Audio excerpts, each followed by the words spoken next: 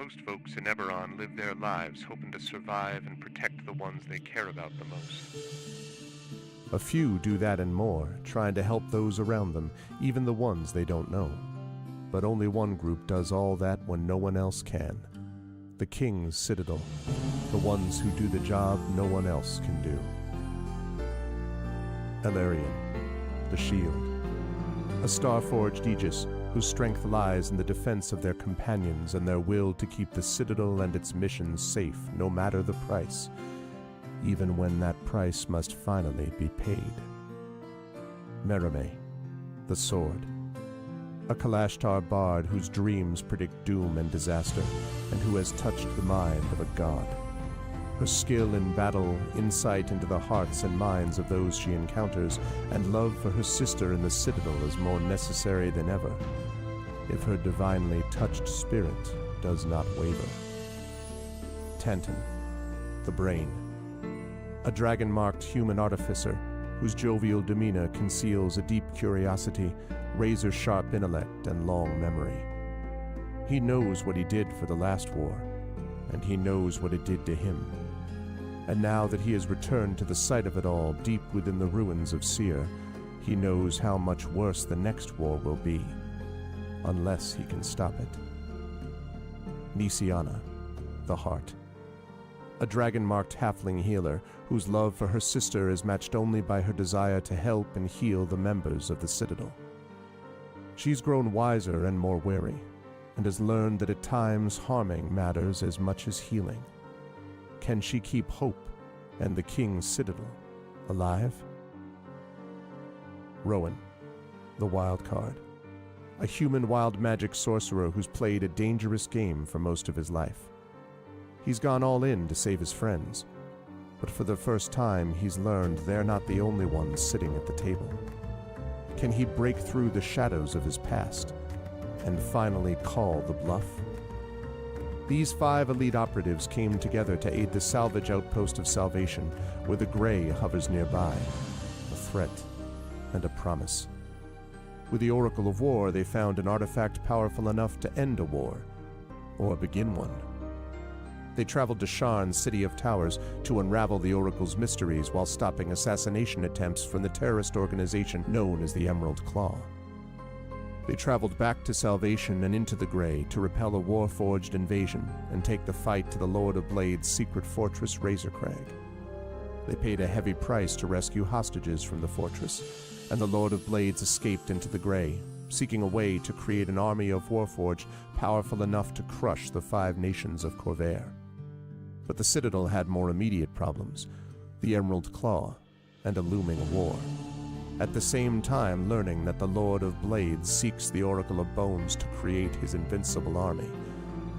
Now the King's Citadel is in a race against time to unite the 5 nations and stop the Lord of Blades before he can turn his full might against all of Corvair. They've saved Salvation, navigated Sharn, prevented disaster at Razorcrag, stopped the war with Thrain, and thwarted the Emerald Claw. But can they finally unlock the Oracle of War's secrets and defeat the Lord of Blades? Only if they remember that in the end, all they have is each other and the King's Citadel.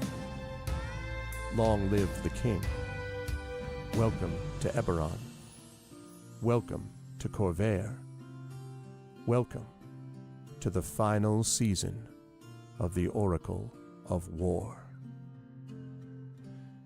Yes, indeed, we are here in the final season. Welcome, everybody. Welcome, Arvanauts. Welcome to a Saturday stream. It is 7:50 p.m. Eastern Standard Time. It is November 8th, 2025, etc., etc. And it is my great pleasure to welcome everybody to Day 81 of Dungeons & Dragons with Infinity and Beyond. This is Eberron, Oracle of War. We are in Season 6, the final season of Oracle of War, and this is Part 6 of the final tribute. Very excited to get into this. Just before we do this, a couple of reminders about ways to support the channel. If you haven't done so already, please follow the channel. That is always appreciated. Please check out our YouTube with !RFTube. Please do follow us and subscribe to us over there. It's free for you to do that, but really helps us out. And we have a record number of subscribers, so please join that crew. Discord is !ArvCord, where you can hang out with the Arvanauts in between streams. Discord is continuing to grow, is always hopping. It is awesome to be able to see the community hanging out there, so please join us for that. Blue Sky is !ArvSky, where I continue to get more followers over on Blue Sky, which is lovely because that's my main microblogging site. So please join me over there if you want details about what's going on with my writing, with me, and with stuff on the channel as well. !ArvSky. Website for all this, arvanelleron.com. Financially, !ArvShop is the merchandise area where you can get stuff for swag, cool swag for you. Holidays are coming up. Time to maybe get some gifts for people in your life that you care about. And you can get things like, for example, the best bad idea we've ever had, presented by Eberron Oracle of War crew, and you can get that stuff there at that link. You can also get at the Patreon link, !ArvTreon. You can support the Patreon and get some cool stuff there for you and cool stuff for the channel. We're trying to build that back up into triple digits, and if you want to be able to get some awesome new things, that's the place to do it. Please do join us over there. That would be lovely if you could do so. !ArvTreon for that. Subbing to the channel is another way that you can support the channel, getting those custom sub badges and emotes to use here, there, and everywhere across Twitch. That would be very much appreciated if you supported us there, and also help support the channel. And you can get inspirations to help our players, both with the Patreon and by subbing to the channel, so please consider doing that. On the publication front, !Icarus is my graphic novel from Athos Arts. !Library is my Tales and Tomes from the Forbidden Library. That's my 5e adventure and sourcebook from Alligator Alley Entertainment. And Greyshade, that's my Greyshade IP. Greyshade, Renegade, and Heretic, the Grey Assassin trilogy from Athos Arts. Award-winning, critically acclaimed. You can get those books at that link. You can also get the audiobook of Greyshade from our very own Trent Sparks there. And the next two books in the series, Renegade and Heretic, coming soon, and in audiobook form. So you should definitely check that out if you can, because there's going to be some good stuff there that you can get. So please do that. And of course, consider pre-ordering the tabletop role-playing game of Greyshade. We are going to be imminently arriving on that very soon. I am going to, in fact, be able to make an announcement about that, which I'll do in just a little bit, about something that's happening with relating to Greyshade and the tabletop stuff, but I'll be talking about that soon. So please pre-order that now. That's coming to you from Alligator Alley Entertainment and designed by our very own Brandon O'Brien. And as always, !BLM, Black Lives Matter, important to affirm and assert the significance and importance of Black lives. !Help Now, the World Health Organization page on suicide prevention. Important to reach out to others when you need help and reach out to others when they need help as well. And !Ukraine, UKRAINE, to help the people of Ukraine as they fight back against an illegal and illegitimate war with bravery and courage. And send the message, we'll do so for others in that situation in the future. Eberron Oracle of War tonight, then we will be off tomorrow and Monday. We'll be back on Tuesday with a big stream day. We will be starting with the Gamebook illustration stream of Lost in the Dark with myself and Tari Tunes. Then I will be over on GOG.com's Twitch channel with Pen and Pixels playing Strange Antiquities. And then I will be back in the evening at, I believe, 9 p.m. Eastern to play some Citizen Sleeper 2 with the amazing R Vocalist. So we got that coming on too. And then we've got a bunch of other stuff happening the rest of the week. We've got more Final Fantasy Tactics, Ivalice Chronicles. We've got Expedition with the Mysterious Peaks coming up next week and a whole bunch of other stuff. So please join us for all of that. But now the time has come for us to introduce the lovely crew. So I am unmuting myself to let us know that we're ready to go. I apologize for anyone I interrupted because I couldn't hear them. And then I'm going to unmute them.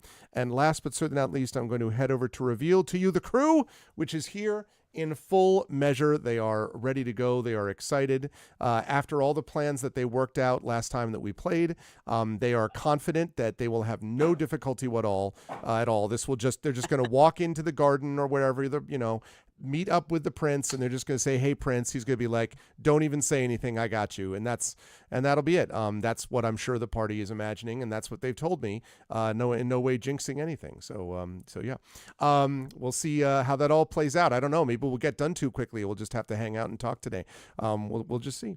But I'll talk to it's good to see them all, and I will talk to the person on the bottom left of the ziggurat as you're looking at the screen first, and that is our very own Trent Sparks. Trent, it's good to see you. Hope all is well. Nashville? What's going on in your neck of the woods? And yes, and who are you? Oh, also, I should say this is the first time I can say this to a Californian directly. Congratulations on the passing of Prop 50. Well done. Nice job. Good vote. Very good night on Tuesday for voting. Best night in a long time. So that was great. So, yeah, but beyond that, how's everything going? How did that TPK planning go? Light and Passion, why would you think that I just told you, I'm sure that it will be, I'm sure the party will just handle it. Why would there be any doubt that anything could go wrong? I don't know what you mean. How you doing, Trent? And who are you playing tonight? Well, let's start on the downside. Rest in peace, Yaphet Kotto. Oh, yeah. Yeah, judging by that expression, I guess you guys didn't hear that. No, I don't think I did. Love that man. Yeah. He's so good. Oh. Yeah. So on the less downside, I learned this. I mean, it's an older technique, but I recently started to learn how to use it. It's called punch and roll, where when you're editing stuff, when you do what I used to do. I say used to do because now I have to basically start recording in a punch and roll style. Because what I used to do is I would just record an entire chapter of an audiobook, and then later I would go back and I would edit the whole thing. I can't really do punch and roll like that, especially with Audacity, because this basically what punch and roll is you tell it, all right, I've made a mistake here. I want to start right here, and it jumps back and plays like however long you have it set for, like 10 seconds of pre-roll, so that you can get into the same tone and tempo with yourself. And when it gets to the marker, it switches from playback to record, and you just continue reading what's on the page and make the correction in real time. Okay. The problem is it deletes everything after it. Everything after it. So if I've already recorded the entire episode or the entire chapter, I can't do it that way. What I have to do is I have to do the punch and roll style from the beginning, so that as I'm recording, if I make a mistake, stop, do the punch and roll right then, and just continue on, and it'll be fine. So I have to start doing that now. It's just when I first learned, oh, wait, I can use this punch and roll to try to speed things up. And as soon as I started trying to use it, I'm like, wait, where did the rest of chapter 14 go? What the hell? And panic. Punch and roll is also very effective in Ninja Gaiden. You just punches. I presume so. I'm not a ninja, so I don't know. By the way, Echo reports that Yaphet Kotto has been gone since 2021. Well, I'm behind things. I've been a little busy. It's still rest in peace. No, I mean, like, just in general terms, rest in peace, Yaphet Kotto. I could actually, I can get. But I saw a lot of stuff on Blue Sky about it, and that's why I thought it had just happened. Oh, somebody was talking about it. Gotcha. I'm just gonna go look that up because now I'm curious. Right. Anyway, we're all talking about what movies we liked him in, and I'm like, I mean, Alien, dude. Yes. He was so good as Parker in Alien. March 15th, 2021, confirmed. Okay. Well, rip again. Yaphet Kotto, Double rip 2, R.I.P.D. 2. That's a different movie. No, God. one was bad too. Yeah. I just don't even want to think about. So who am I playing? Well, I was going to continue being in this thing, but I'm sure that everybody's going to kick me out of the game now. Not like other people were threatening to leave over disagreements about poets in the green room. So we are playing. Will or Pale? No.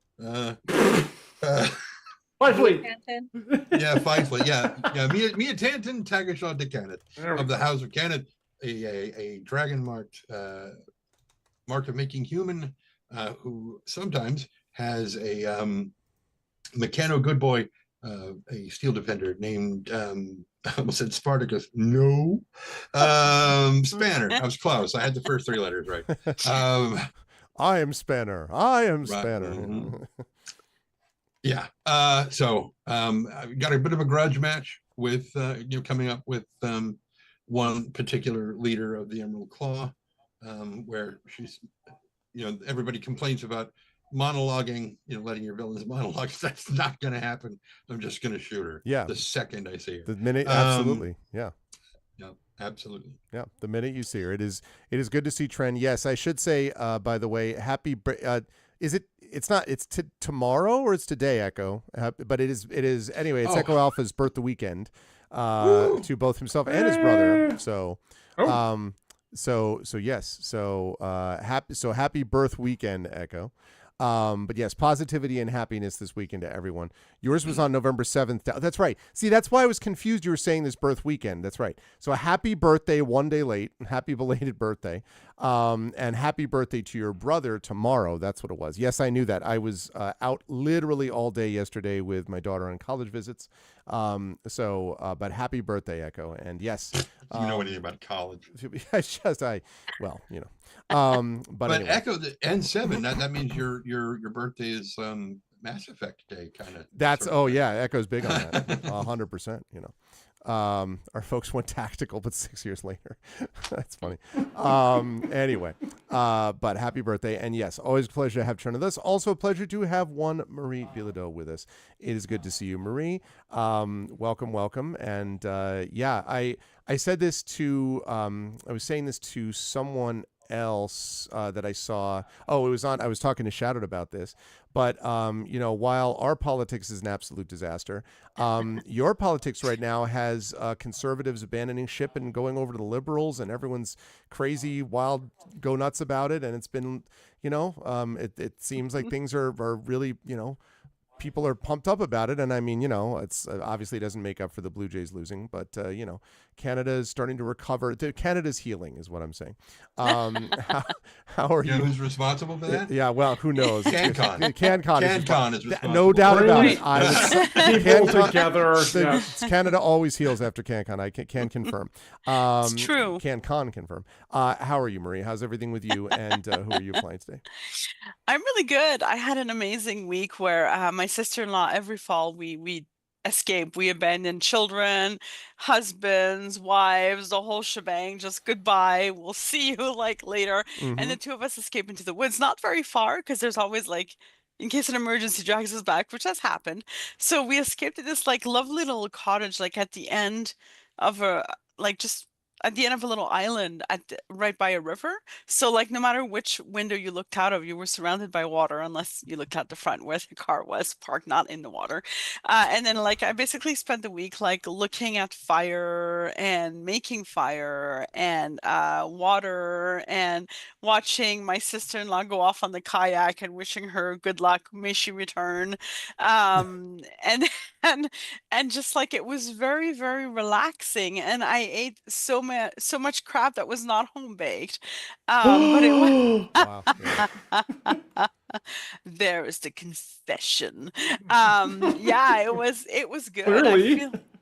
I feel like I'm so chill. If we get into combat tonight, I'm not even gonna roll initiative. I'm just gonna vibe.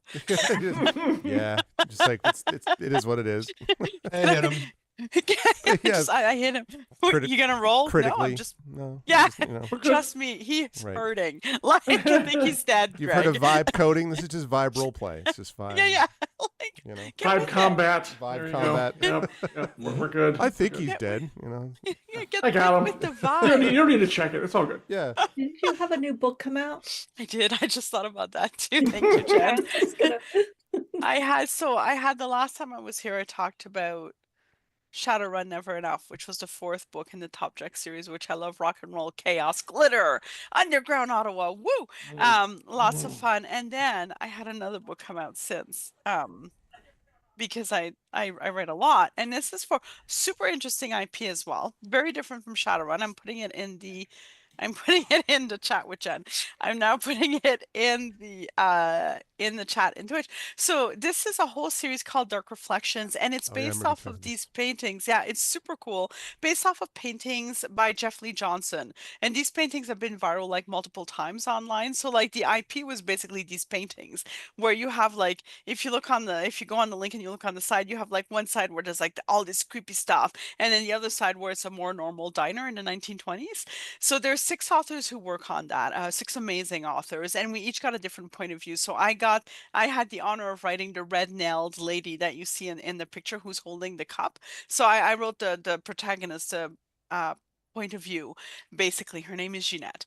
And yeah, so it's a really, like, if you like anything that's different, that will really take you on a wild ride, that is unexpected and is genre boundary defying. It's slipstream, it's Lovecraftian, it's fantasy, it's vintage 1920s post-war world recovering, like. So yeah, if you're interested in something really different, just to sink your teeth into, pick up this book. It's amazing. It really is.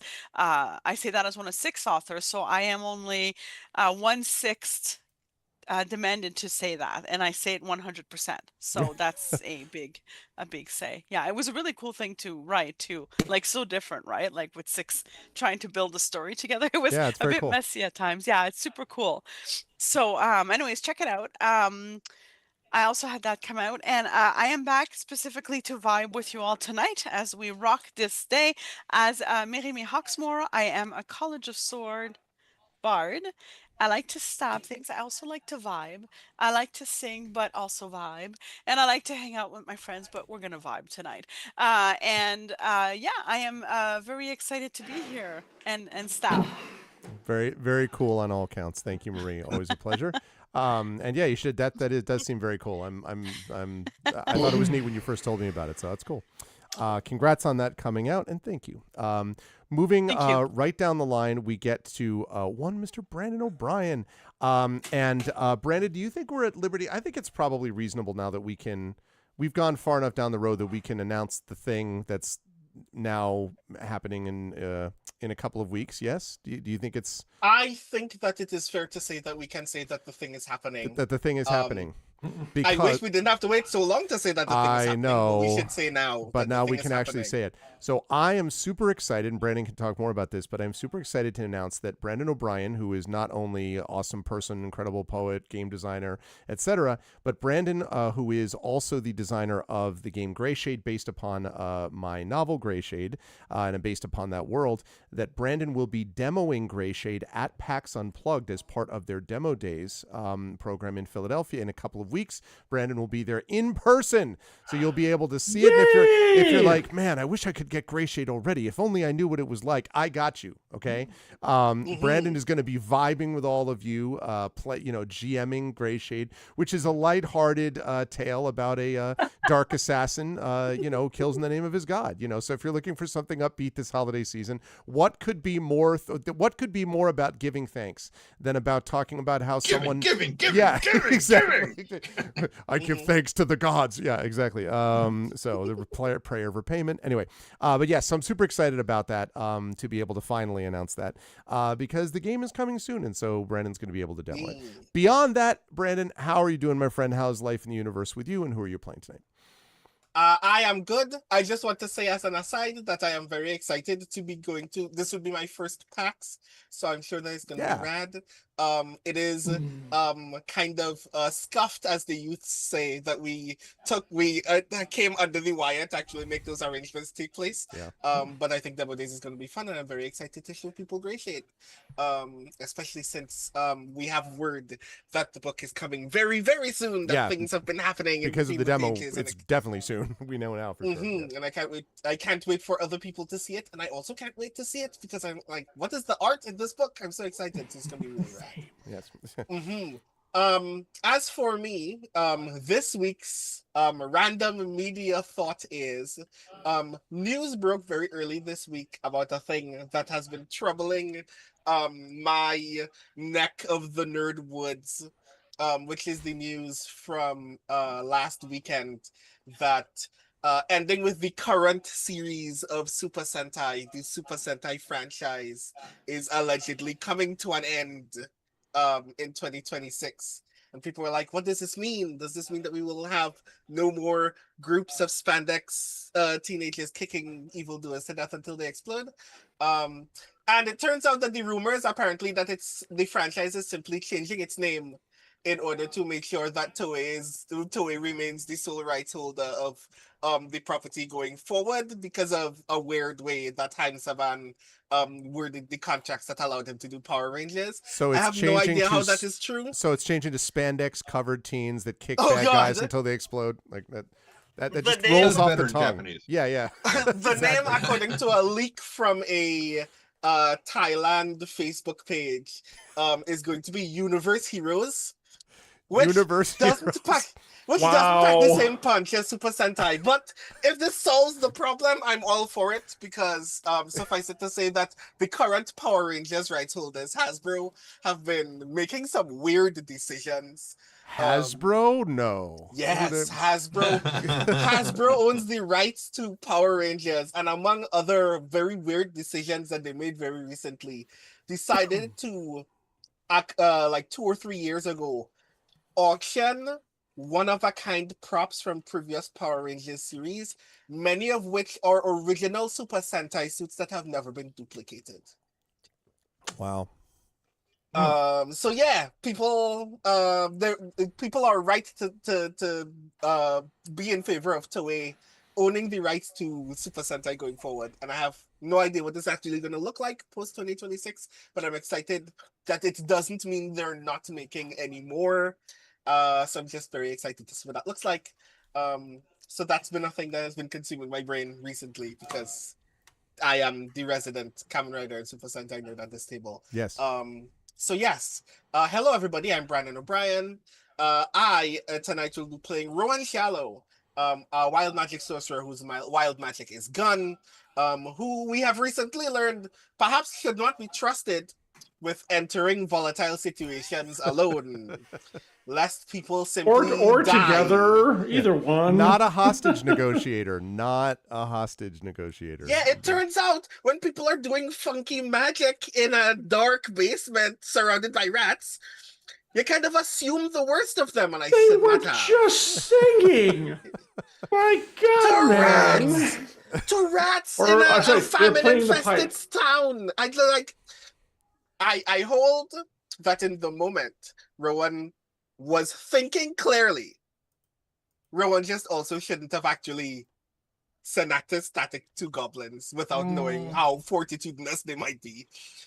So yes, that's not going to happen again, asterisk. Asterisk. Until it does. Until it does. Don't let Rowan go to the sewers below Corel, please. Yeah, no kidding, right? Like, oh my God, Rowan just being all of you. Yeah, exactly. Joke's on you, I wrote what happens in the sewers. Exactly. The adventure that he's hidden his adventure from me, which is like the end of the sewer run. God damn it, Brandon. I'm supposed to talk about this. Anyway, always a pleasure to have Brendan with us. And I'm very excited for that demo coming up. Also very excited to have Jennifer Brozek with us today. Good to see you. Jen and I were just commenting about what we know to be true about both California and about the Pacific Northwest. And that we'll just keep in the green room. Thank you very much. But I am glad to see you here, Jen. How's everything in your neck of the woods? How you doing? And who are you playing today?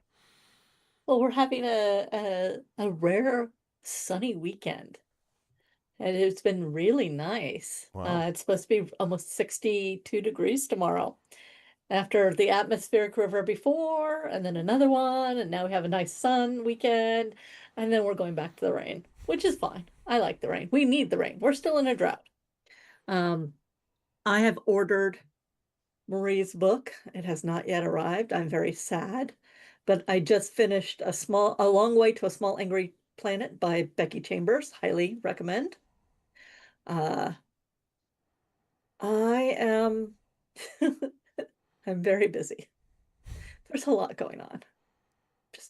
We'll just leave it at that. There's a lot going on. And it's kind of a certain person's fault. Who on earth would that be? Don't know why. By the way, Tren, you were trying to do the math. It's 16.67%. The the math that Marie was doing. Yeah, I know exactly what you're talking about. It was just one of those things. So it's been a nice day, but I've had to work. And I try not to work on weekends, but it is what it is. I don't do it as often, but Augment 4 is almost out the door, and it is actually going to be amazing. It's a really good issue, so I'm quite pleased with it. just a lot of proofing to make sure things are correct because there's a lot going on. What else is happening? I had a list, but at this point, I'm looking forward to just killing this whatever it is that's been pretending to be my kinsman, because I could use some beating on something. I say that as a gamer, not necessarily as Nisiana, though Nisiana has had some recent disappointments, Rowan, and that's going to come forward at some point. I don't know when. Sort of Damocles, sort of Nisiana hanging over Rowan. Hanging over your head. So that'll be a conversation for the future. But right now we have new Seer to deal with. So I'm playing Nisiana Di Jarasco, Halfling Healer of the House of Healing.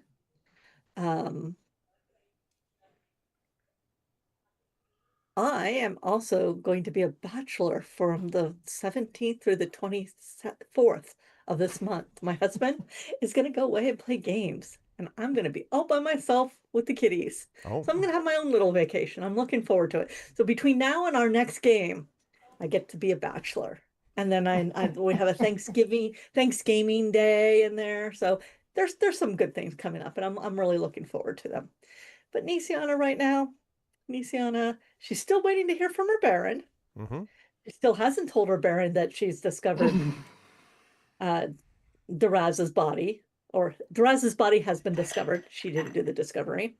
And wondering, in a very Cotton Eye Joe way, where did he come from and where did he go? The one that is pretending to be her kinsman. Yes. What is the mysterious location of Duraz? And then, she'll know that when you start hearing the music, da da da da da da da, you'll be like, that's where he is. Anyway, I have it muted because if I don't, it'll echo in a weird way. Yes, he was singing Cotton Eye Joe, so it's fine. Yeah. But always a pleasure to have Jen with us, and always a pleasure to see what Nisiana gets up to. I'm excited for those conversations with Rowan and others today as well. Plus, possibly beating on someone. We'll see if that happens. But last but certainly not least, we have the person who is not at all responsible for any of the things that we mentioned today in any way, and that is... People don't want to be editors at large, then, That is one Mr. John Helpers, who is with us. John, it's good to see you. How is everything with you? I feel like every time I see you, the greenhouse behind you gets more and more filled with plants. So I feel like every time more and more builds up. So yeah, we had to do the winter moving because these plants are typically all on the porch, which is a lot of western exposure. But with the winter coming, it's too cold for them. So now I get to have them in my office, which I love. It's very nice. So I see. So this is the winter profusion. There you go. All right, this is the winter of plant content. Well, how are you, John, and who are you playing today? I am excited because it's a special bonus that I did not think I would get to see Brandon this year again at PAX U, because I will also be at PAX U. Oh, I didn't know you were going to PAX U. That's right. I go to PAX U every year, sir. You generally do. Arv, does that mean that you're coming to PAX U? Look at that badge. Look at that Sunday All badge. right, Right awesome. Hey. Fantastic. Yeah. Yes, delightful. Can't wait. And I swear I've tried to only call him Maurice like 2 or 3 times during the convention. So, maybe 4. We'll see. Anyways, no, it's that was the look I was waiting for. Yeah, it's very busy here too. Jen is absolutely correct. Things are just lots of stuff going on at Catalyst, the place I work at. See, I that's what it's like. I think we're debuting something that I don't think I can talk about at PAX, but I don't quite know if that's the truth, so I can't really say anything about it. So that vague maybe is all you're going to get from me, but if it's what I think it is, it's going to be pretty exciting. It's just vibes of excitement. That's right. We're all vibes tonight. It's vibes. All vibes. Heretic vibes, Battletech vibes, all sorts of vibes. Shadowrun vibes. It's all vibey. So I am playing the Starforged Aegis Illyrian and looking forward to, I wouldn't mind beating on something too. So I think we're close to the end of this little murder mystery that Arv has thrown up for us, in which by the time we're done, no one will have died, except for the one guy in the well. I don't think we can bring him back, if I'm not mistaken. Everyone else though should be fine except for the bad guy, hopefully. So yeah, I'm ready when you are. Let's do it. Let's do it. It is good to see all these folks here. Let me fire up some music and let's talk about what happened in our last session, because the King's Citadel chat, as those of you who have watched us for a while will know, and if you have not, I'm just giving you an update for last time, not for the entire previous 79 episodes before that. You're going to have to check out the VOD for that. But in our last episode, the King's Citadel, who do the jobs that no one else can do, came to New Seer, a refugee camp for those who survived the morning, which essentially ended the last war. In that time, the party, when they arrived, found that New Seer, which was never in great shape to begin with, was in disastrous shape over the last period of time, the most recent period of time, with infestations of rats, with widespread famine, with disease, all these things that had happened, which were sort of shockingly over the top. And when they discovered this, they went to work, as only the King's Citadel can, whether it was training teenagers to be able to stand up for themselves in the streets, whether it was building an arch that would allow thieves level 1. Exactly. Oh, did I say that out loud? Yeah, exactly. Sorry. Whether it was making an arch that would allow people to become clean when they touched it, whether it was attempting to actually heal people as opposed to whatever Ursat's Fisher Price My First Healing was being done here when they first arrived. All of that was being done by the King's Citadel to make up for the situation that they found. The Prince of New Seer, as far as the party was able to tell, now they were not sure about him at first, but as far as they were able to tell, the prince was not exactly, it wasn't that Prince Orgev wasn't trying to help his people, but rather perhaps that he was getting misled. And the person that the party has now decided was misleading him is Duraz de Jurasko, a halfling healer, allegedly halfling healer from the House of Healing, which Nisiana had some doubts about to begin with, and even more doubts now that in their last session they have discovered the decomposing body of the actual Duraz de Jurasko down a well at a farm, which coincidentally has now been blighted and is no longer capable of providing food to sustain the populace of New Seer, hence the famine. This is also to go along with the idea that these plagues of rats may have been summoned by a magical set of pipes that was given to these two hapless goblins, which Rowan cut down in this, which Rowan attempted to, exploded their minds. Exploded their minds, yes. And did so. But also discovered that the pipes had been given to them by some female halfling that may have been encountered by these folks before, as having given away these healing potions to the populace, healing potions that were sort of bad, like sort of lame, not diseased, but sort of bad versions of them, I'm trying to think of an example. I guess if you were to, it was like essential oils when what you needed really was a steroid, you know what I'm saying? Like it was that kind of thing. And so as a consequence of this, the party has put together the evidence, including the fact that the agent of the King's Dark Lanterns was savagely ripped to shreds, that the people at the farm that they went to, not just Duraz, but a lot of other people within the farmhouse had been slaughtered in a similar way to the way that the people had been slaughtered inside New Seer, in the place where the Dark Lantern agent. And so the party, having put all this together, believes they now have the evidence necessary to convince the prince that Duraz Jurasko is bad news and that he needs to remove him from his employ and figure out who it is that was actually responsible for doing this to the people, which is this one. So the party had this information, and with the invisible tarp-covered body floating behind them of Duraz, the actual Duraz, the party is entering the town. However, before we get to that, there is one conversation which Ilarion wanted to have first. Then we'll talk about what happens when they get to town, which is basically they are summoned to meet with the prince, which was what they were going to go do. But I want to make sure that Ilarion has a chance to do that little conversation first. And then we'll talk about what happens when they are brought to the prince with a invisible decomposing corpse as evidence. So I'll hand things over to the party, and Ilarion, the conversation that you're going to have with, I don't remember. Supposed to be with Tantin, but Tantin has to bring it up because I have no idea what transpired while I wasn't around. Yes. Okay. Then I guess I will just say that it's dependent on whether Tantin's going to bring it up. Otherwise, we're just going to jump forward. So. Yeah. That's true, and he doesn't have to. To be clear, Light and Passion, it's not the same person that was healing them that was decomposing. Is not an undead zombie healer. This was, yeah, just so we know. My next character. Yes. Anyways, so we'll either move on or not. I don't know if he's going to say anything, or I have no idea. That's possible. We're about to find out. Okay. all right. Handing it back over to you folks. So I guess as we're cruising back, Tanton keeps looking back at the disc, because Tensor's floating disc is what's carrying the body as we're moving along, and he keeps glancing back and looking at the people around it, not us, but the village folk. I was going to say village people, but they're probably not here. I think they're in YMCA. No, they're not Bring in there. Poughkeepsie right now. Yeah. Yeah, they're which is way off to the northeast. Way off to the north. Anyway, but he keeps looking around and checking to see if anybody else is kind of, sniffing like, oh God, because turning it invisible doesn't make it not stink. And so he's like trying to kind of keep an eye on what's, what people are doing. And if he has any ability to prestidigitate, make it smell a little nicer, or at least less bad. He's constantly hitting it with that all the time. And he kind of, because the mind link is up, right? Mm-hmm.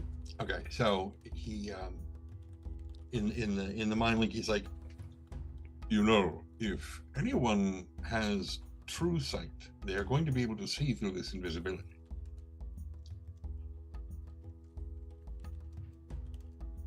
There's no reason they'd look, though, is there? Well, Unless not they under would- the tarp. They wouldn't be able to see under the tarp. They'd have to look under the tarp. But I'm just saying that eventually, once that tarp is removed, if there is anyone who has the ability to do true sight, they will be able to see through this invisibility fairly well. Just wanted to make a point of noting that, since we do have some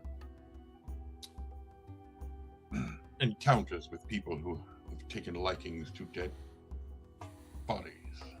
That's a good point. Can I make another point? I find that with corpses, Lily of the Valley mixes a bit better than lavender if you can prestidigitate in a different scent direction. Yeah, I could. Thank you.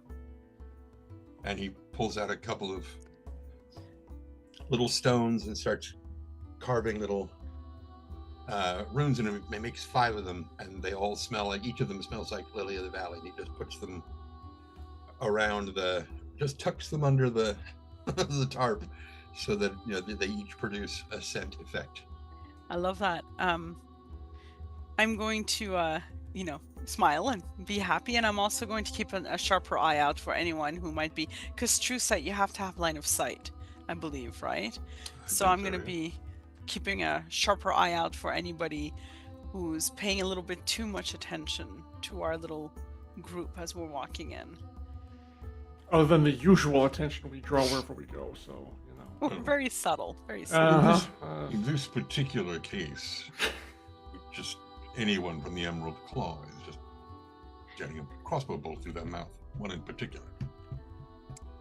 Yeah. I'm with you there. This is through the mind link, right? Yes. Yeah. Yes, we're not discussing Oh, yeah. corpses out loud. There's a bit of a pause, and do we have evidence that the Emerald Claw is involved with this? No. Oh, wait. Right. You weren't around for that particular conversation. So I got everyone else's opinion. I didn't get yours. I suppose I could get it now. And whatever your opinion happens to be, it really won't make a difference, but I am curious. If we happen to run into Eberron Karnak, I am going to kill her immediately. No discussion. Nothing whatsoever. No, nothing. Just I'm going to kill her immediately. Do you have any problem with that? Valerian turns around so they're floating backwards and looking at you. Still moving forward, though. Beep, beep. And just kind of watches you for a long time. Paf! I'm pretty sure anyone's going to get out of their way instead, but anyways. Scenario. Aurelian Karnak is standing next to the Lord of Blades. Who do you kill first? The ruling card. I still have hope that if the Lord of Blades is indeed Eberron Oracle, that he can still be reached, or at least negotiated with in some way. That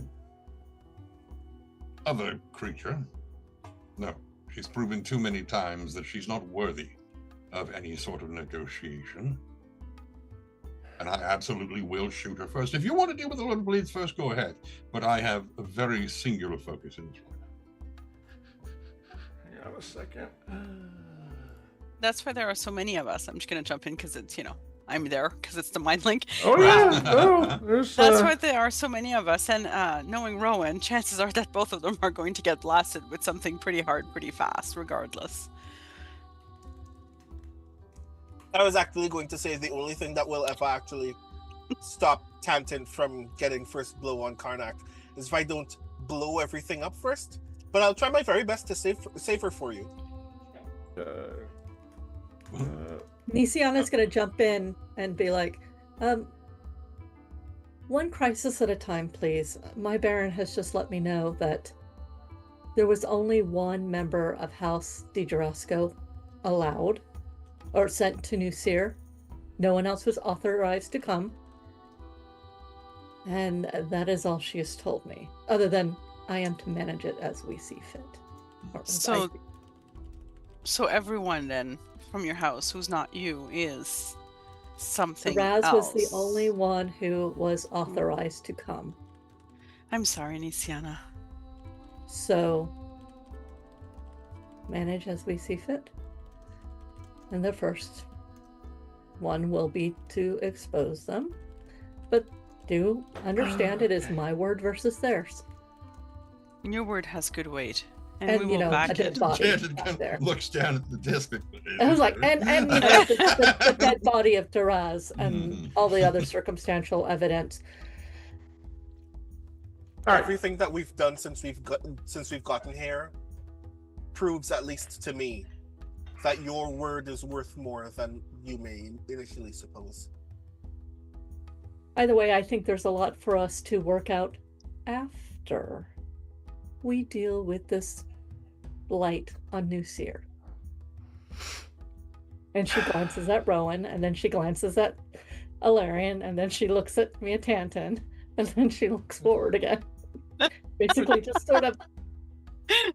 Agreed. However, since the topic has been brought up, I think we should have a working plan going forward. I mean... Unless you think Aurelian Karnak is going to show up in front of the prince while we're having this discussion. Apparently Mia Tanton does. To deal with that right now. Can you remind me, speaking of things immediately in front of us, and perhaps I just keep forgetting because I have my own preference, but of course I will go per the group's preference. Why are we so worried about convincing the prince instead of confronting the fake Di Gerascos right off the bat and giving them instead a chance to strike because first? He disappeared. We don't know where he is. Disappeared. We do not know where he is. He has been here longer than us, and he has poisoned the prince's mind. Also, he's killed our ambassador. For all we know, he may have killed the prince and taken over as him now, which is a possibility. How are we going to figure that one out? I find a sword to the heart usually does a pretty good job. And if he's Funnily actually enough, the real prince? You've brought back the ambassador. Funnily enough, I think that the way that we were to prove that in that case were to just make our argument regardless and witness how the prince responds. Immediate hostility is the kind of behavior someone has when they want to clean up a mess before it gets worse. Which I means that still we want think as many Tan witnesses Tan to is our the case one as who will possible. begin. Or Yeah. flute Yes, playing that's the- goblins, for that matter. He is the one who has the connection with the prince. True. I will not make any kind of movement unless I think we all feel it is warranted, obviously. And yes, let's table the Emerald Claw, Aurelian Karnak conversation for another time. As much as I don't want to listen to you guys have that conversation, yeah, I think we have a more immediate fish to fry.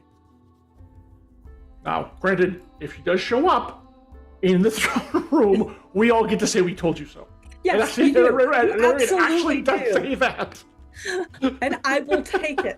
All right. However, I believe the odds of that are infinitesimally small. So, Alright.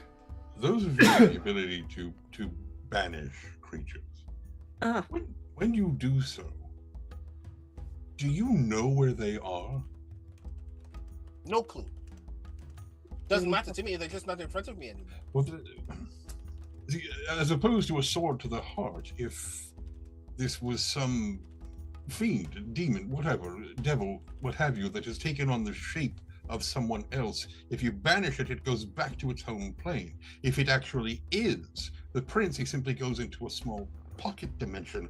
But if you, as the person who banished them, can tell where they have gone, that would be a very easy way to determine whether or not it was the prince. If they just disappear, like they're in a pocket dimension, they're native to this plane, you bring them back immediately, and we know that it's them. the thing that I can do is not that. What I have noticed, and this is out of character. This is something I literally just reread of Banishment on the character sheet before we started playing. Back to Ron. What I've noticed is when you're sending something back to its native plane, it makes a noise on the way out, which is valuable information. Because it also means that I don't need to focus on it for very long. But still, I will be paying as much attention as possible, but I'm trying not to pull that trigger immediately in the event that we also find ourselves in a situation where they have the upper hand of some sort and we don't want them to disappear from our line of sight. I don't know what that is yet, but a thing just occurred to me as we were discussing what Nisiana has just learned about House Kirasco, which is, if they only sent one person, where did he get intercepted on his way to New Seer? And why did they come to New Seer afterward anyway? If this was the plan all along, they probably had their eyes on him.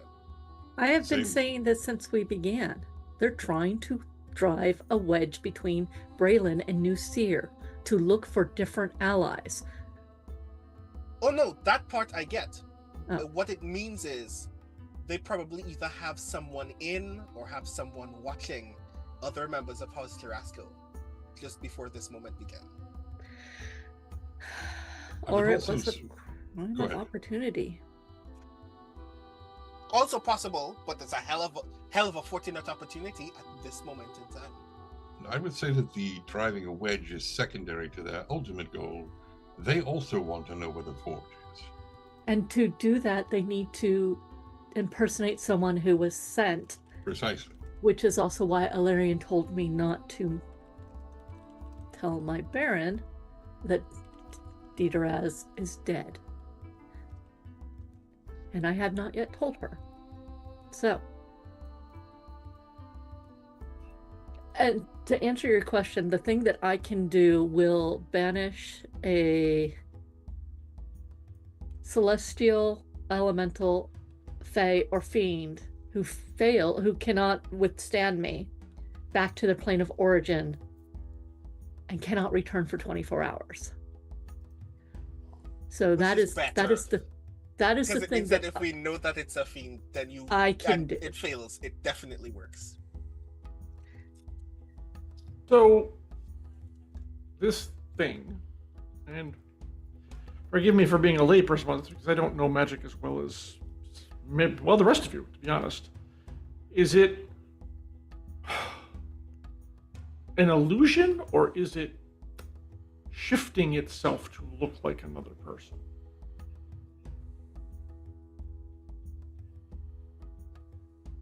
That If is we knew difficult. beforehand, we could have investigated. Well, the reason I bring that up is you mentioned, Tanton, you mentioned true sight. Does none of us here have this true sight that would be able to pierce such a illusion or a transformation or something and see their true form? That is well beyond my capabilities.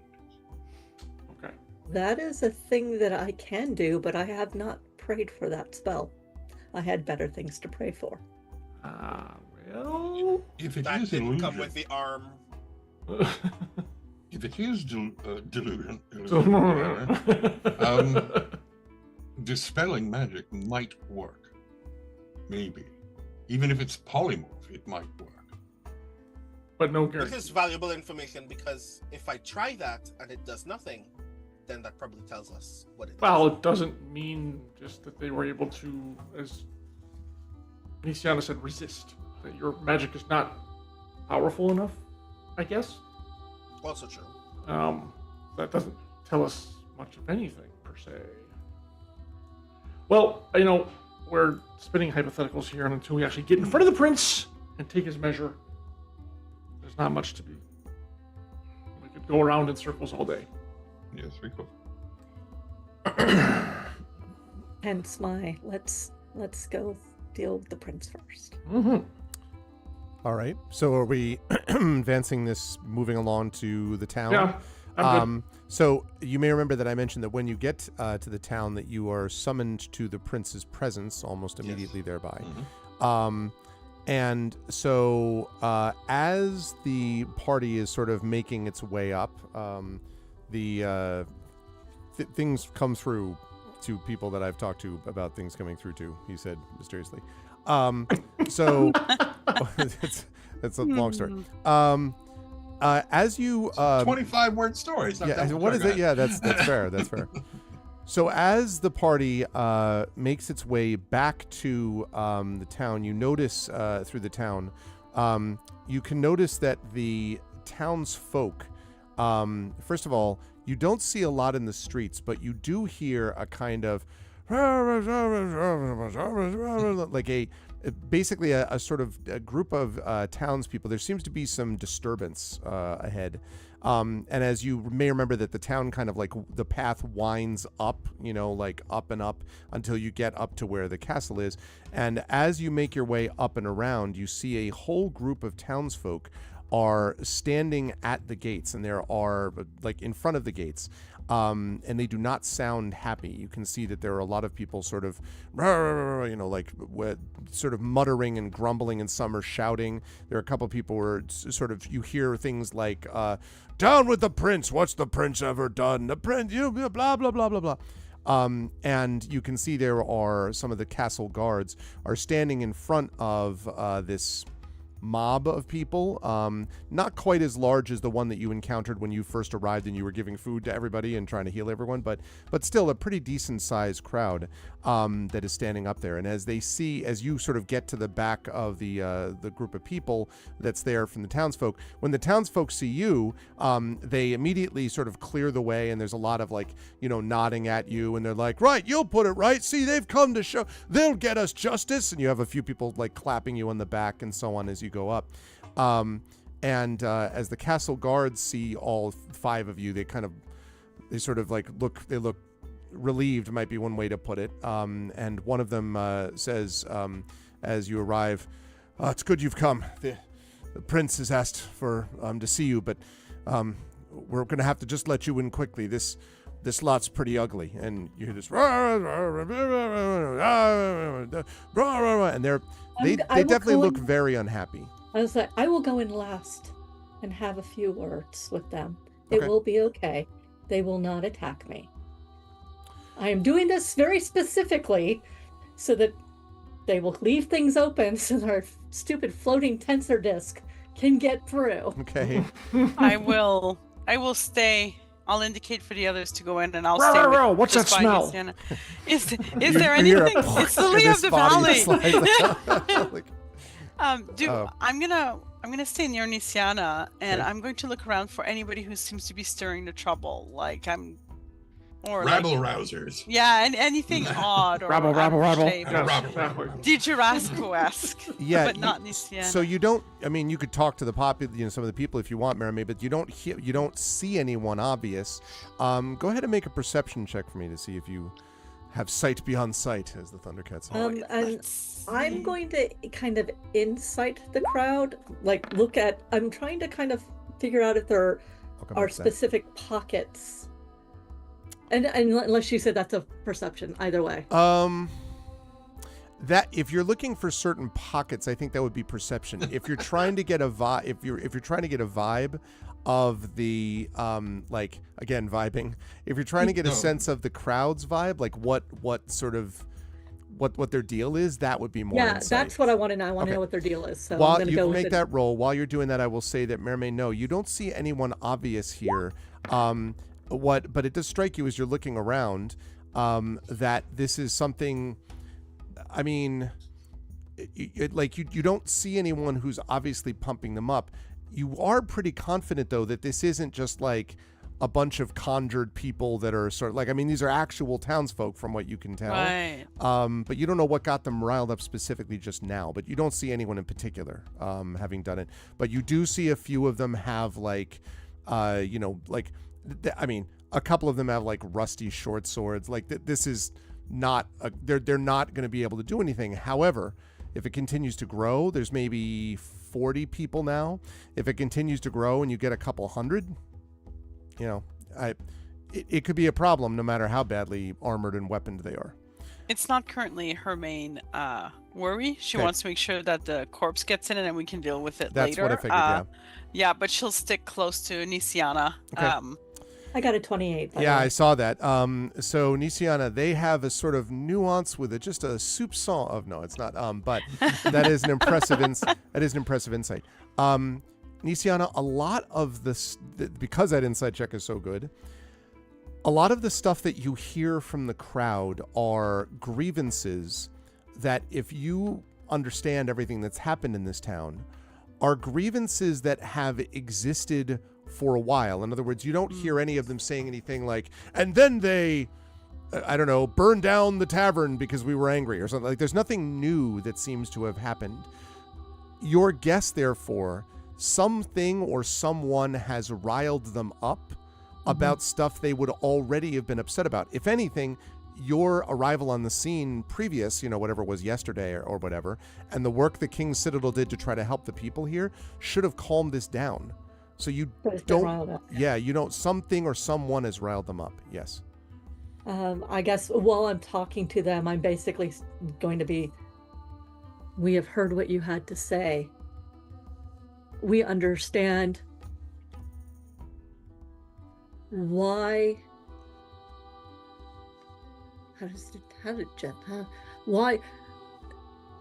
Why this heightened emotion? Why?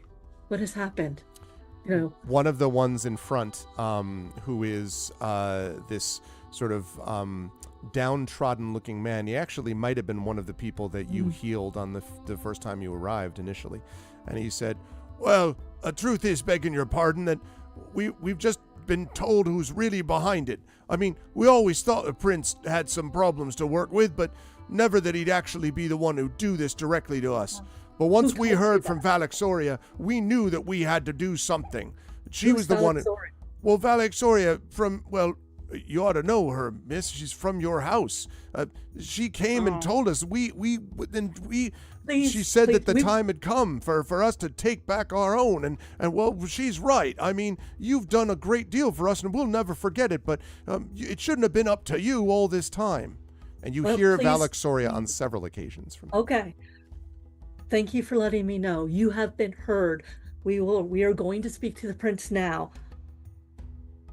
I think, oh God, Jen can't think of anything soothing to say right now, but it's soothing of, let us take care of this. We have taken care of you before.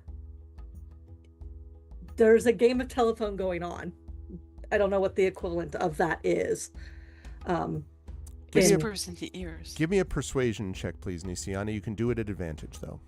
Thank you. I will stand by her and inspire her with Okay. just like a little go get 'em, girl. So you get a 1d10. Okay. A 1d10 or 1d12? 1d12, sorry. Okay. I'm still not. Persuasion. All right. There's my advantage. Okay. I So got, 25, is that what we're looking at? 25. I'm gonna go ahead. Can I save that inspiration? I Or mean, is that- for 10 minutes. for 10 minutes, right? You know what? I would like to disperse this crowd and make them not be so angry. Okay. Don't make me do it. It'll be much worse. I will add another 3, so 28, 28. to basically calm them down and disperse. Yeah. 28 insight, 28 persuasion. So they say, you says, well, and they kind of, you hear some whispers through the crowd as you talk to them, and, well, someone says, well, we're not going to go home, but all right, we'll wait. I mean, if this one healed me, and another one says, well, this one fed my child, and if it wasn't for them, well, we can trust them. We can give them a little time. And the one who turns back to you that you've been speaking to, Nisiana, says, all right, well, miss, we'll wait out here, but if something happens, or if the prince tries to do something, well, we're not going to leave until we know from you that you've spoken to them and that it's all right. But we won't cause any trouble until then. And the guards sort of look nervous. There's like 4 of them, right? And the 4 guards are looking at the group of 50, and they're kind of looking at you nervously. You can see a few other people kind of walking up the street towards you, possibly out of curiosity, possibly just joining the crowd. But it does seem like the crowd is calmed somewhat, Nisiana. Okay. I will thank them for their trust in me. And Jen needs to write down this person's name because I've already forgotten it. It begins with the V. Yes, it is Valix Oria, which is Valxoria. Now, assuming you tell this to Merime, actually Merime was standing right next to you, so you heard it anyway. Valix Oria Merime is the one that, because I believe it was it you and Rowan that saw the halfling healers? Valix Oria was one of the healers that was handing out these, Fugazi potions that were just Do I recognize anyone that I saw take a potion in this crowd? You probably recognize 1 or 2. Yeah, I would say so. Okay. But they're not like, enough to make a. No. You don't think these people are mind controlled. You think that you're pretty confident that they're not. They're not acting in any sort of trance sort of way. But certainly it wouldn't take much to rile up a crew of people who have been as miserable as these folks have been, if they were able to tell them the right sort of things at the right times.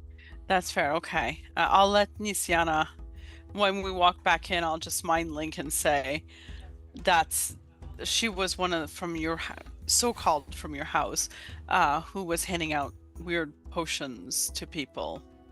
Didn't like the look of her back then either, but. And by the way, who was speaking to the goblins before Rowan obliterated them? I don't think we spoke to. Did we speak to the goblins before they were obliterated? Right, that's right. You couldn't because you were obliterated. When you brought them back, though. You brought the one back. That was I spoke after. That's right. No, it was me after we brought it back. That's right, Mermaid. Yeah. Do you remember? I just want to make sure I'm clear because I'm trying to remember the conversation you had with the goblin.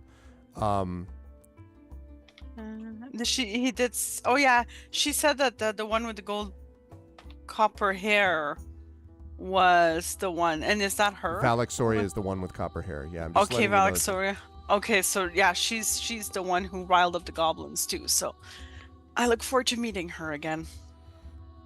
The guards open the gates and usher you in. There is, you note, I would say Tanton probably as you're watching with a little bit of trepidation. There's one point where one of the people is sort of talking to each other as they've made way and close ranks just as the disc goes by. In fact, you get the sense that one of them sort of kind of feels like they brushed against something, but there's nothing behind them. So they go back to talking to each other again. And it's, a near thing, but it does enter the gate successfully. And you are escorted through the villa to a terrace which overlooks the gardens at the rear of the castle. And when you get there, you can see that Prince Orgev is standing at the balustrade balustrade, gazing out over the villa's splendid gardens. There are these gravel paths that divide the formal garden into rectangular beds. They are each planted with carefully shaped conifers, and what at some time must have been neatly trimmed low hedges that are formed in these geometric patterns. But this whole garden has seen better days, very clearly. Like, there's been some, like, kind of waves in the direction of maintenance, but the hedges are kind of not the way they should be. The gravel is kind of into the grass on either side in some stages. Like, it's definitely not the peak that it might have been some time ago. But there is, in the center of the garden, this impressive brass armillary sphere, which is standing on a plinth in the center of the garden, and it's flanked by these 4 large metal sculptures. And beyond them are this ornate fountain, no water in it though, and rows of lemon and orange trees, but the lemon and orange trees look not exactly, but pretty close to the state that you saw at the Lemon Grove farm. They're kind of somewhat blighted and like not in great shape. So, but when you arrive, the prince sort of turns around and he says, I'm glad that you're here.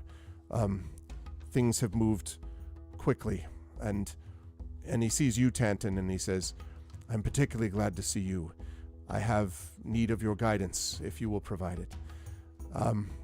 I have heard strange rumors about things happening outside in the town, and I also have now heard from my guards that the people have grown angry again. I wish to be able to help them, but we only have so much time. It's as if they're again angry anew, and I am trying to correct them, but trying to correct the situation that's led them to do this. I wondered if you found any information, anything at all that you may have found within the populace, within the people, that could explain what is behind this. And the guards sort of step back, by the way, at a respectful distance. So it's basically at the moment just you talking to just the prince, I should say, talking to the 5 of you, and an invisible tensor sphere. But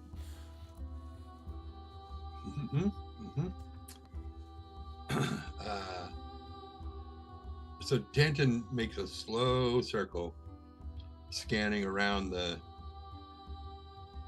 space just to see if there's anybody other than the prince, the guards, and us. And he kind of, in the mind link, tells Rowan, "Is like, could you also look around? You're a little bit more perceptive than I am." And you mean around the balustrade, like the overlooking area, right? Like, because the whole gardens are pretty sizable. So if Rowan left, he'd have to be like, "I'll be back," and then like walk around the whole. Just within our area. Yeah, gotcha. As far out as we can see. Gotcha. Okay. Okay. Rowan, you can make a separate perception check for me if you want. I'm aware that you are observant, and I'm taking that into account. But this is for further perceptive qualities. It's perception. I am not. Wow. Well. Non-natural 20. You're like, could you see However, something? I believe in Rowan. Okay. That's a very good point. He is our shadow for a reason. Yeah, I was going to say, otherwise I had this image of Tanton being in the way of Rowan, like just like standing in front of him. Would you mind looking at the... Every time he tries to move around, I lean the other way. Yeah. Sorry. Look, you go left, I'll go right. And then, no, my left, your right. Never mind. So go ahead and re-roll that roll, and then I'll tell you what both of you do or don't see. Nice! Ah, there we go. A natural 1 to a natural 20. That is the luck of a halfling. That's how halfling luck works. Yeah. So Rowan just like picks up Tanton and moves him bodily to the left, and you're like, now I see. No, so I would say neither one of you see, or from what you can tell, sense obviously anyone here besides the group of you that's here. You also don't think you see any like hidden guards or anything like that, like elsewhere in the garden. So you think, in quotes, that you were alone at the moment, other than the people previously mentioned. Because I got a natural 20, can I ask what I get about the prince's mood or vibe at this moment? That's insight, not perception. You can see that he's not. You can see that he's not looking any. Like he's not obviously. He definitely looks concerned. I mean, that you can do for free. But he doesn't seem to be giving off any like particularly weird vibes beyond what you've known of him from before. Okay, so he has spoken, I guess, originally to Tanton, but obviously would listen to any or all of you. I am going to make the insight just to be sure. Though. Sure. We did see the heightened dissatisfaction on the way in, and it does seem a bit odd given recent diffusement, I guess. I thought so as well. But there are other, not other things of greater import, but other things that might touch upon this, but I will allow my compatriots to discuss this because I have to do something. And he kneels down and starts casting the ritual again because he's very close to the end of the duration of the tensor's floating disk, and if he doesn't cast it again, it's just yeah. Meant to tell you that later. Rowan, by the way, just before everyone else jumps in, I mean, your sense of it from what you know of the prince from your previous meeting with him is that he does seem genuinely concerned and also seems genuinely interested in what the five of you have to say, since the prince is very aware that your arrival in town has definitely been noticed and has had some impact on his people. He seems genuinely confused as to what they're in particular angry about now, within the last whatever half hour or whatever hour or whatever that's gotten them to where they are at the moment. Over the mind link, I'm going to be like, do you want me to just basically tell him that he's been led astray? Well, You has there been any news? Has there been any news about what's his face? First of all, Duraz? yeah, since we've been gone. Not. She did not answer me about. I meant someone should ask the prince. Okay. So, all right. Nisiana's going to step forward, and she's definitely not happy, and she's I have some very unpleasant news for you, Prince.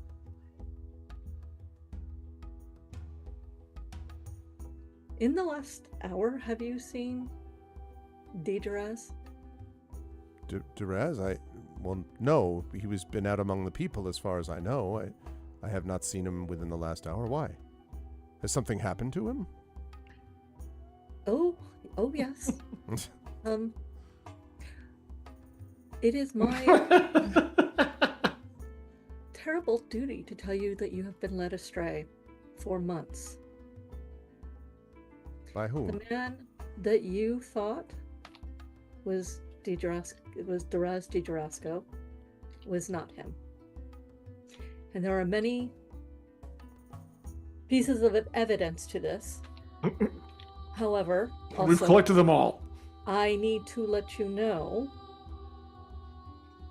that Duraz was the only healer from my house who was authorized to come here to New Seer. So the others, including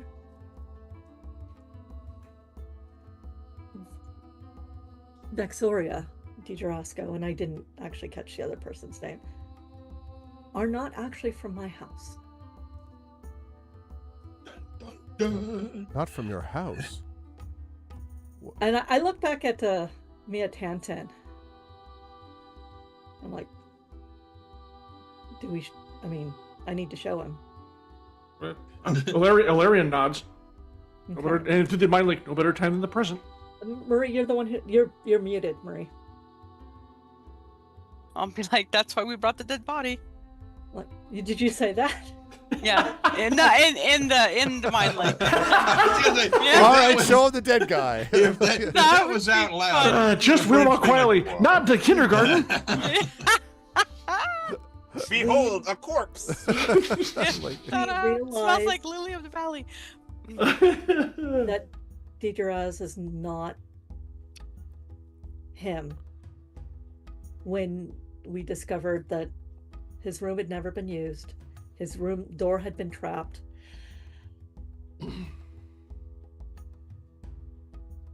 and frankly, it pains me to say this, but he is dead, and we have found his body. Also, the current issue that you're having right now is those who have been claiming my house's name are the ones who are riling up your people, which makes things far more difficult for us, as they're the ones who are saying that you have caused all the issues in your kingdom. And in their mind, those people who pretended to be of my house have been curing them or attempting to cure them for months. And now they are blaming everything on you. They are trying to turn your people against you. I have done what I can to soothe them a bit, but I do not know the person who has been pretending to be Dres Digerasco, and he is in fact the one who killed the ambassador from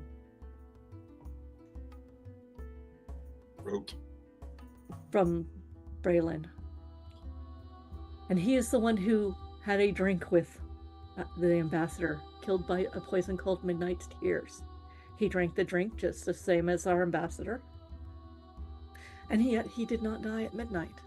And yet he also did not attempt to keep our ambassador alive. Nor did he resurrect them. Nor did he let anybody know. He is the one who has told you to charge Braylon such an outrageous sum of money that it would cause everyone in the room to look askance at you as incompetent. He has done you wrong, as he has done my house wrong. And we have the proof here. And I look at Marie. You're the Marimay, you're the one who did the invisibility. Mm-hmm. So, like, you need to show him. And I apologize for what we're going to show you. I look at the prince. Have you ever seen a dead body? Yes. Wonderful. Have you ever seen a really old, swollen, dead in the wells body? He kind of like raises an eyebrow but doesn't say anything. I will lower the spell and remove the tarp in a dramatic flourish worthy of any bard. No, don't do it in dramatic flourish. Yes, with like... You rips off the thing, but all those little stones that Tanton put to make it smell better are still in place. It's amazing. Yeah, it still smells beautiful. Not a drop of blood on the cloth. No, amazing. It's amazing. Like, let's be proud. I have spoken with my baron.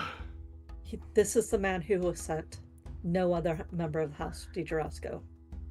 So the prince looks at the body and sort of, his eyes widen, and he's been looking more sort of like a little hard to read, bemused, but also just sort of like kind of frowning, but clearly reacting to what you're telling him. And he comes up to the body and sort of walks around it, and then he says, "Unbelievable. You have been put into the position of being told that you are the bad guy by fake members of my house.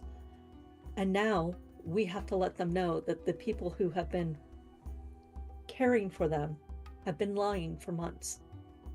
And what would a bunch of upset people already think? That you are lying to them again." What do I gauge from his reaction? Sorry, I'm curious. Does he believe us? Is he? How about an insight? Is he surprised? Is he?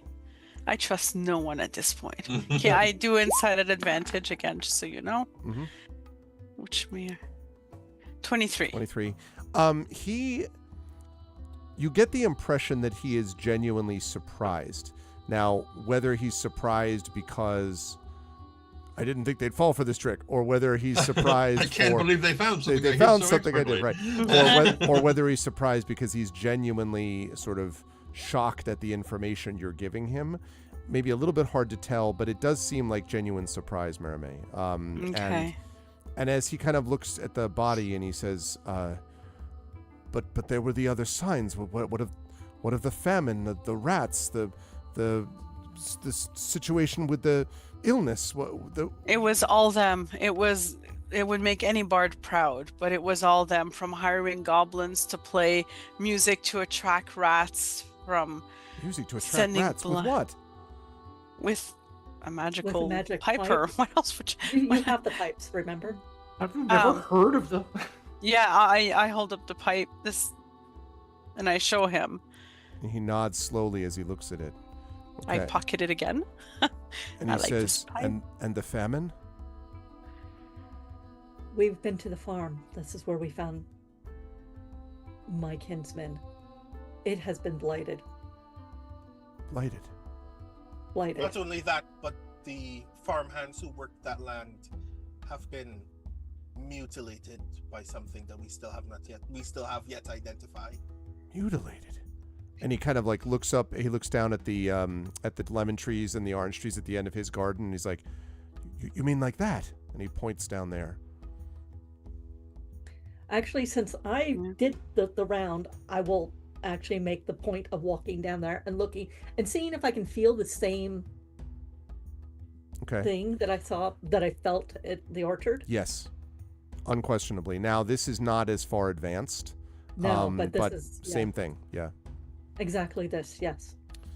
And he says, and the illness, the healing. They were giving healing potions.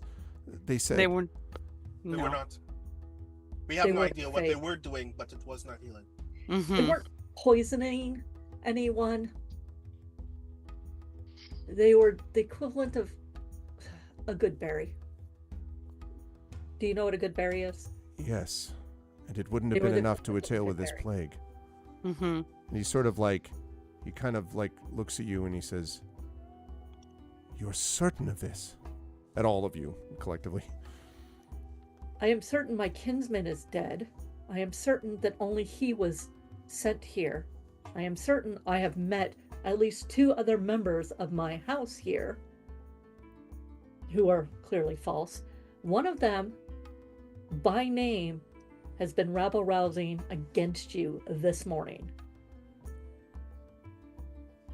And he sort of like nods and he says, "You said Valexoria." Yes. Okay. I would like a group persuasion check. I'm going to ask whoever wants to take it on can.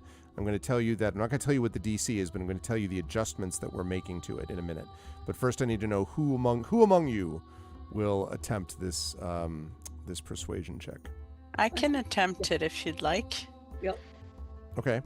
Merime, I will tell you that you're reducing the DC by 5 to start with because of Tantan's work, and frankly all of yours work, but in particular Tantan with the prince, who specifically went forth with him and did all this stuff with the crown and all that business. So that reduces the DC by 5. Also, the pipes of the sewers that you reveal reduces it by another 1. Producing Duraz's body reduces it by another 2. So we're down by 8 now that it's reduced. And additionally, pieces of evidence. So the someone or something else is behind this. That reduces it 1, so it's down to 9. The real Di Jurasco is dead. That's well, we already dealt with that, so never mind. The Valexoria's involvement, that's 11. And the halfling healers giving these sort of weak potions rather than casting healing spells.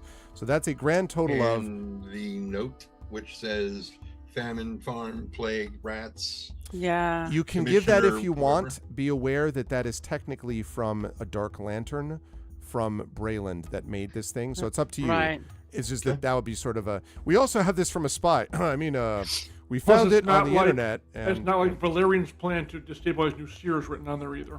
that right, but No. you can do that though, Tanton, if you want. That's a thing that could exist. Tanton is in the middle of a ritual. He's not. doing Yeah, shit. that's fair. That's fair. Yeah, we'll keep the note I'm back. also for- going to guidance Marime. Okay. Also, Mermaid Uh, has a hero point. Actually, 2 of them. Yes. So DC is And- minus 12. So you got minus 12 off whatever the check was to do this. Just letting you know, and then letting the players and also the viewers know, because that's a mark of all the evidence that they gathered to sort of get to this point. So Because this involves my sister, I'm going to self-inspire because I know I need to sell this. Like it's her house. I need him to see that she, as a Jarasco, is good, and they are, okay. a good man supposedly passed, and so like to me that is important enough that I'm like throwing myself all in. Okay. Let's have you, and there are inspirations, that's true in chat. I'm not going to allow Tren though to inspire on this one because this is technically a group one, so I gotta give that a no, if we were going to. But all right, so you have 2, so you can go ahead and make your persuasion check, Marime, and then we'll add all the different stuff. Okay, I'm still gonna add stuff. I don't Okay. care if it's 30. 30. Okay, what else we got? I'm gonna ask the guidance, so that's a D4, right, Jen? Add a D4 on top. Adding a D4. 31. 31. And then I'm gonna add my D12 on top as an inspiration, self-inspiration, which is a thing. 33. 33. And Are you doing the hero point? Hero point. Hero point. Hero point. should I use I feel like 33, probably, but oh, what the fuck? We're using a hero point. So that's a D6 on top. Mhm. Yeah. Correct.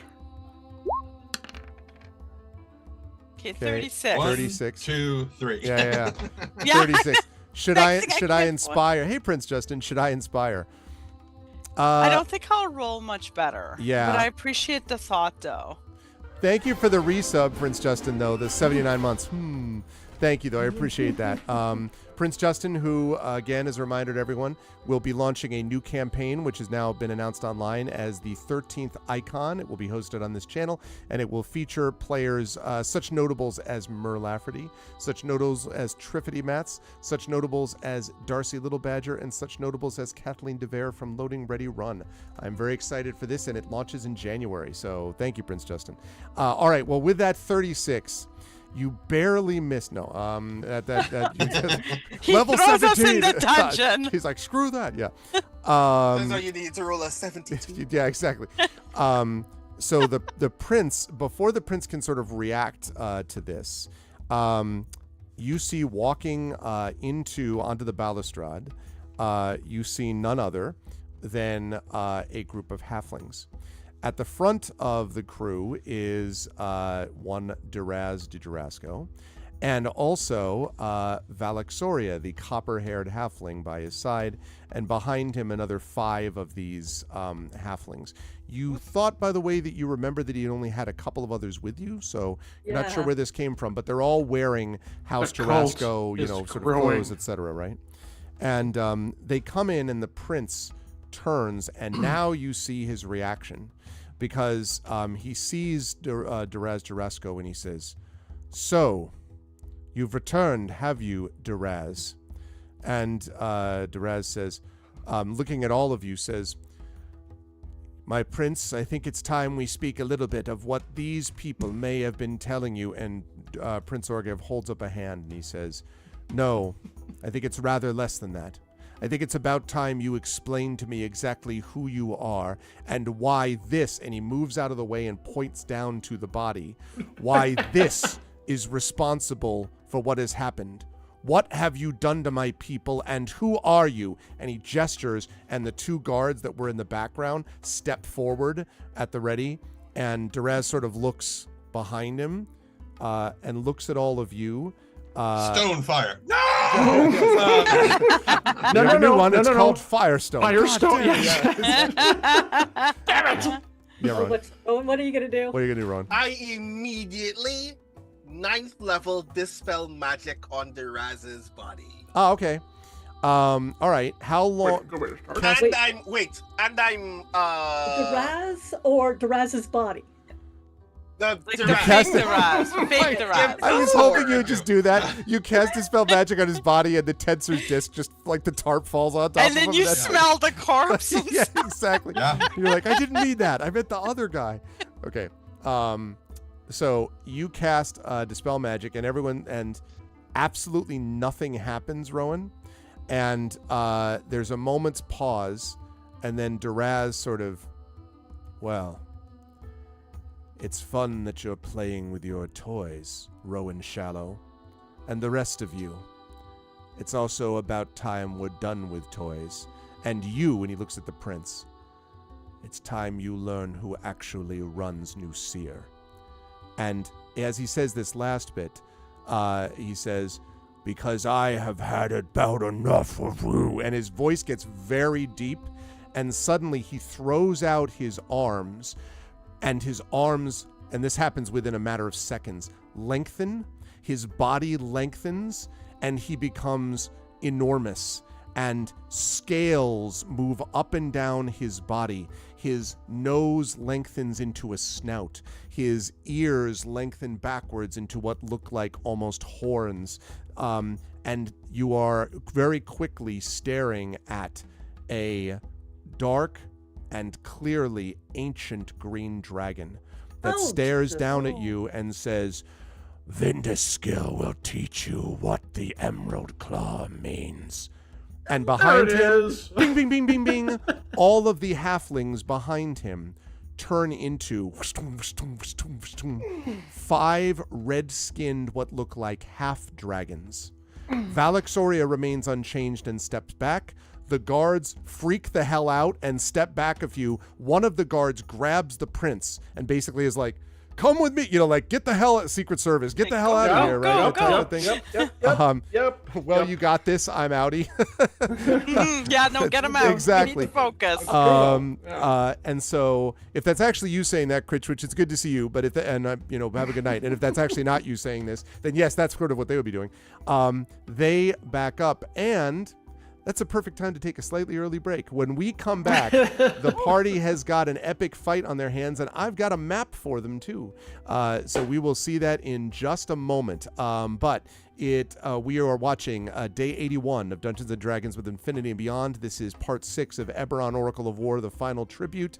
And the bad guy, or at least the immediate bad guy, has been revealed. We're going to see what happens when the party gets to, as I was reliably told they wanted to, beat on somebody in just a minute. But before we do that, we're going to take a 5-minute break, say an 8-minute break. We'll be back at 9:30. Chat, everyone, take a break with us, but make sure that you're back here in 8 minutes to see whatever happens to the crew of Trent Sparks, Marie Biletto, Brandon O'Brien, Jen Brozick, and John Helfers. We will see you folks in just a minute. Until then, buckle up. This is going to be a fun fight. I'll see you in a few.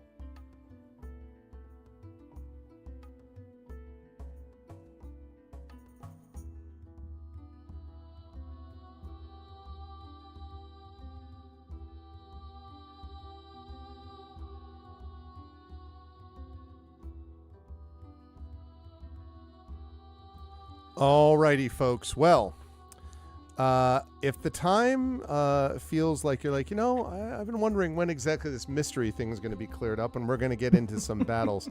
I am here to tell you the time has come. We are back with Day 81 of D&D with Infinity Beyond, Eberron Oracle of War, the final tribute part 6, and a revelation has just occurred. I'm going to get rid of that pleasant, relaxed music, because the time has come for a bit of this music. I think that should be the background to the battle. I think that'd be very calming for us all. Yeah, no. I think we need something a little bit more. The revelation in this case is I just got an email from Zoom that Gregory Wilson has invited me to a meeting. What? Wow, who would have Gregory thought it? Wilson. That's very nice. Yeah. Yeah. That's good to know. That, you should, Oh, I just got that too. yeah. Someday you should join me all and just, do that. It'd be great. All right, folks, we are going to do this thing. First of all, I'm going to bring you all over to, as I do this here, I'm going to bring everybody to this map. Welcome to the garden. And as you will see, we have got some things that are notable about this. First of all, I have positioned all of you up here, specifically here. And you will notice that there are 5, count them 5, of these former halflings that are now not. Valak Soria, who's over here. And also this guy here, who is, actually, it's probably not big enough. That's probably closer. There we go. So, who is looking at them. Now, here is this armory, this armillary sphere is down here. And here is the fountain, which has no water at the moment. And these things are just statues, as far as you can tell. These are where the lemon and the orange trees are that are blighted. And then that's the outside of the garden. So this is what you see in front of you. And I would like it if we could do that little thing we like to call roll initiative, please. Roll initiative. Don't forget to hit your token first. Yes. Oh, yeah, let me pop You up have there. the, Yeah, hold on. you There have we go. Now it's up. tracker There. Now it's up. Okay.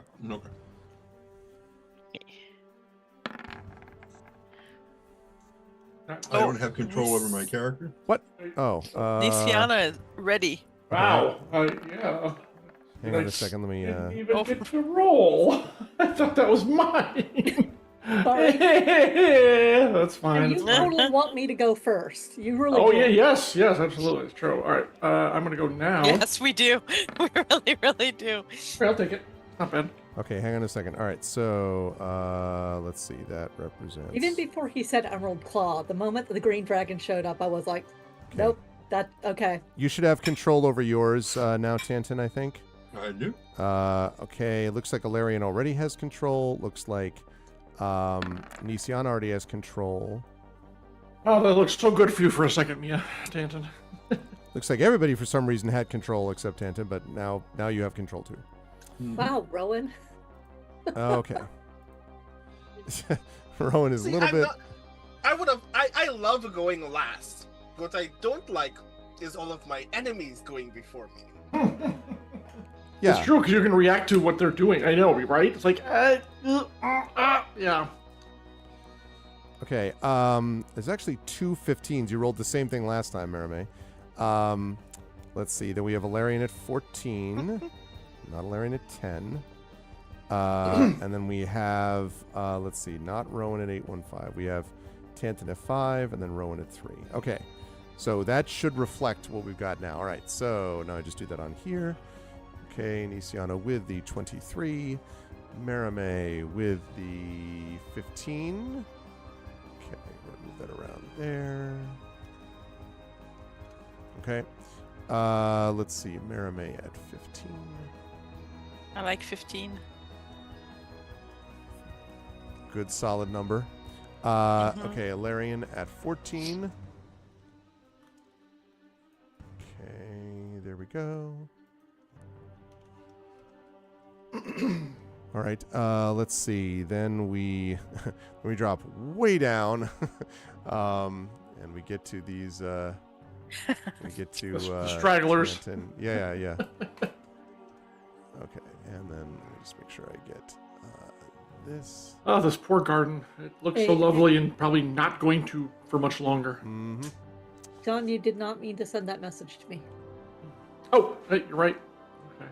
I mean, And- if you could haste me, then great. I no cannot. problem. I would also take a haste if a haste is available. That's Sorry, Rowan's call. Rowan is I free. Okay. appreciate that you were going to ask that question because, yes, hastes were in order if I was not dead last. Okay. Let us start with the first person to react, and that is Nisiana. Nisiana, you were going to get to go first. Yay, Nisiana. Oh, let me just quickly say something. I'm sorry. Just before we start about the terrain here. So there are these trees. Let's see, here, and there's another tree here. These ones, in case they become an issue, are about 3/4 cover. These are probably too small for that, and also they're a pretty good distance away. But, and let's see, the garden is surrounded by 15-foot high stone walls. I will say that these hedges count as difficult terrain, so you can break through them or jump over them or whatever. But they are difficult terrain if you go over them. And otherwise, I've mentioned the statues, which are 10 feet tall. And I think that's it. All right. Now you may proceed as you wish. Aura of life. You need to give me my aura. Okay, I will do that. Thank you, Chan. Because Okay. I guess we now know where the emerald green claw, the emerald claw comes from. Also, The dragon. one I other mean, this is a note. little on the nose. One of these claws Yeah. is the emerald claw. One of these claws. Nisiana, one other note. When you were doing your little search of the lemon and orange trees down here, Yeah. you noticed that there seemed to be some dark opening, like almost maybe leading to like a grotto or something that was built into the back wall. So you can't see it very well here, but it's sort of like right here. But it's almost like sort of descending into this possible grotto area. It's pretty dark, but I just noted because it's another feature of this that may not be obvious from the map. Okay. So there's that. Oh my goodness! And we just got a 69-person raid on top of that. Welcome everybody. Good Hello. timing. Be perfect timing. Yeah. Good timing, Jack, because we got some stuff going on. Welcome, Robert Hartley, GM. Hello, Diverse Polar and Windworm. Welcome, everybody. 69, nice, yes. The And of course, aforementioned right nice. to the Yes, immediately. We're all 12-year-olds here. Well, thank you, everybody. Thank you so much for the raid. I appreciate it, Robert Hartley. Welcome. We welcome to day 81 of D&D with Infinity and Beyond. This is a level 17 group that you're watching, and they are about to go up against an ancient green dragon, 5 half dragons, and a partridge in a pear tree. In the middle of this garden, they have revealed a murderer, and the murderer turns out is an ancient green dragon and isn't happy about it. So, welcome to Eberron. My name is Arvin Elleron. This is a crew that is with me as my longest running campaign. We have gone all the way from level 1 all the way up to level 17, and we're heading into the closing stages of the campaign. So welcome to season 6, and thank you so much for the raid, everybody. I hope you enjoy what you see. We do a lot of tabletop here. Thank you to Fick Love and Blue the Great.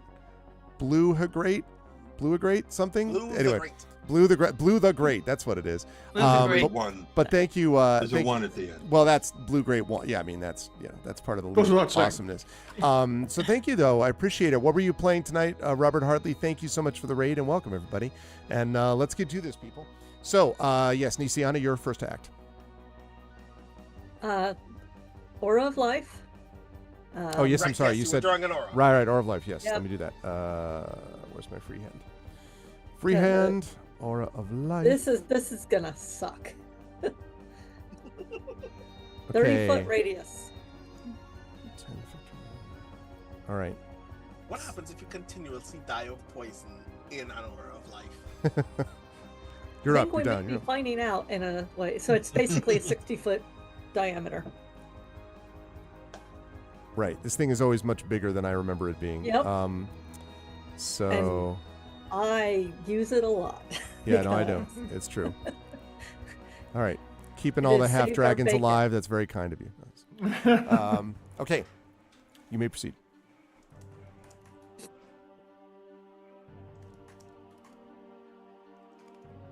Okay, so you've done that, Nisiana, and now what? What else can I do?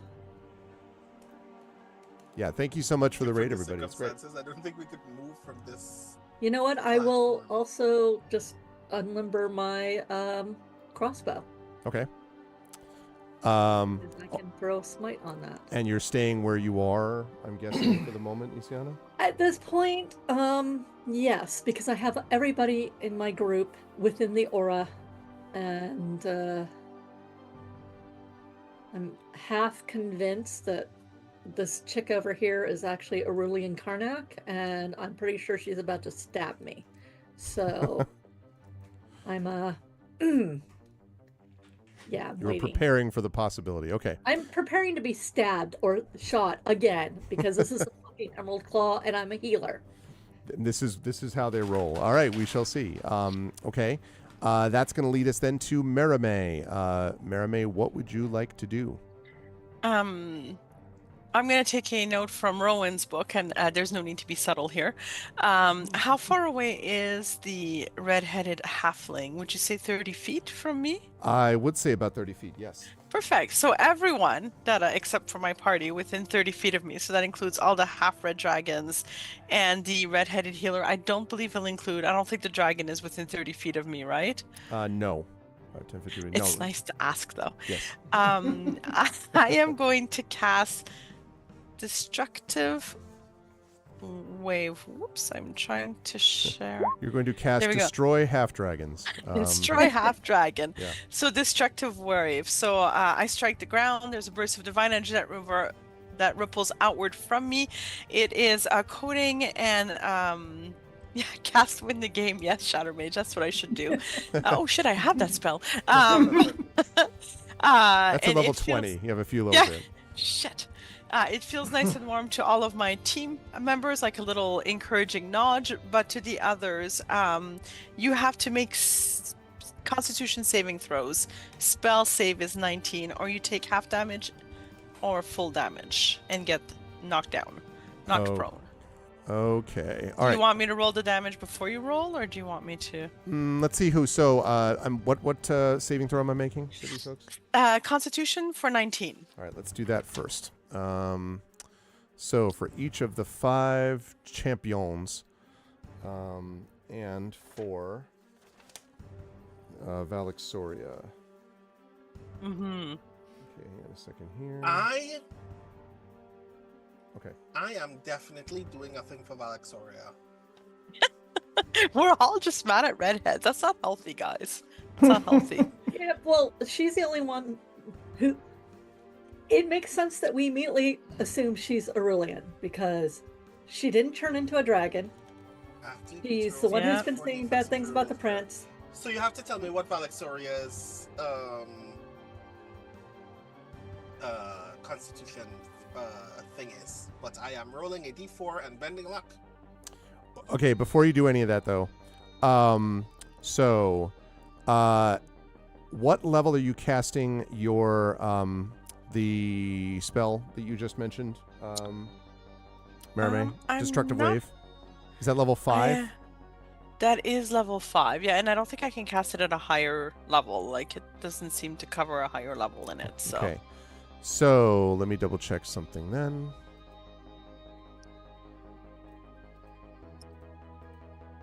Okay. Let's see.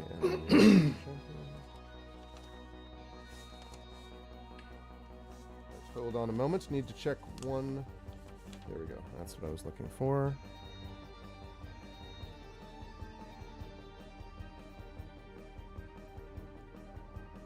Okay. So let's see if we're doing that.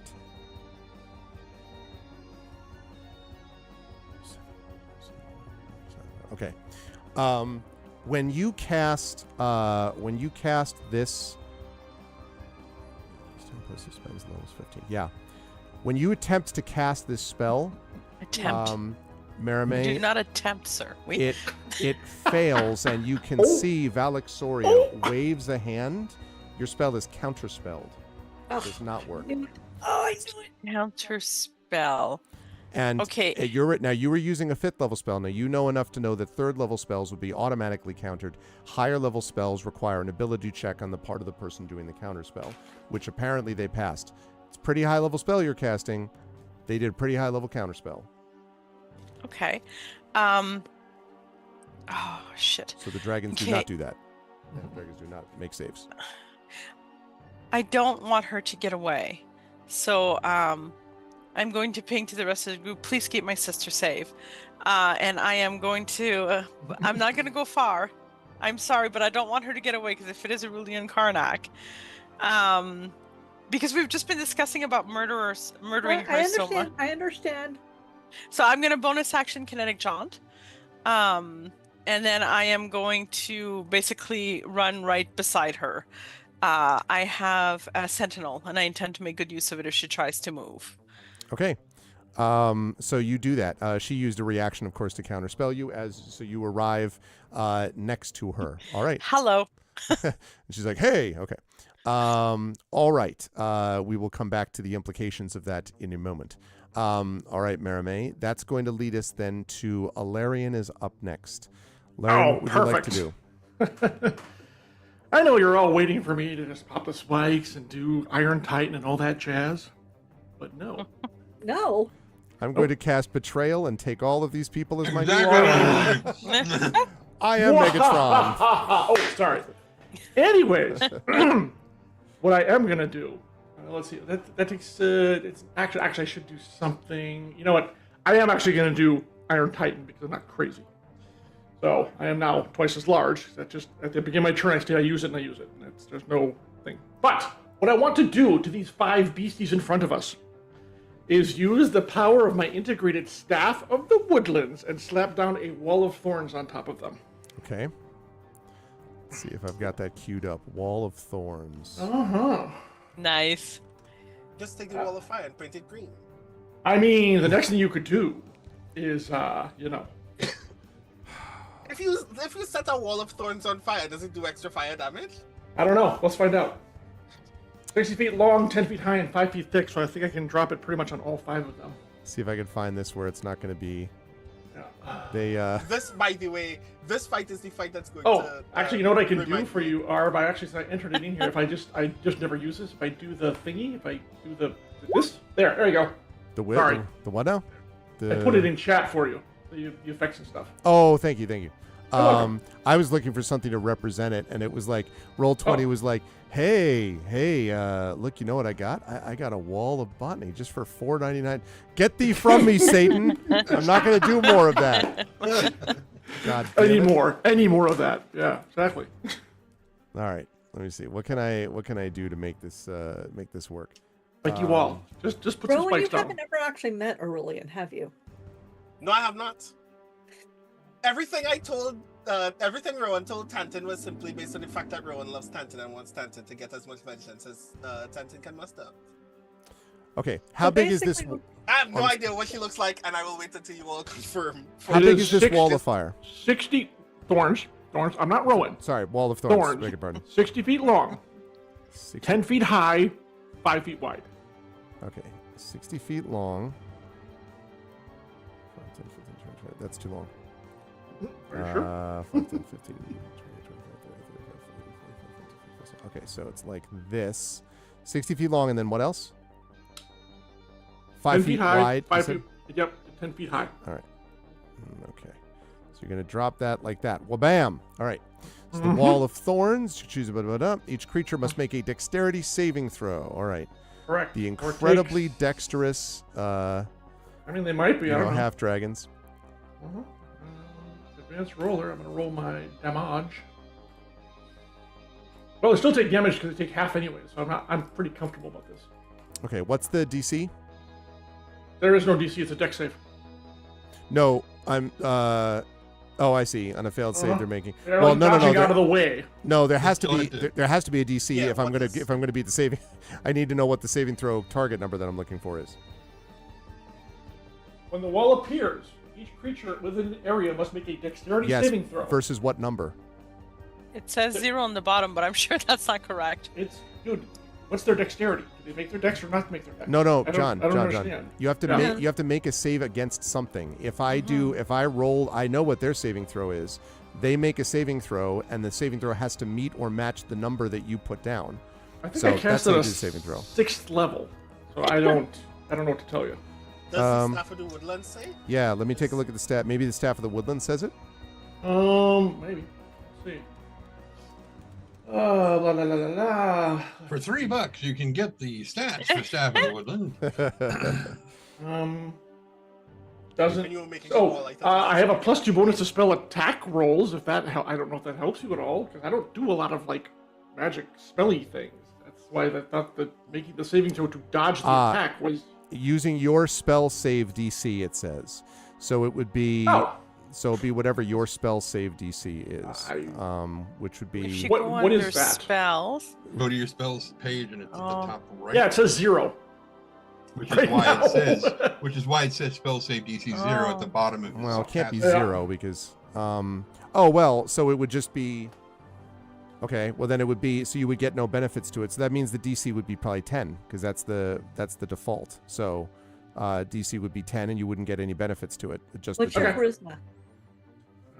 Like 12. Okay. Okay. All right. So let's see. Sorry, 13. Thank you very much. Oh, 13 is the number? No, that's my charisma. Oh, okay. Oh, yeah. All right. So then we're looking at the DC is 10. Okay, great. All right, so 10. So let's see. 1, 2. Okay, 1 and 2 make. Confounded 3, magic. 4. Okay, 1 and 2 make, 3, 4, and 5 miss. So, and it's 78 slashing on a failed save, or half as much as successful. So yeah, just roll the damage, and we'll deal with it for all of them. Wow, 36 points. Okay, or so- 18 for those who made it. And then they're knocked prone. Oh, wait, or Are they? Oh no. no, they're not. That was the previous one. Yeah, that was my Okay. my failed spell. So sad. They must make a dex saving throw. Oh, wow. They end their turn there. They also have to make another dex save and take more damage. I'm really liking this. I need to use this more often, clearly. Especially with that Okay, damage so- roll. Okay. All right. So they make it. So 33. So carry the 1. Okay. All right. Right. All right. And first time enters its can move through the wall. Must spend 4 feet of movement. Okay. 4 feet. Pokey. Must spend 4 for every 1 foot it moves through the wall. Must spend 4 feet of movement. So Yep. okay. An odd number. Yeah, 4 it's- feet. So total of 5 feet, I guess. I mean, it's an even number. Yeah. Okay. So all right. Good work there. Yeah, from that. I think And now that's- what? Yeah, I think that's enough for now. I could, but I'm going to. You know what? I'm going to stay next to Nistiana. I'm going to wait to see if that dragon does something inane. So, using the staff was like an action, but I didn't use movement, so I'm going to hold my movement. Does that make sense? Sure. Okay. Because lately, if I have to present myself to be in front of Nistiana, I want to be able to do that to block any kind of attack or breath weapon or whatever. Okay. All right. So let's see. I guess Trying to decide what use my it's going to reaction do. for that. It will. Can I do that from there? Okay. So it's going to.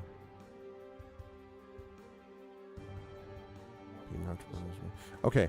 All right. So then, what it is going to do from there? Yes. Okay. So, what it is going to do is, Vindaskill, the dragon, is going to take a legendary action. We all know and love the legendary actions that happen between your turns. So much fun. Yes. Yeah, it's good times. Okay.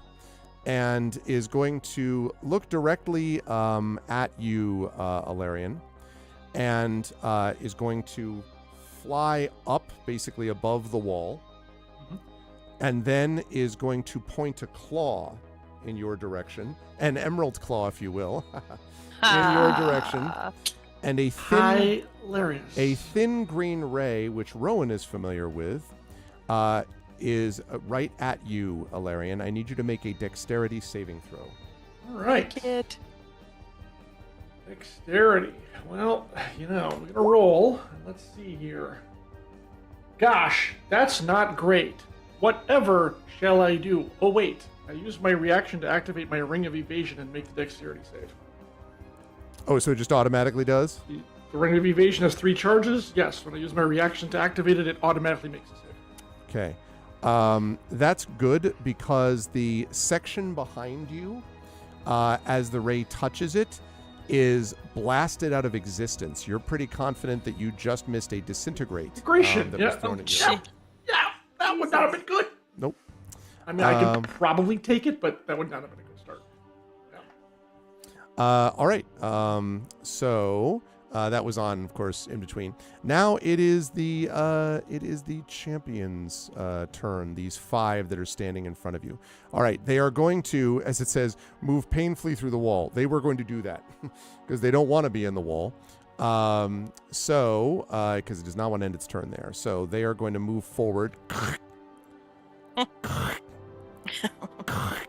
It's like Velcro. Yeah, exactly. And Does it take damage rotate. on the way out? Nope. Only if they begin sorry, not even begin. If they enter the wall, their turn. if they enter the wall in a turn or end their turn there. Correct. So a really they're good example of that, the moving through the thing, is from Die Hard when the cops are moving in on the Nakatomi building, and one of them is like moving through the rose bushes. Like, Ow! Ow! Exactly. Yeah. Exactly. It's good times. Okay. Right. Okay. So they are going to move in, and then they are going to make. Let's see. I'm going to make. I think.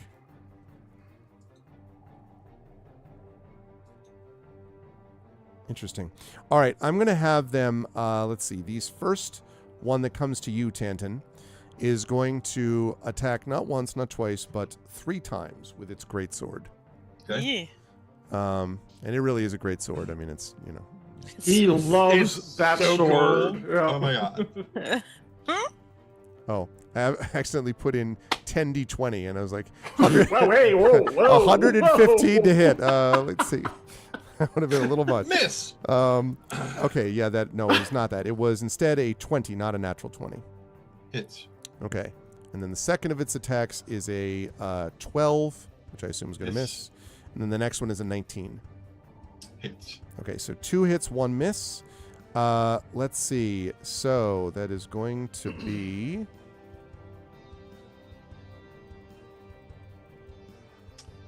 a grand total of 32 points of slashing damage from those 2 attacks. Okay. On Tanton. Okay. So I have you 1 out of 5 out of 137, just to double check, Tanton. You have me at what? 105 out of 137. 105. Wow, I heard that wrong. Yes. Okay. Just making sure. All right. The 2 that come to you here, Alarian, are going to both, let's see.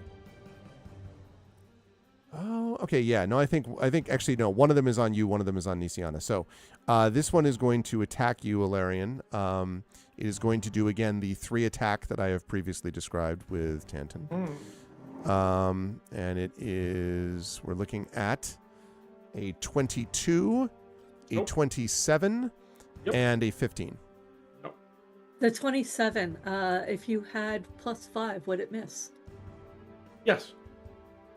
Okay, my wings come out and block that. So along with all the dragon marks going, Yeah, things, there's a lot of dragon stuff going on. dragon wings that literally come out from behind and cup Alarian. Aw, that gives me Block 28. Very cool. Actually, that gives me a 30 armor class, so yeah, there's no chance. Yeah. Imagine Dragons Wow. is very happy with this fight. There's just dragons everywhere you look. It's reality dragons, baby. Radioactive. Okay. Yeah. Alrighty, let's see. So Thank you, Nisiana. I will try to return the favor if I can. That's good, because it's going to suck if it doesn't. okay.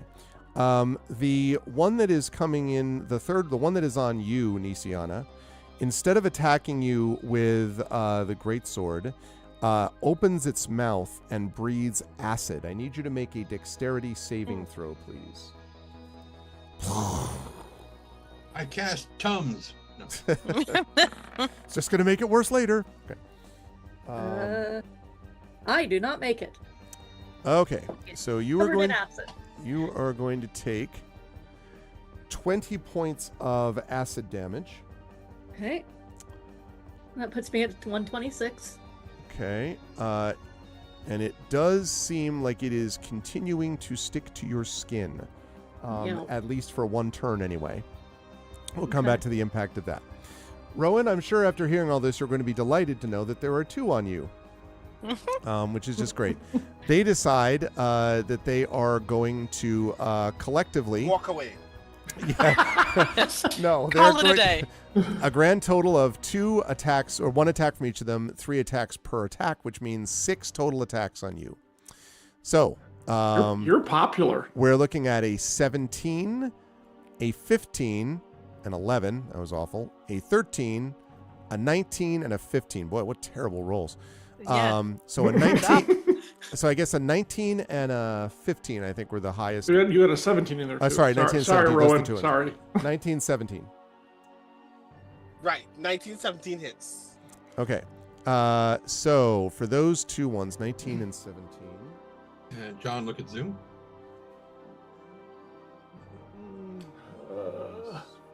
Okay. Okay. You are going to take a total of 37 points of slashing damage, Rowan. Which I think, excuse me, I have to get a cat down from a shelf. Damn it, Ganesh. No. Quick, sounds about everyone. right. For Yep, once, it's not me. Okay, remove all these guys. We win the game. The dragon's dead. It's all good. Yeah. Did you say 37?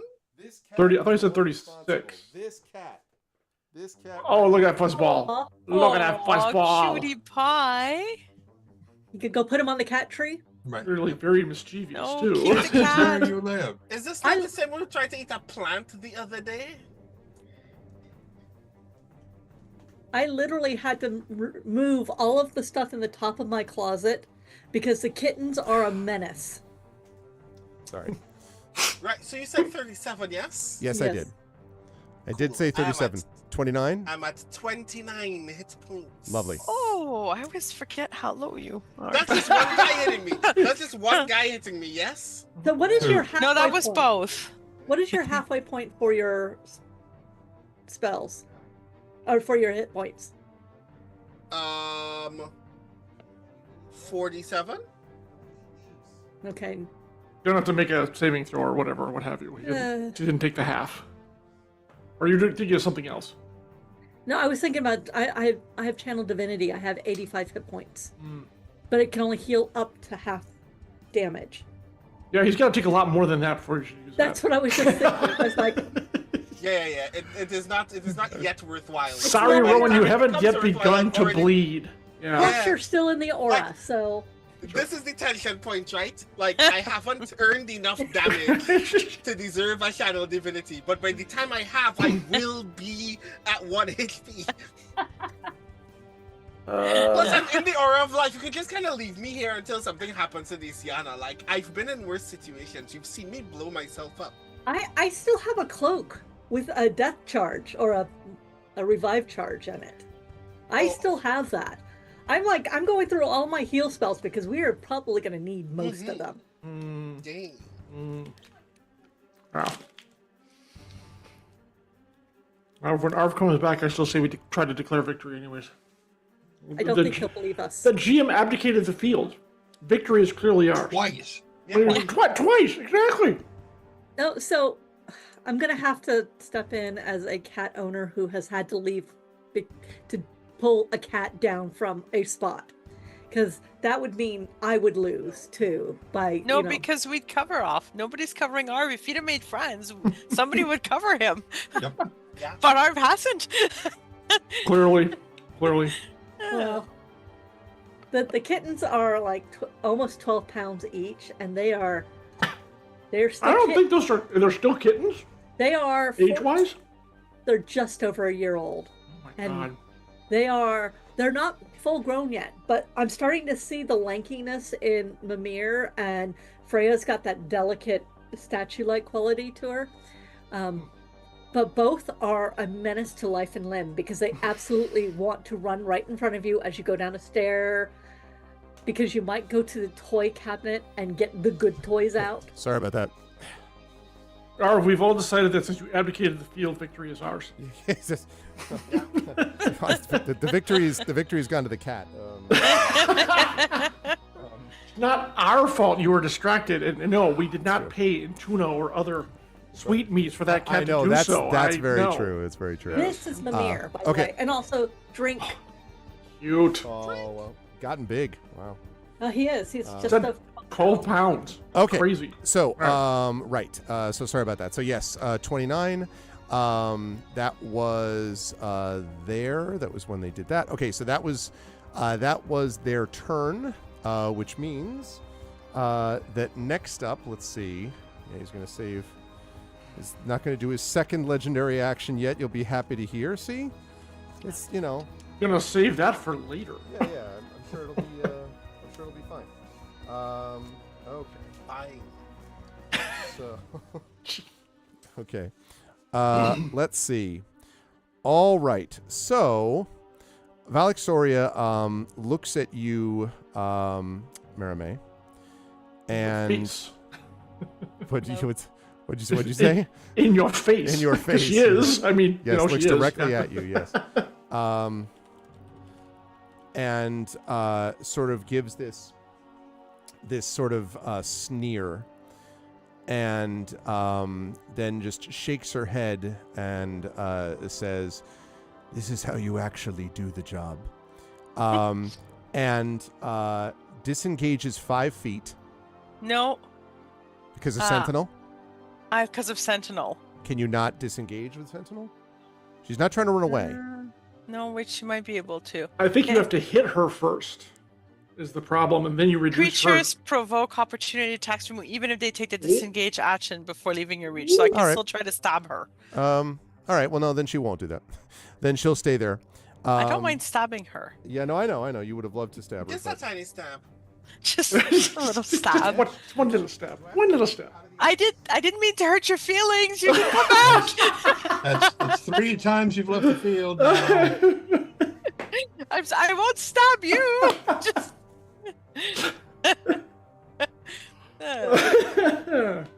See, I have a cat destroying the house behind me, and I'm not doing anything about it.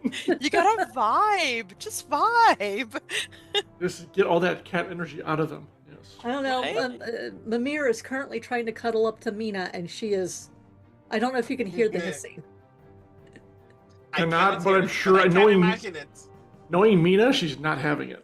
Yeah, well, if you go to Instagram chat, Jennifer_Brozak, there's a picture of Mimir trying to cuddle up to Mina. It lasted Sorry, maybe 20 cat will be seconds kicked of out of the- growling and hissing. Sorry, Cat will be kicked out of the office momentarily, but I feel bad. I mean, I like having him here, but not when he's in this mood. Okay, so Rambunctious. and a bolt of lightning arcs towards you. What? Marame. Ricochet it off you and back to her. No, that does not actually happen. You can try. Don't you have a fan? I thought you had a war fan from somebody. Okay, so let's see. I need you to make a dexterity saving throw, please. Certainly, and I will do a good job. High 5. 29. 29 is impressive. Matrix is Okay. out of the way. So you're only going to take half as much damage as you would have normally. And I'm gonna look cool So- doing it. Oh no, I'm sure that is the case. Okay, so you are going to take 20 points of damage, Okay. of lightning damage, Okay. and then from there, 3 bolts of lightning arc from you towards Rowan, who is within 30 feet of you. Oh, it's lightning. The old chain lightning. Yeah. Yep. So let's Stab her when I see. can. That is That sounded like Ooh. glass. Oh no. That sounded dreadful. Oh, Oh that no. sounds bad. Oh no, something was that breaking glass? It I sounded like believe it. so. Eh, Like I just distracted Mimir from Mina by pretending to give him treats, and now I'm letting him chew on one of my business cards. But that Oh, no. that. Well, it depends what was broken. I'm well, sure it it may have was. been broken. So, broke. broke a glass frame. I will be Oh, back. Oh no! Talk amongst yourselves. Don't yes, kill your. please take care of yourself and your cat. That Well, was- at least it wasn't Yeah. like some sort of irreplaceable glass award or something. Yeah, I was so, gonna say, you know, It was Well, my ours, kids Hugo. have already Yes. knocked over my Right. husband's 20-year Microsoft award. Mm. That is a glass plinth. That is a murder weapon.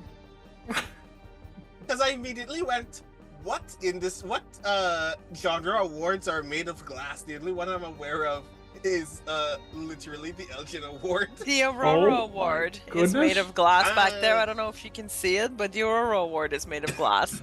And if that sucker could kill. You guys can't see it, but this is being chewed. we to can pieces. see the teeth marks. Yes. Yeah. Yeah. mhm. The But edges it's are keeping gone. him from chewing on or being beaten on. It by- clearly got the best of that card. That card Yes. was no match for it. Yes, well, that's because I discovered they like my business cards by them getting into one of my convention purses. These are delicious. Oh, that's funny. Wait, what did you do with the rest of that? Did you just eat that? Oh no. I told you these are delicious. Did Yeah. you not believe me? Yeah. Cats Look. will cat. Your cats just obviously need more fiber in their diet, Jen. They have So- plenty of fiber. But clearly. They're kittens. They're menaces to life and limb. And business cards. And Ugh. business cards. Got a whole bunch of business cards they could tear up for me. You know.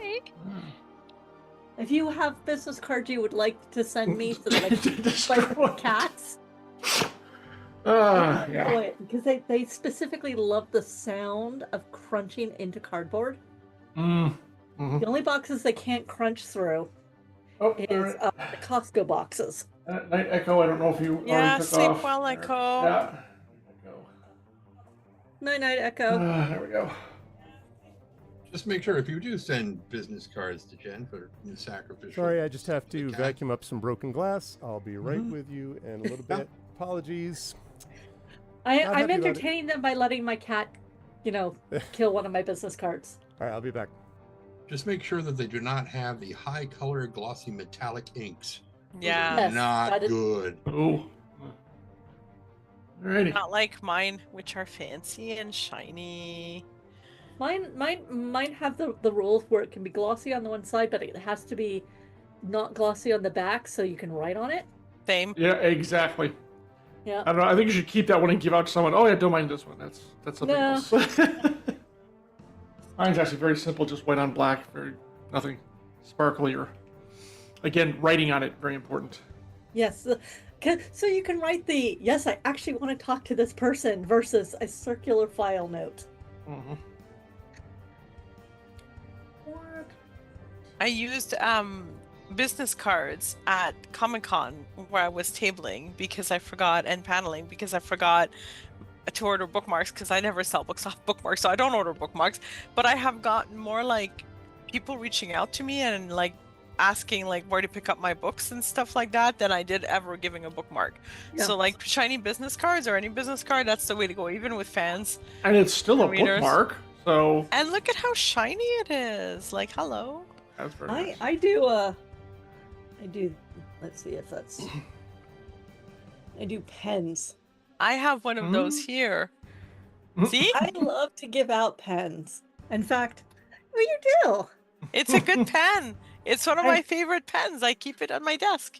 I keep trying to remember to bring them at the convention. I'm only going to next year. I'm going to NorwestCon. I'm probably going to Origins, Gen Con, maybe Worldcon if maybe I get another nomination. Where's Worldcon next year? And CanCon, what? Where's Worldcon next Worldcon year? next year is Anaheim. Anaheim. Oh, California. Okay. Yeah, so it's a easier flight for me, Mhm. but You just if go I down. go, it'll be because I'm nominated for a Yeah. Hugo again, Right. which I still have a good chance of based on the fact that a lot of the people who voted this last year can nominate next year. But it also means I can also plan a Disneyland or Disney World trip There you go. with Shannon, who has the Disney Club membership or whatever. Right, the super And secret. I'm just like, Yeah. here's my budget. Go plan things, and she will be happy as a clam. Hilarious. We just gotta figure out a way to smuggle Marie across the border for one of those shows. Somehow. Yeah. This is why Then you should all come up. Yes, come together. I sent you so many links to various I know, shows. I thought know. Catalyst might want to go The to. problem, I am well, so helpful. I am so helpful. yeah. So there's a couple issues that we may have a satellite program that we're supposed to talk about at PAX U that will actually get us access. I still want to go. Don't get me wrong. The other problem is our big anime IP. That's apparently been pushed off to 2027 for some inexplicable reason to me, and you guys are killing me. Oh yeah. If yeah, this yeah, is the one that I think this is, I'm actually very upset because I'm very excited for that. It's the one you're probably thinking of, yes. I am excited by that too. Everyone in chat is like, "Who is that? Which IP is that?" But yeah, I am excited by that too, and I'm excited you to come to. There's a lot of Shadowrun readers up here, like just. Well, the they ephemeral need north. to be buying more books then, please. Well, High you top need to track. get them. You need to get them distributed to Canada. Yeah, that too. Exactly. No, well, but we're I hopefully taking care of that as well to get more robust distribution. So yeah. excellent. Well, I will order some when they're available hardcover. I will do much hand sell, but all of the anthologies I had all sold easy. Like people are like Shadowrun. Oh, Like- cool. All right. Mhm. Yeah, I think I've got you slotted for Q1 of next year. I want to give the novellas a little time to get out there first, but we'll definitely be doing an omnibus. So yeah, that's the easy Yeah. part. That's on our list to discuss. Getting the interstitials in the short story, Yep. Yes. and then an outline for the next one. I mean, we could just. No, let's get a new short story though. Yeah, correct. Because your other one's going to go in the 6 World Snapshots. So Correct. I feel like I'm getting like, writing marching Love. orders, which is good. I Getting like it. love from your editors. right, that's right. All right. Very Yay, sorry about love. that. Okay. I think you'd be sorry for your picture frame, which you clearly left vulnerable, sir. Yeah. at whatever it is, 7 feet above the floor. Pay attention to me, Bap. Cats. Yeah. Cats. We were just having a chat here, but I guess we can go back to not dying. Okay. All right. Apologies, chat, for the delay. All right. So where were we? Oh yes, we were lightning people. Okay. So I need. Let's see. 1 bolt leaps to them. Let's see, and then a second. All one right, leaps I to was them. busy Okay. being electrocuted. That's what was happening. That is right. Okay. So let's see. Yes, and then Nisian is going to need to make 1 as well, and that I'm will gonna be need to all. make what? A dexterity saving throw, please. Another one? Another one. Yeah, I this already is for made one. the lightning. Oh yeah, this is for the chain. This is for the chain lightning. Yes. Am I within 30 feet? I'm not. Of Rowan. 5. Yeah, Oh. That's why the chain part comes in. Unfortunately. that's Okay. right. The good news for you is that's where it ends though, because it can't chain off of the others. I think So- you mean that's good news for me. Yeah, that's true. Ooh. Yeah, nope. Did not Hmm. make it. All right. So So stabbing her. It's a good Okay. thing Aura of Life does not need concentration. yes, that is often one of the Indeed. things that is one of the many things that's right about that. Okay. Since you did not make your save, you are going to take 51 points of lightning damage, Nisiana, from that. Wait, How much? 51. okay, hold on. I actually need to pull out the...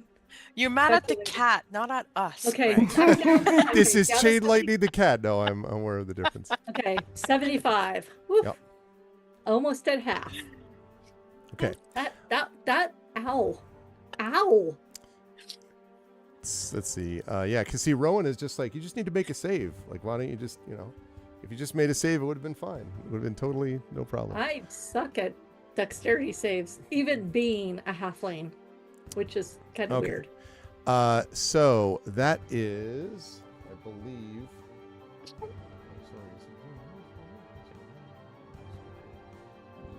Yes. Okay. Right. Okay. That is the end of Valexoria's turn, who's going to stay where she is, which leads us to the dragon. Yay! I'm sure you're all excited that the main event has arrived. Okay. So let's see. First of all, and let's see, how many is it going to try to do? It will do this. It's going to do that. Does it want to do it when all those are there? Probably not. Okay, so he looks down at you, all of you, over the wall of thorns. And Still there. And said, no, I know. And says, "It would be better if you surrender now, and I will make your death swift." I need every one of the 5 of you, please, to make a wisdom saving throw. Oh dear, I'm not good. Creature's frightful presence. I should be good at those. I've met better dragons than you. Damn it. Okay. Is this a frightened or stunned condition, Arv? This would be frightened. Oh, I have advantage on that saving throw. All right, and you said wisdom. Oh, actually. Yes. So for all of you all are doing so far, doing great so far. Oh, be patient. Well. Oh wow. Okay. Bam. I actually have advantage on this too, but I don't think I need it. With a 28, no, I think you're probably fine. Nice. Okay. So I do have stand tall when advantage, enemies seek to. Yes, exactly. you also have advantage. You were saying, yeah. Yeah, but I think I'm okay with a 22. So. Yes. So all of you make the save except for Tantin. And Tantin, you are frightened, desperately frightened of this thing. What that means is you can't willingly move closer to it, although you kind of are occupied with creatures anyway, but also you have disadvantage on ability checks and attack rolls while the source of your fear is within sight, and it is definitely quite visible above the wall of thorns at the moment. So that is the deal with that. We're going to put down frightened in all caps so I don't forget over there. Do I also immediately try to move away, or is that not? No. Okay. No, you just can't move closer. Okay. I mean, that's You legit are reaction, a though. hero. Yeah. Say again. What'd you say, Marie? Oh, I said that's a legit reaction to be frightened. Yeah. Oh no, I mean like definitely. It's no shame in being in that. You're still vibing, buddy. Still vibing. Okay. He also is going to on his move. Oh dear. He's going to fly this way, and if I can ever get the bloody thing to turn. New wings, still breaking them in. Come on. You like that thing with cat? There we go. There you go. It worked. And he's going to fly up here. See, that wall of thorns kind of a problem, eh, buddy? Yeah. He's right there. Well, it's not. That does not look good. Yeah, it does not. No. Yeah, it seems. You don't know exactly what he's doing, but it certainly seems intentional. I mean, if he catches these 5 dragony things in his blast radius, I'm not going to complain too much. He may be trying to avoid said thing. Who knows? Okay. That is going to lead us now to Tantin. It is your turn next, and you are frightened of this thing, just so you know. I think I might be. Even though I was very much focused on trying to complete this ritual, that is not happening now. And so as soon as his ritual cast is interrupted, since we was right at the end of the Tensor's floating disc anyway, it disappeared. Just like this corpse hits the ground. The half dragons are like, our weakness. No, they don't. They run back into the wall of thorns. Gross! Dang! Yeah, no. They turn to the green dragon. That's worse than your breath. Ah! Vendaskill is like, more death. Right. Yeah. So, since the dragon is right there, and Tantin's like, "Eeh," and he turns and is like looking at the whole thing of everything. It's just like, okay, eeny, meeny, miny, yeah, her. And he's facing away from the dragon, so kind of not within sight. Okay. Are you moving? No. Away from the dragon? Okay. No, because I'm right next to one of those half dragons. So you just turn towards Alarion, like do the lampshade on the head. He can't see me. Basically, yeah, exactly. Well, except for I don't have a lampshade with me, but I could probably make one pretty quick. But just out of thorns. Yes. Just weed one out of thorns. Better. Yeah, so much better. I'm gonna shoot at The what's her redheaded name? chick. that person over there. But before I do that, I do have a question. And it's kind of, I mean, not retroactive bookkeeping, but for the future. Since the Staff of the Woodlands requires being a druid to attune to it, but because I'm an artificer, I was able to install it in Alarion's arm. Body. Yes. Yeah, body. Does that mean that it kind of overrides the requirement of being a druid, but it still uses a druid's casting bonus, which would be wisdom? Or, since I installed it, that it uses mine? I think the staff is innately druidic, so I would say that it would use probably that. It would Okay. use, you know, I see what you're doing, but I think it would be using still the druid's wisdom bonus. That's fine. Yeah. Which means that Alarion's wisdom bonus is +2. Ooh. The Dos. staff has an innate +2 to attack and damage, so that'll be a +4 on Okay. all of your attacks. Oh, okay. So with that, Thank you. I just, Appreciate it. I just wanted to check and run it by the DM, and get a ruling on it. Yep. Not an Aurelian on it. That she's dead. She's gonna die. But Watch, just an innocent halfling who fell with the wrong crowd. Not even Aurelian. we're Slaughter. gonna find out. And, I guess, yeah. and I'm gonna shoot her, kind of thing. Oh, here we go. Marksman really helps when you've got multiple people in your way at the same time, but you do have sharpshooter, so. Yes. So, I think that would be an 18. Which probably ain't gonna hit. 18 will hit, actually. Oh, well then.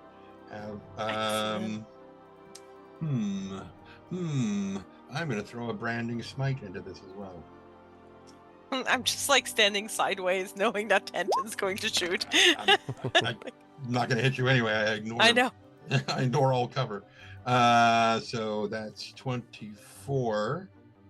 That's 10 fire damage, 14 magical. Yeah, 24 points, and we add in the branding smite. Where'd you go? There you are. You know, I was about to say that there might be a shield pop up, but then I realized that's reaction and already used the reaction to counterspell previous this round. So we'll do no such thing. We'll just take it. And so 24 plus another 3 is 27, plus another 7 is something. 34. 34. Okay, that. All right. Okay. Ow. And she is emitting light, so whoever attacks her next has advantage. Okay. Very cool. She has been branded.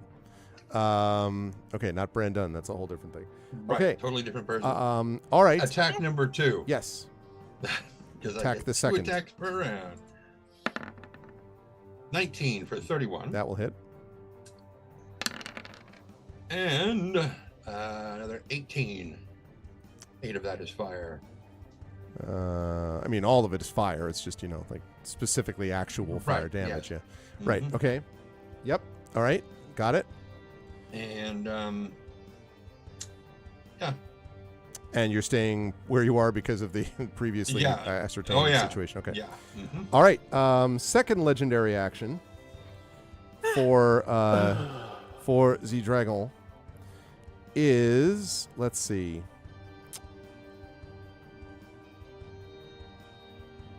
If we were in another That's one of Twitch Dan's, stream, I would expect people to be going, lizard, lizard, lizard, lizard.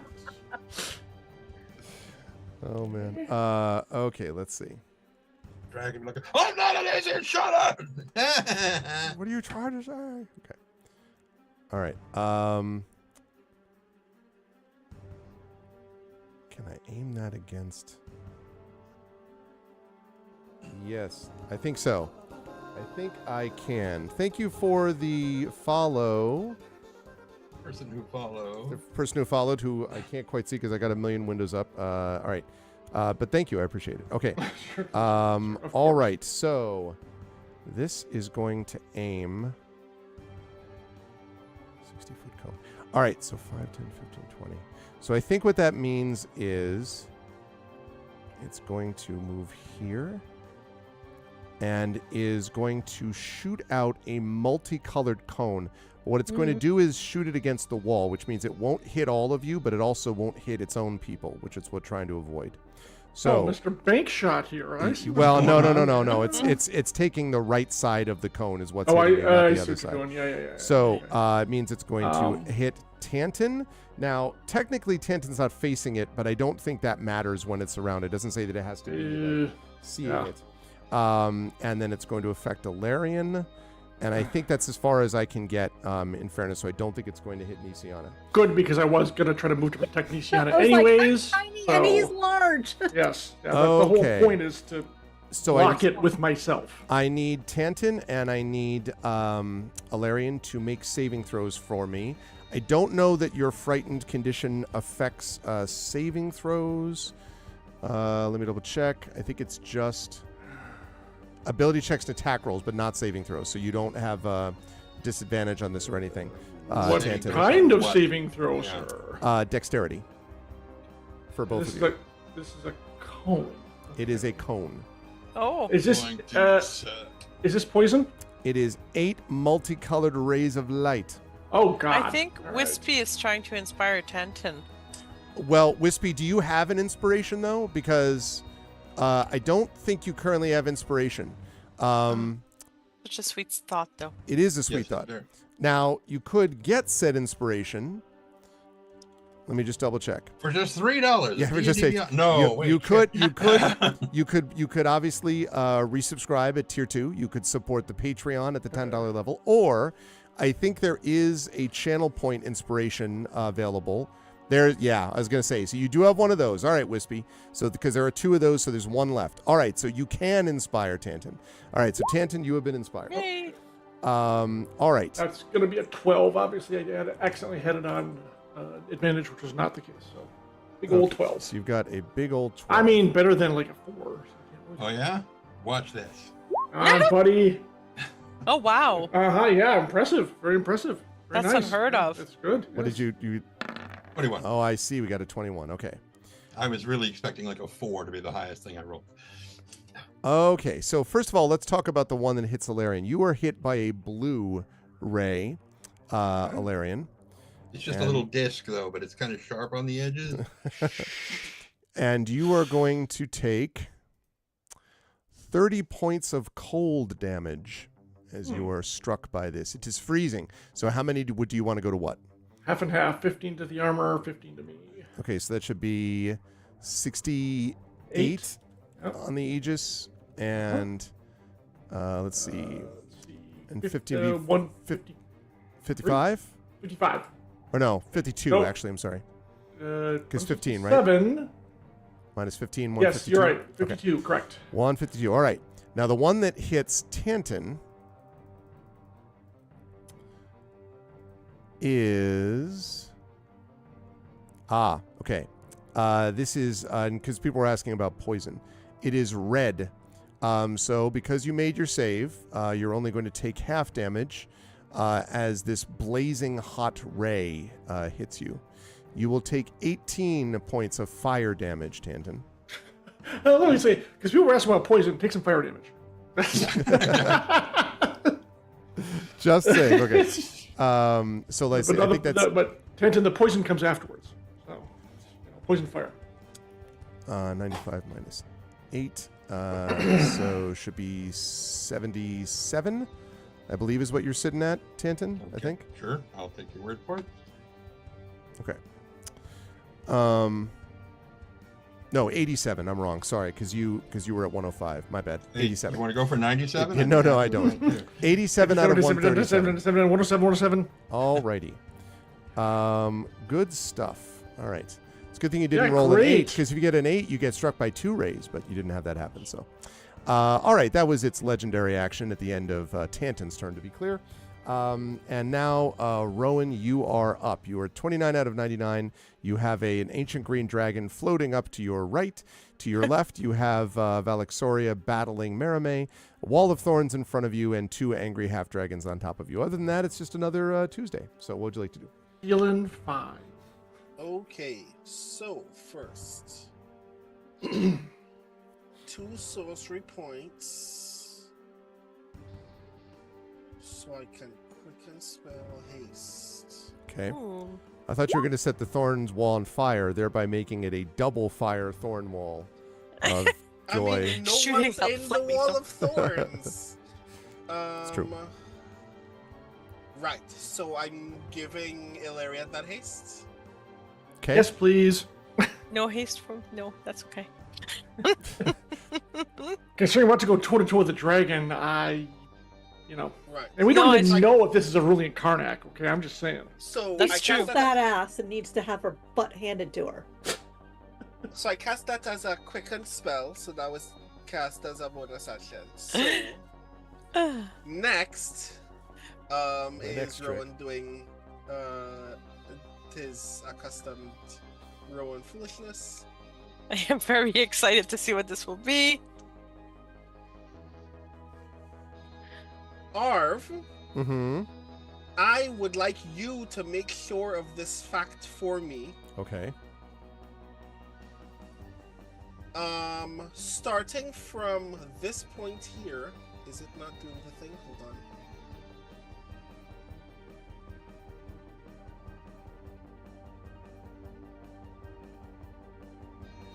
Starting from this point here, why am I not here? Like as close Okay. to Yep.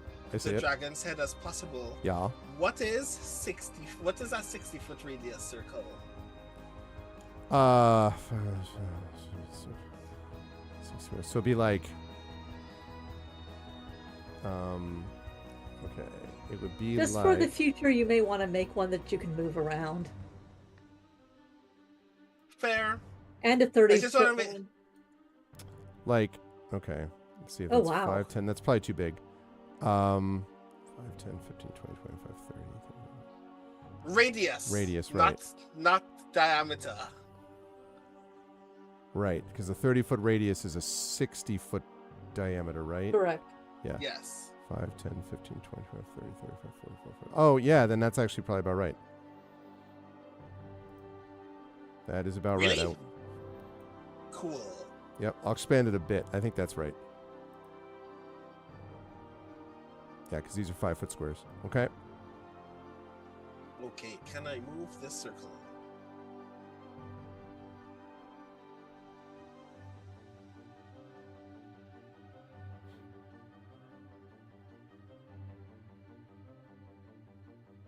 Can I ask you to just allow me to be able to move the circle? Just to Oh, you want me make to? sure? You want me to give you power to do that? Please. Yes.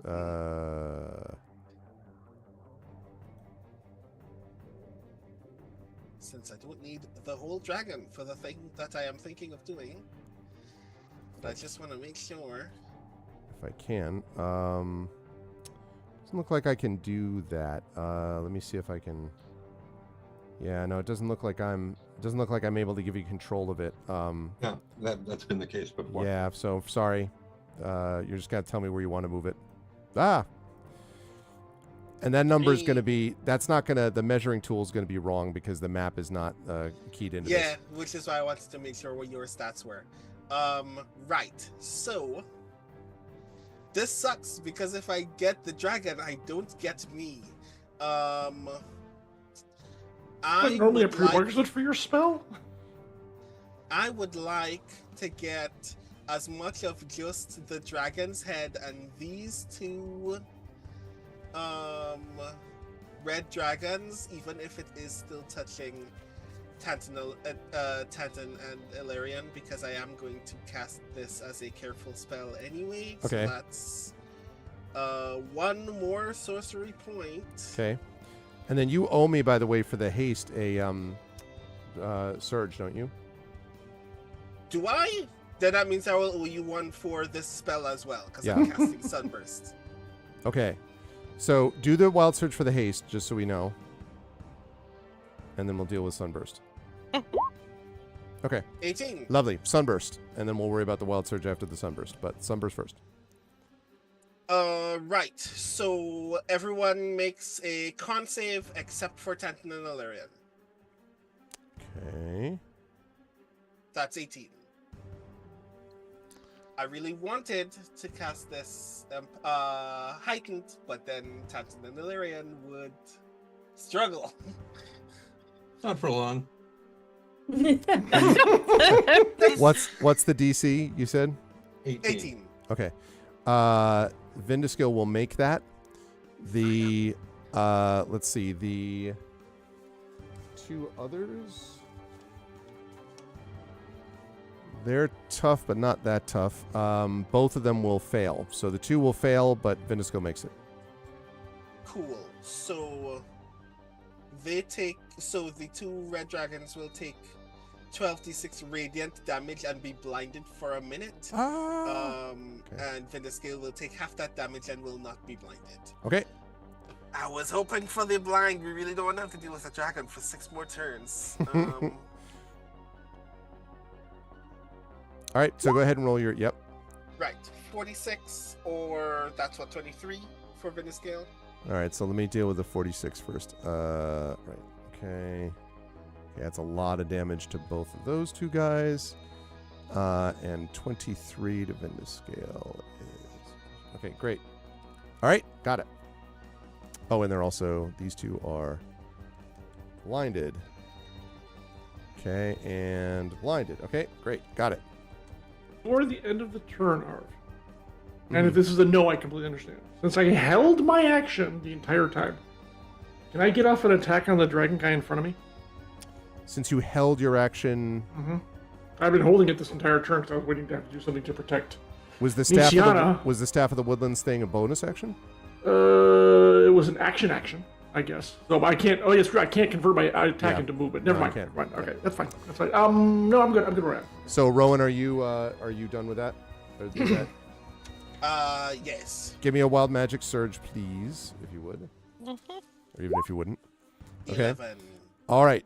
You're staying where you are with these two angry half dragons near you. Remind me, what happens if I were to take fatal damage in the Aura of Life? I would just be permanently at 1, right? Start of the next round. Next round, yes. You kind of pop back to life with 1 hit point. Yeah. Which means that my haste would drop, so I do have to move. I'm taking some steps to the back and to the side. If you go that far, you're gonna provoke an attack of opportunity. Grr! You can back up just one. You can back up 5 to the wall. Yes. You could do that, yeah, because that's fine. Okay. Just at the end of the round, something happens, which is this sphere here begins to spin. Oh dear. What it's going to do, we'll find out in the next round. All right. Let's watch. Reminder: Where is the prince, and where are the 2 guards? The guards have retreated to within the villa, so they basically doing their job. The guards pulled the prince out basically. Okay. Which in fairness to them, as you say, that is kind of their. Please, Mr. Prince. Talking into the sending stones in their sleeves. Yeah, exactly. The eagle is moving. All right. Earning their keep. Yep. Okay, Nisiana, you were up next. I need to take damage because I'm being covered in acid. So how much damage do I take? That is true. So last time you took, I think it was. Let me check. Yeah, I was. Oh, but that's okay. Let me find it. She was healed 45 points, I think. I was healed? No. Okay. Right, you take half as much as the last time. I so bought that. I don't know. You are going to take a total of let's see. That is only that's only 4 points of damage. So you're going to take 4 more. Okay. And now the acid is off you, essentially. All right, I'm at 71 out of 146. Okay. Yep. Okay. Since I don't know how long this fight is going to take, I'm actually keeping track of the number of rounds and stuff and minutes because I have 10 minutes on this thing. But the frickin' dragons. What I am going to do is I am going to pop Spirit Guardians. Ah, Spirit Guardians. Okay. At just, regular 3rd level. 15-foot radius. All of my party are safe. But that means all of the dragons within the 15-foot radius get attacked. It's too far. I'll change it. So it's nice. 25 30. Yep, I think that's right. It's a 15. Sorry, it's a 30-foot radius. No, it says 15-foot 30-foot diameter. 15 Right, foot 15-foot radius. So this is right. 5, Yeah, 10, 15, 5, 10, 15. Yeah. Yeah, I And like let's that make little a animated wisdom effect. saving throw versus looks like DC 19. On a failed save, they take 3d8 radiant.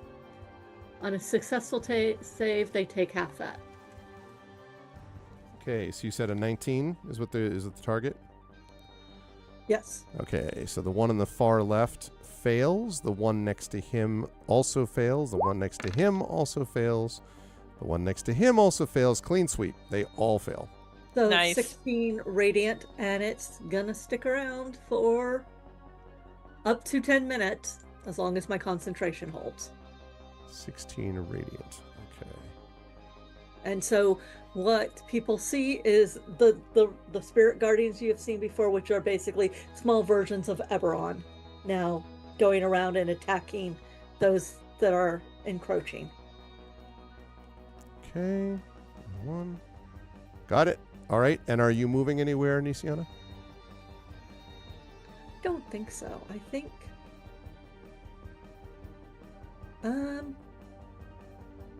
actually I will take a 5-foot step. Oh, wrong thing. I'm just gonna kind of actually no. No. I need to protect Eberron, and I need to use him as cover from the dragon's breath. So no, I'm gonna stay right there. All right. I mean, that's what I can do. Okay. Let's see. Right. Okay. So, for the first time, creature is going to use what we like to call a lair action. This is not a legendary action. This is a lair action. This We're not is in his his lair? lair. I cannot explain why. You may be able to discover information as to why this is classified. I have a as his feeling we lair. know that grotto area. That was like that whole freaking grotto area. Look, the dragon's been here for months. It's been peeing in all the corners. It's obviously his lair. So Yeah, that's that smell. this, the creature laughs, Vindaskill, and says, "I like what you've done with the greenery. Let me contribute." And a wall of thorns pops up. What? That's my bit. How dare you? Let's see. 5, 10, 15, right there. Yeah, I still would have been in it. How many does he still catch his dragon friends in there too? No, he places it just so they're on the other side. So they're stuck between two walls of thorns, by the way. Okay, that is You know. hilarious. But Yeah. anyway, That's funny. so I'm going to need everyone who is in that group to make for me, please, a dexterity saving throw. Hilarious. I just want to see. Yeah. 14. I suck. Ooh, wow. I don't think I'd even need to make that one. It's a non-natural 20, thank you. Mia Tanton did well. Rowan did well. Okay. So I am the only one who is under 15. Damn. Well, you're technically protected by the never mind. okay. I don't So think that spiritual guardians can eat thorns. Can No. they? okay, so now none of this okay, at the moment None of you are going to take damage except for, but you're all in the thorn wall, which is going to have an effect next turn if you stay there, just so you know. But none of you are going to take immediate damage except for Nisiana, who is going to take a grand total of 16 points of piercing damage, which is, I think, puts you at 55, if I'm not mistaken. That is correct. And you're going to be pushed out of the wall. Now, you can end up on either side you want, Nisiana. You can either be behind the wall here, or you can be in front of the wall, basically here. Or I guess you could be here, technically. But you can be pushed to either side that you want. I'm going to go closer to Rowan. Behind the wall. Perfect. That's the wall. Perfect. Okay, go ahead and go there. Sorry, Now, Tanton. I need a concentration check from you, Nisiana, because of the Spirit Guardians. Let's see. Do I have anything special for concentration? Probably not. But how is a concentration check done? You're making a Constitution saving throw. Yes.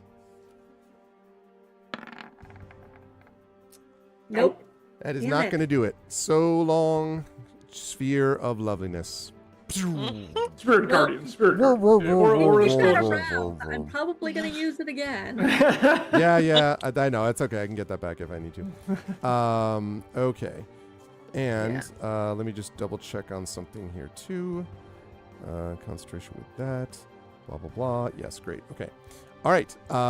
So you are pushed to that side. You got the concentration check. Wonderful. And that was the lair action that it took, which means now, let's see.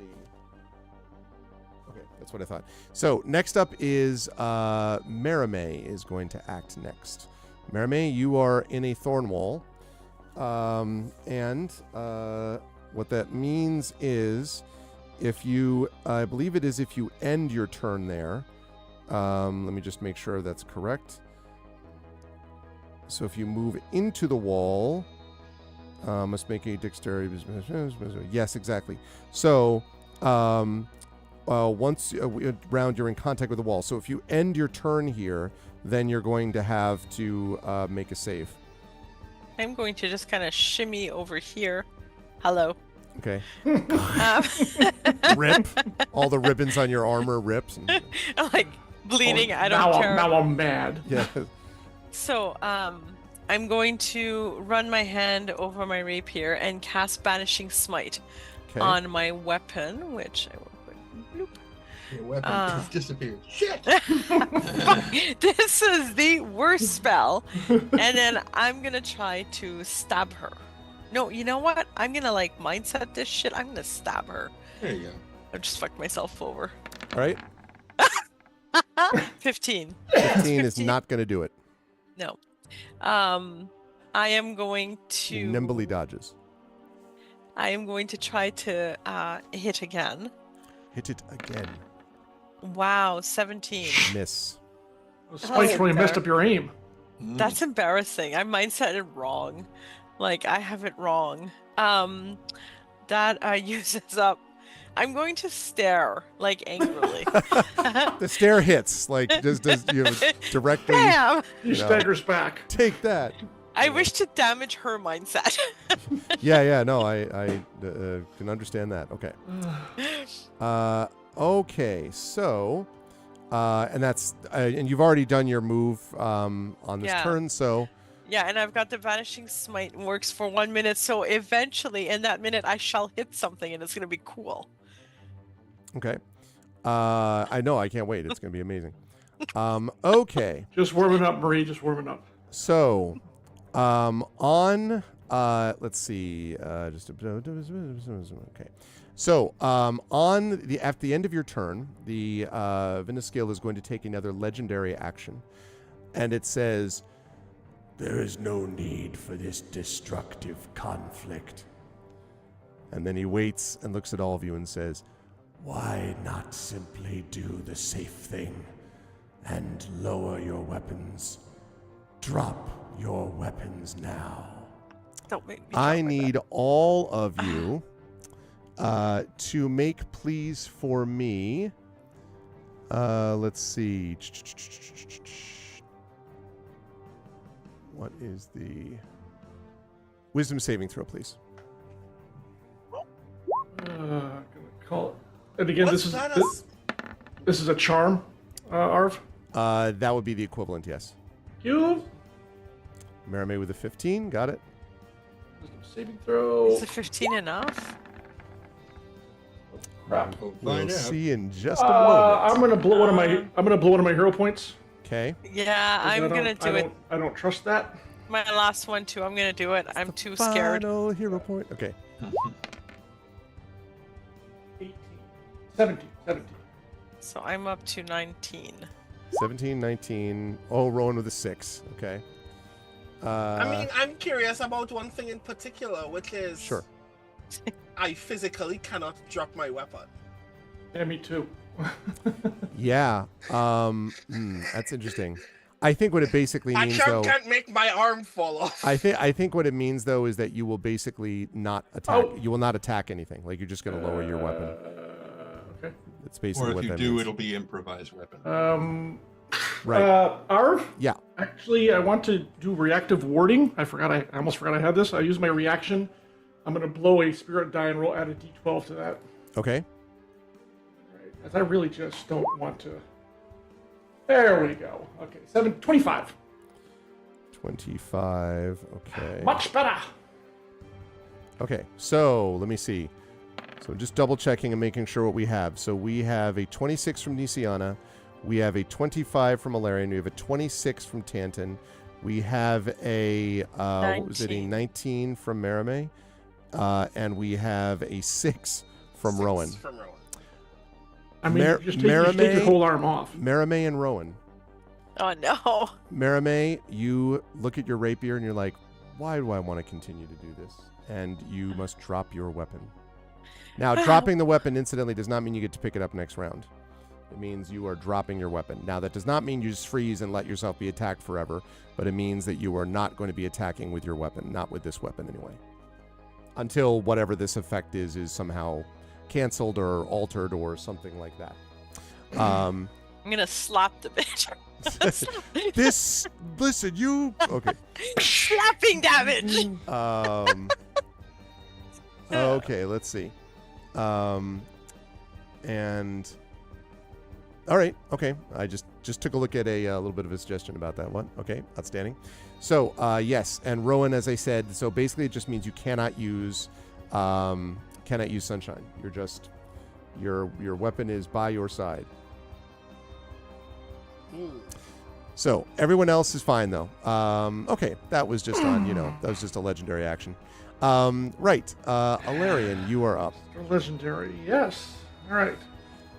First off, don't forget that if you end your turn in that wall of thorns, you are going to take damage, so...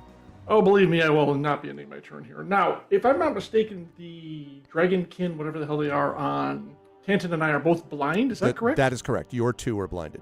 Okay, so I have advantage for attacks on them, right? Yes. Okay. I wish to attack the one in front of me. Okay. And if I hit, I have a follow-up, so just bear with me. Okay. So, boop. 21. 21 will hit. Good. 12 points of damage, and I use a bonus action with my shield to shove him 5 feet backwards into, clever. Guess what? The other wall of thorns. Okay. So, 12 points of damage. There we go. All right, and then he is pushed back. Yep. Okay. Oh, by the way, Rowan, is that wall of thorns... no, not Rowan. Is that concentration your wall of thorns, Alarian? No, because it's a spell on the rod. It's a rod cast spell. I don't think this is it a concentration? Yeah. It is concentration up to 10 minutes. Yeah, you well, can't get around probably... the concentration from that. So I'm going to need you to do a con saving throw for me to let me know whether that wall was even there. And if not, then you can, So. I'll still shove him, just get him out of my face. Yeah. Constitution saving throw. Yes. When would that have happened? It would have been when you took damage from the... So last round. Yes, last round. Okay, that does actually play into it, so I'm gonna... Okay, hold on. Oh, shit. I didn't need to... well, I rolled a 1. I didn't mean to have advantage on that accidentally. Well, it doesn't matter. 16 is the one that would have. It would have been a Okay. 16, which I think is enough to maintain. So you keep your Okay. concentration. So continue. Okay, perfect. All right, never mind then. The thing I was going to point out I don't have to do. Okay. So I want to just fly out of this wall. Do I need to step out and fly out, or can I just fly up and out? If you fly, I'd I'm say actually you can, taller than the wall. Yeah, I mean, you can fly up. It's going to be like difficult to move out, but it's not a big deal because you're just going above it. Okay, So if I use, all right. So here's the thing: I want to use the dash action from where I am. did you say you're during taller flight, than this wall? Because you're because you're Iron Titan. That's right. I'm 12 feet tall. Yeah. That's right. That's right. So I want to use my dash action to burst out of the wall, and I actually have a reason for doing that, which gives me a movement rating while flying of 120 feet. Okay. Okay. Once it's Because round, it says doubles your speed. Yeah. I'm also going to make a dexterity saving throw for this guy that's been pushed back into the wall to see if he takes damage. He sure does. Okay. Should I roll the damage? Yeah. Can you do another? Yeah, sure. Happy to roll 78. I think it's yeah. Yes. 78. Yeah. Yeah. I mean, it's going to start on his turn technically, but let's just see what happens. He will take. Just fantastic rolls. 33. 33. Okay. Yep. All right. I will. We will keep that in mind that it was 33 when we go on to his Correct. turn. Okay. Correct. Yep. All right. And you're flying straight up, so you're above it Well, now. actually, I'm flying at an angle, and here's why. Okay. I want to do a big V. Okay. How high up is the dragon above the landing here? Right now, so the landing itself is about 10 feet up. The dragon is probably a good 30 feet above that. He's up there. Yeah, he's up there. Because That's he wanted fine. to get clearance on the thorns. Yeah. So let's see. Let me assume it takes me 20 feet to get out of, so I have 100 feet to work with. Okay. Basically, Arv, I want to get above it and then land on it. And I don't mean land, I mean drop on it because I weigh 2 tons now. Right. 5, 10, 15, 20. How much movement can you do? It's 120. I said I'm going to spend 20 to get out of the wall, so I have 100 feet left. You have a because you're hasted. Correct. I see. Correct. Okay, so 5, 10, 15. Yeah, okay. I think you could probably do that. And then you're going to try to drop on top of him. Correct. Okay. Like, a vertical charge. Right. So Falling he will with have. style. I'm going to give him a dexterity saving throw to avoid that. Of course, absolutely. Okay. Avoid your butt. I think He would miss. However, he has something that we like to call legendary resistance. Yep. So he Legendary. ducks out of the way, which means you slam into the the balustrade, which, as you have pointed out, is 2 tons. Mhm. So these tables and wood and the stone itself cracks beneath your weight. Oh, yeah. So you are currently covered in rubble. Okay. Just because I'm going to be good about it, do I take any falling damage? You would take falling damage. Yeah, how? Because you were up, because you went above him, right? So you went 120. Probably you were 50 100, feet, I would 100 think, feet, yeah. So, yes, you'd probably take. I would say you probably dropped about what 60 feet then. 50 to 60 is what I'm thinking. So 60 is fine. 66, go ahead. I have armor. 18 points of damage, of bludgeoning damage. It was a calculated 9 and 9. It was a calculated risk. Okay. So Smash. 50. Right? 41. Or 50. Yeah, I know, right? And 43, yeah. 143, 59 right? on the armor. So that was Yep. 60, yeah, Mhm. 40. I won't Yes. see it coming. Okay. All right. Right. All right. And I am aware of the time, by the way. Okay. So Larian does that, smashes into the ground. Larian, you've got 1 hero point left, right? Because you used 1 already. So I believe. Correct. Okay. That's right. That's right. On after your turn, Vindiskill is going to use his second legendary action of the round, and is going to make a tail attack on your currently prone person. Oh dear. So let's see. Oh, okay. You got this. So that is going to be that is a 31 to hit. That'll do it, even with hasted. Okay. You are going to take 15 more points of bludgeoning damage. I think I'm going to take all that myself. So 33, 128. Okay. Okay. Right. Okay. Ow. Now it is his half dragon's turn. Okay, so first of all, the one that is going to attack 33 points of damage. well, I'll get to the one that's in the wall in a minute. The first Okay, I'm going to do this okay. one that's in between, who's just going to swing away at Tanton, who's currently like hanging on the thorns, I assume, is what we're looking at. Again, sorry I couldn't stick around, Tanton, but I figured the It's dragon okay. was He's, kind of a big he's deal. still blind, right? Oh yeah, he's Okay. Yes, he he's is. swinging wildly. Actually, I wonder if, given that blindness, if he wants to. Nah, he will do the thing with the Honorable thing great and stab sword. himself. He will yeah, sure. He will choose to lose. No. All right. So the first attack is out of the 3 that this one's going to do is going to be an 11, which I'm pretty sure is going to miss. Miss. Then we have a 13, which I'm guessing is a miss. Miss. And then we have a 26 on the disadvantage, which I think is going to hit. Would be my It guess. will. Okay. So, and does he have? He does not. So it means just that. Okay. So, all right. You were going to take another 10 points, Tanton, of slashing damage as he cuts into you. And then this guy's going to stay right where he is because he does not want to move backwards or forwards. Now, this second guy is going to take the aforementioned 33 and is starting to look pretty messed up and is going to move forward and is going to wildly swing away at Tanton, or at least hope that he is. Hit his friend. Okay, so we're looking at a 15.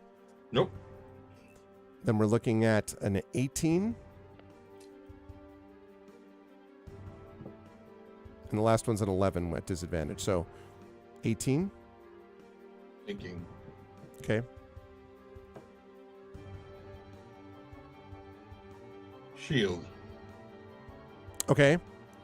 So misses. So misses. Okay. As a bonus action, you can see that it sort of pumps its fist several times and does what we like to call second wind. And does that. It's going to stay right where it is. Okay, now this third one here, which is sort of in the middle, it could just push through the thorns. But I think it's going to go after this one. So 5, 10, 15, 20, 30. It can move just far enough to get here. So it's going to rotate around here and is going to attack you, Mermaid. And is going to do so 3 times. 22, 27, and 20. Not natural. Oh, wow. I'm taking you off my Christmas card list. Yes, that all hits. Okay, and these guys are not the blinded ones. So, all right. So this guy is going to do... So that's... Okay, so they all hit. That's going to be 31 points of slashing damage to you, Marame. Okay. That's not bad. I'm at 150. Mm-hmm. Okay. This one is going to 5, 10, 15, 20, 25, 30. Yep. It's going to go there. And is also going to attack you 3 times. John's Zoom just crashed. He'll be back as soon as he can. Okay. My Oh. pictures are off momentarily. Okay, we're still here. Okay. Right. We are looking at, against you, Marame, a 22, a Yep. 23, and a 13. The 13 misses. Aha. That is, now it's time for the comeback. How silly do you feel? Haha. All right. Let's see. So that is going to do 27 more points of slashing damage. Okay, so I'm at 123. Okay. There's John. All right. Barely a scratch. Yeah, I didn't even feel that. All right. Let's see. This one. Let's see. 5, 10, 15, 20, 25, 30. Okay, Apparently this one is Rowan gonna and I go have around. traded places. Tanton, you can hit this thing with an attack of opportunity as it passes if you wish. Because it's running past you, even though you're still on the wall, you can, attack it as it goes by. No, I can't. Oh, because you have your yeah. Never mind. Shield was a reaction. Oh, shucks, Oh, right. I So you just can't forgot. 15, 20, 25, 30. Um, It's going to double move. those 2 red dragons were blind. Not the ones that are which ones? The I know one that is in about the front blinded of- ones. Yeah, I counted the Yeah, okay, disadvantages. cool. Yeah, I counted. That's what I mean. Okay, this one is double moving up to you, Nisiana. It's not going to have time to do anything, but it's going to double move. 5, 10, 15, 20, 25, 30, 35, 40, this one is not in a great position. I think this one will just go 15, 25, 30, and we'll go here and basically be here in support. Okay. Right. That is them, which leads us to Valexoria. So Valexoria is going to look at you and give you again that sneer, Marame, that you love so well, that I know you've really been appreciating the whole time. Mm-hmm.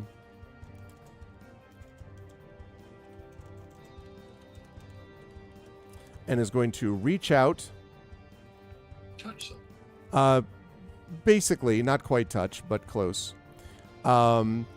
Dark energy points at you, and dark energy comes surging out of her finger in your direction. I need you to make a Constitution saving throw, please. I'm very good at these. I'm going to counterspell that. Okay. If you're going to counterspell that, At that 4th level. 4th level. All right. So that Bye, means that needs to make. It was too much for John. Yeah. I'm out. Okay, let's see. Maybe this is what Fargo is about. No internet in the Midwest. Okay. So, all right. So for Counterspell, which I had just happened to have up previously. So if it's casting, let's see. If you cast it using 4th level or higher, let's see. Interrupted spell has no effect if its level is less than or equal to. Okay. It is higher than 4th level. So if it's casting, you have to make an ability check using your spell casting ability. So, and I will tell you, I'm not going to tell you the DC, but Rowan, you need to make an ability check using your spell casting ability to counter this spell. Just roll a natural 20. I'll be fine. Fun. I know the pictures are off, chat. I'll deal with it in a minute as soon as. I am going to Tides of Chaos so I can make that advantage. And then I owe you a thing. I owe you another Wild Magic Surge. Hey, yeah. Can we make sure that that my thing is charisma? It is. Cool. Natural 20. Is it really a natural 20? Yes. Yes. Holy crap, it is. Wow. All right. So Nice. you Good do- on following instructions. You do, in fact, counterspell. That, let's see. I believe, yeah, you do. All right. Impressive. Thank you. Most impressive. Okay, so. Big hearts to you. And then my Wild Magic Surge roll is a 6. Is a 6. Okay. All right. So it does that. It is unhappy at what has just occurred, and it kind of is like. That was she the grumbles. redhead, right? Right. And then. Let's see. And then she casts 5 other spells. This will prove it. No, she doesn't do that, but she is going to go. She suddenly vanishes and appears here, Marame. Oh, that makes me mad. And even Sentinel can't stop against that. That is correct. All right. John, I'm just gonna... are you safe enough that I can move you over? I mean, this 666 update, man. Holy crap. So I think so. I told you. You knew that was going to happen. Okay. You warned us, yeah. So Okay. I think Zoom update stable 6.6.6 is actually 0.6.6.6. Mhm. Okay, so those were the that was Valexoria. Okay, and that's going to lead us to the dragon. Yay! All right. I know for what you've all been waiting for. Okay, let's see. Looks down at this. All right, so So many possible options here. I think it's going to look at you as a major threat since it is in front of you and you are down on the ground. I mean, I'm prone. That should count. I'm no threat. I'm lying on the ground. Come on. I mean, well, I'm like a turtle on my back. Help! I can't get up. It wants to end said threat. So it's not very nice. See. So he's going to first of all attack you with his. He's going to attack you 3 times. Once with a bite, 2 with his claws. So we'll start with the bite part. Let's see. We'll start with the bite part, which is going to be an advantage because you're prone. Okay. For the bite, we are looking at a 31 to hit. I beg your pardon. We're looking at a critical hit. Never mind. A critical hit. So, all right. Larian, I think John froze again. Yeah, looks like it. I mean, that's kind of. I would also be stunned, honestly, if I just had that happen again.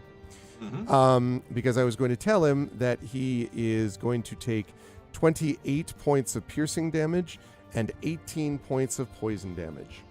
I'm gonna tell him in the Discord. Yeah, have him tell me where he wants to put all that. 28 piercing. 28 piercing and 18 poison. I can pretty well guarantee you he wants you to put it all into the drag. I'm sure he does. All right, 28 piercing, 18 poison. All right, that was attack number 1. Now the claw. Let's see. Oh my god. So we are looking at a 34 with the claw. And I'm not even going to ask him because I'm sure that's not going to miss. That is another 19 points in slashing.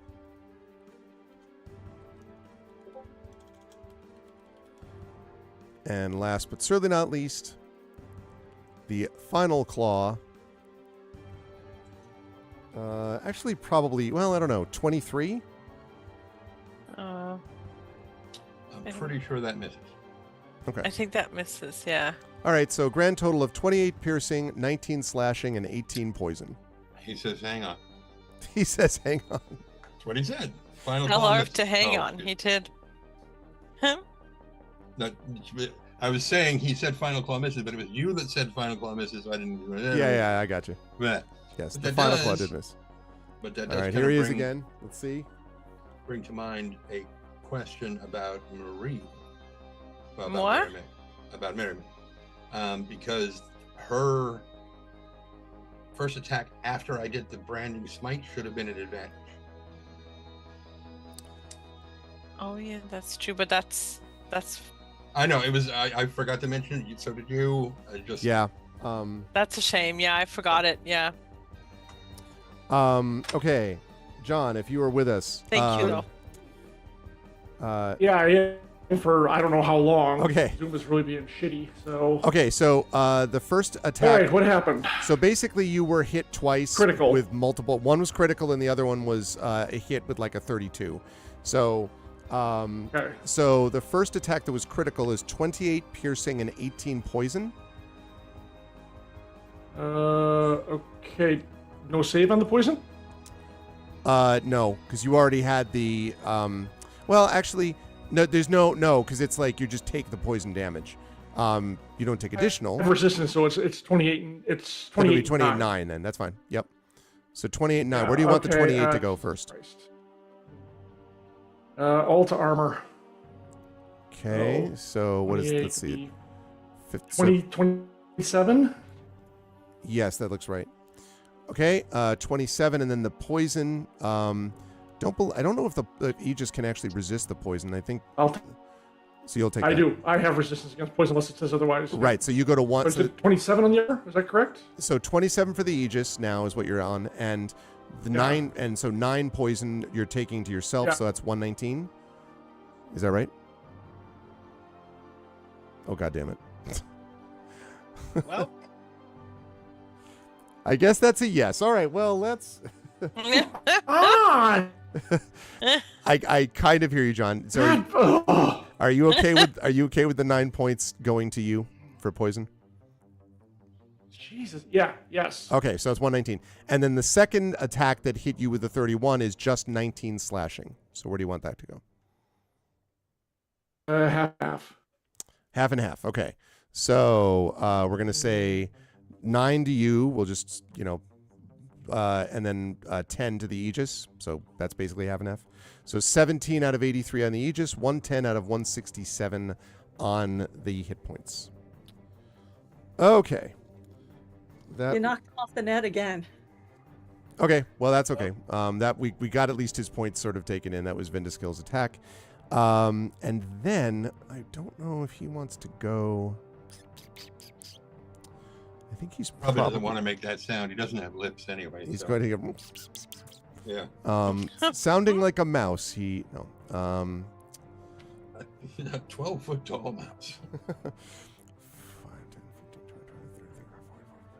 Okay. He is going to come over here. And he's going to hover over this table, eat some food, and then he's going to he's just going to hover over the table here, looking balefully down at Merame.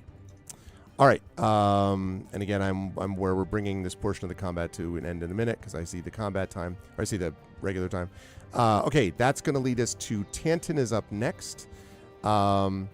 Tantin, you are still within the you're within the Wall of Thorns effect. So you can't end your turn here. But you also can't move here because that's closer to the frightened. Right. So you would have to move here if you wanted to. Which is precisely what I'm going to do. Okay. So Tantin is going to scooch around this dude here, staying within melee range, but he's going to kind of look past. Well, no, not just yet. He's looking at the half dragon in front of him, at the red glint on the scales.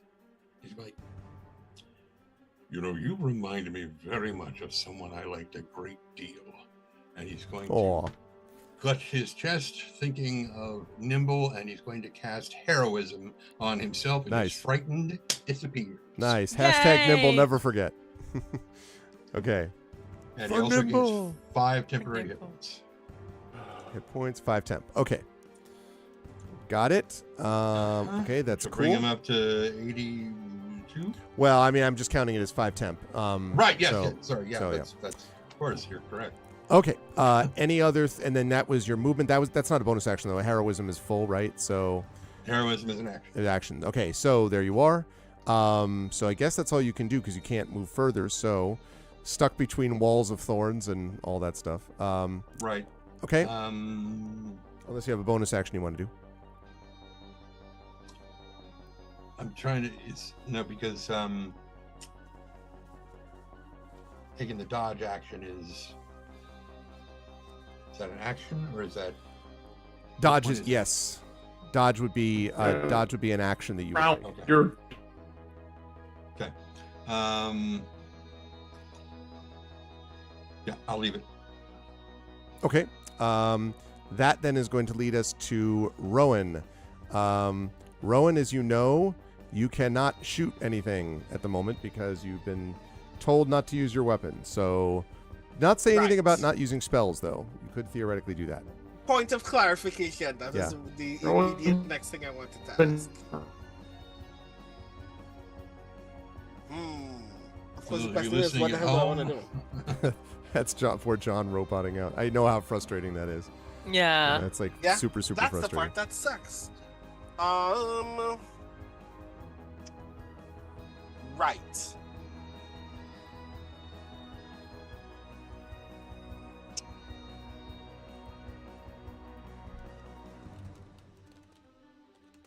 Hannah.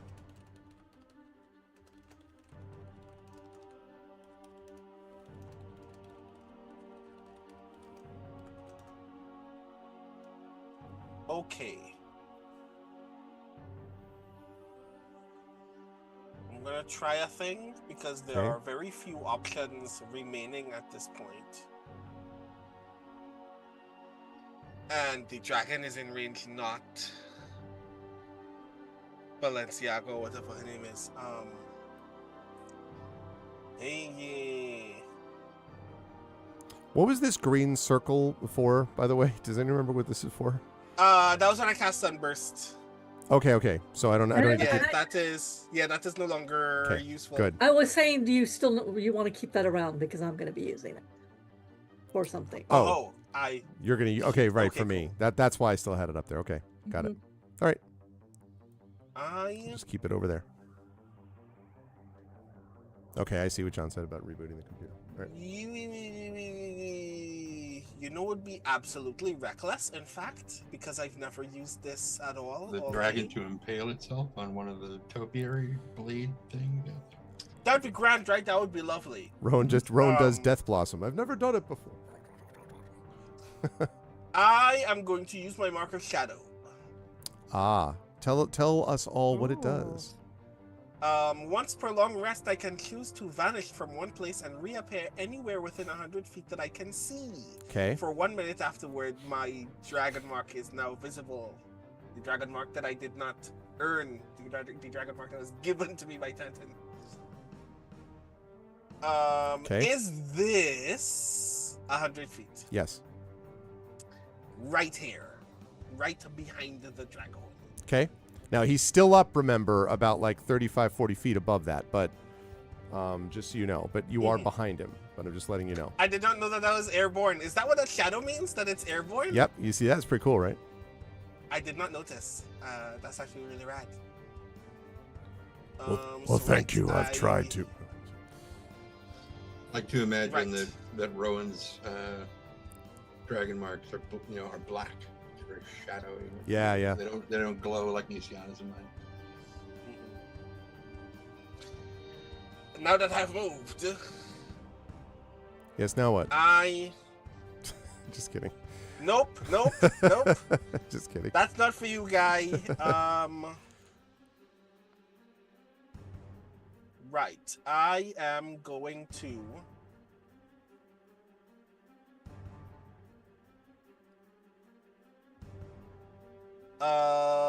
Disintegrate homegirl, whatever her name is. Valexoria, okay. Bunsenberger, yes. Okay. And all I'm right. casting that at 7th level. Okay, so she needs to make a dex save, right? No, she does not, because I am casting it heightened. All right, she is going to use her reaction to try to counterspell that. So you're using it at 7th level, you said? Yes. So she's going to have to make that. So that means it's going to be a DC of. And I'm definitely going to Tides of Chaos as well. I would have figured. No, not Bend Luck. Yes. Okay, what? So Bend Luck to her. Sorry, Bend Luck to who? Yes. Okay. I'm gonna roll a d4, and it's going to be a penalty to her roll. Go ahead and do that.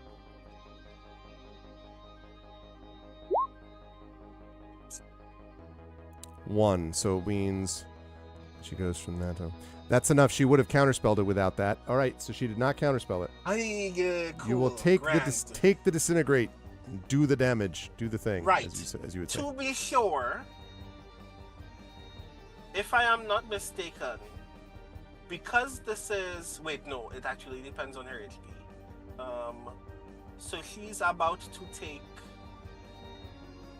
13d6 plus 40 force damage. That's amazing. All right, let's see it.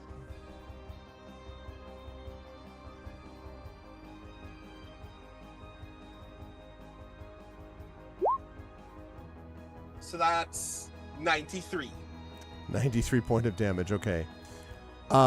So this hits her, and with a horrible howl, she is disintegrated into ash. And just is utterly obliterated. And she might not have been Illugan Karnak, but we still feel good about ourselves. Yeah, you'll never have any idea because okay. Yeah, I hit her. I start to see that she fades away, and I take a large, deep breath in and a large, deep breath out in her direction.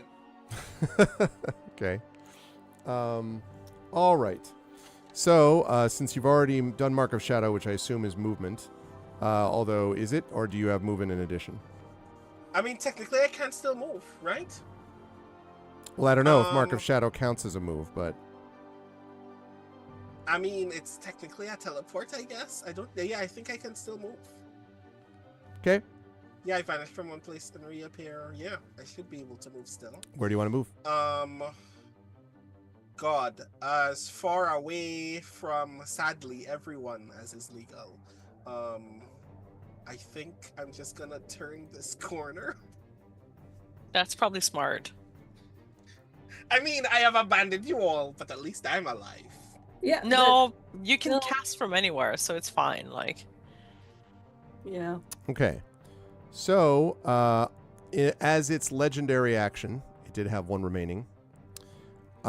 It will back up, basically, about 10 feet, and it will make a tail attack on you, one Mr.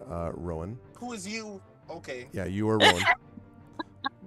When you say you, okay. I think you might have made him mad. Where is Rowan? Is he under the dragon? No, Rowan is in he's- the corner now. He's just past the dragon's tail. Oh, there he is. Down there, I see. Okay. Rowan, was where are gonna- you? I was gonna say, if you don't know where I am, that's the point. Yeah, exactly. 18 to hit, that's probably not enough, or is it? 18 to hit is... Yeah, that hits. Okay. So, let me just move everybody around. Great. 18 to hit. That is going to do...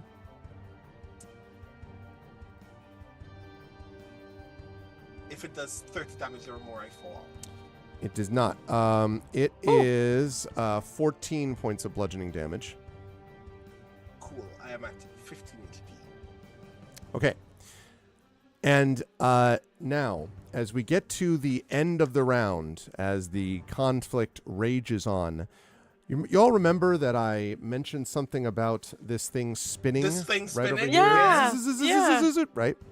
So, as it is spinning, you are, those of you who can see it, suddenly horrified to see a bolt of lightning shoot out of the sphere. Now, where is it going to hit? So we're going to assign Alarian's got a 1.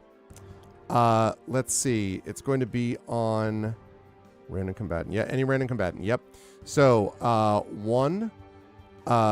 It will shoot through walls of thorns. So Tantan will be 2. The dragon warrior guy there will be, the half dragon is 3. The one up to it is 4. So I'm basically working from left to right. 5 is going to be Nisiana.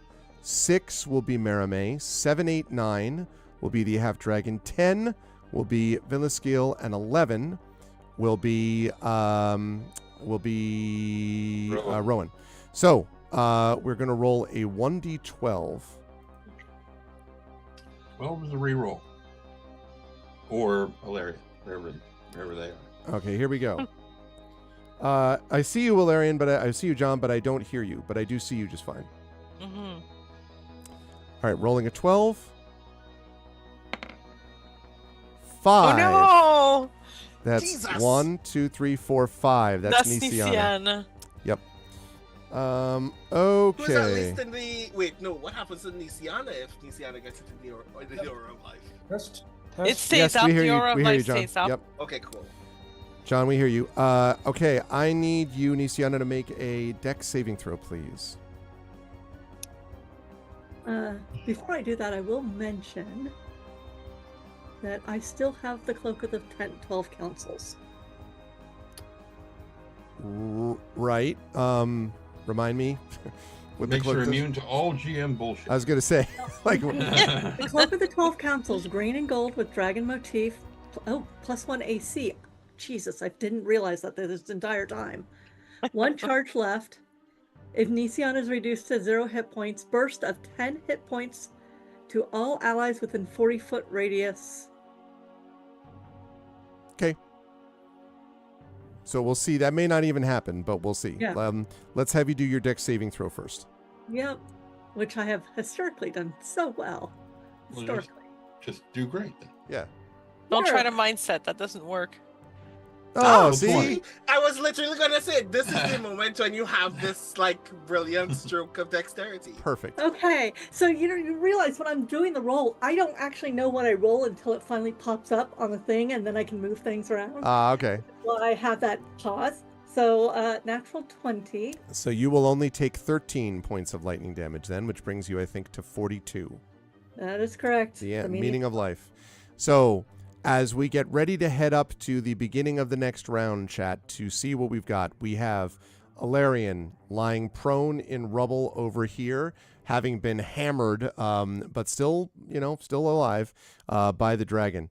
We have Tantan, previously frightened, but thanks to Nimble, has now recovered from it, but has been hurt and is facing this blinded half-dragon. We have another blinded half-dragon, which is over here, which is going to try to probably go after Nisiana, who is badly hurt but is still alive. We have Merime facing 3 half-dragons, none of them blinded. We have a still very, very, very much alive and functional dragon. We have Rowan, who is very hurt but is still functional and alive. We have a spinning armillary sphere here, which apparently has decided to start shooting out lightning at random combatants. It's just another day for the King Citadel. As we bring this to a close, our next session we will pick up in this very spot in the middle of combat, and appropriate, since they did say they wanted to get some fighting in. Boy, they're getting some fighting in against this attack from this dreaded dragon. I changed my mind. Sometimes social encounters are just grand. Can we go back to that part? Because that part was great. Next session is when? Yes, that's a good point. Thank you. The next session... Wait a minute. Let me turn off the combat because... Better. The next session, if I pull up my calendar...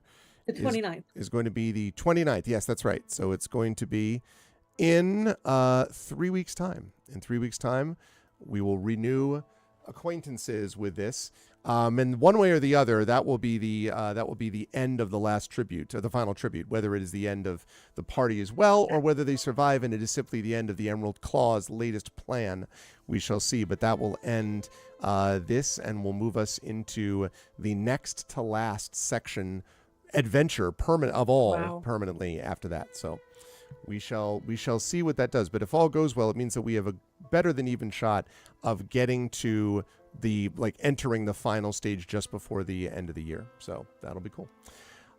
Great stuff from everybody today. It was a big combat day, but we did manage to get a good deal of it done, and I hope that everyone felt that this has been appropriately epic to the circumstances, because oh boy, they got real. The people, the bad guys got real angry at all of the party's mystery work. I will start with the gentleman at the bottom right of the ziggurat. Sorry, John. I know how frustrating it is to be constantly dealing with that crap. You had problems with Zoom, and I had problems with a cat breaking a glass frame of mine. So it was things Technical today. difficulties of all kinds. Technical difficulties of all kinds. But obviously, Eberron did some good work. The attempt for the Iron Titan Death from Above thing was a calculated risk, but unfortunately did not work against the dragon. These things happen, but Eberron is now in a position to be able to. You're going to need every bit of your tankiness, I think, in this stuff to come. How'd you feel about today's session? Where will the fine folks find you next? It, of course, was fun. Technical difficulties notwithstanding. Very annoying. My computer actually is really acting up. That's why I'm on my laptop now. So I'm not unpleased that we're wrapping it here and going to start next time. Hopefully I'll get this sorted out. This is maybe impetus to get me just a new freaking computer. I don't know. We'll see.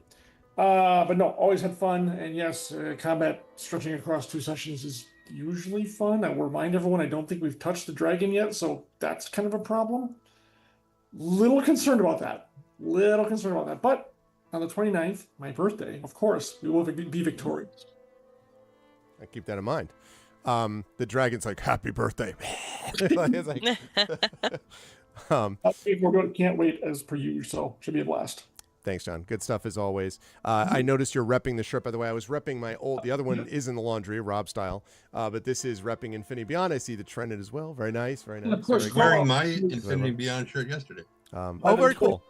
by the 29th, we'll be back from PAX. So if anyone's in the Philly area, New York area, take a train, come down there. It's a lovely show. PAX Unplugged is a great way, for me at least, to end the year, and seeing Brandon and Arv there, it just couldn't get much better. And I believe, I just thought of this, but I think Brandon is going to be hanging with me for a little while after PAX. So I think that Brandon will actually be in person with me here whilst that fight is going on. So what I'll do is... It'll be a lot of fun. It'll be a lot of fun. What I'll do is I'll set it up so that Brandon's on the other side here. So then I can use Ganesh to attack, my cat to attack while he's actually... So he can be like, concentration! You know, like, no, Ganesh is a nice cat. He's just annoying because he broke a frame. But anyway, good stuff today, John. Thank you. Good work as always.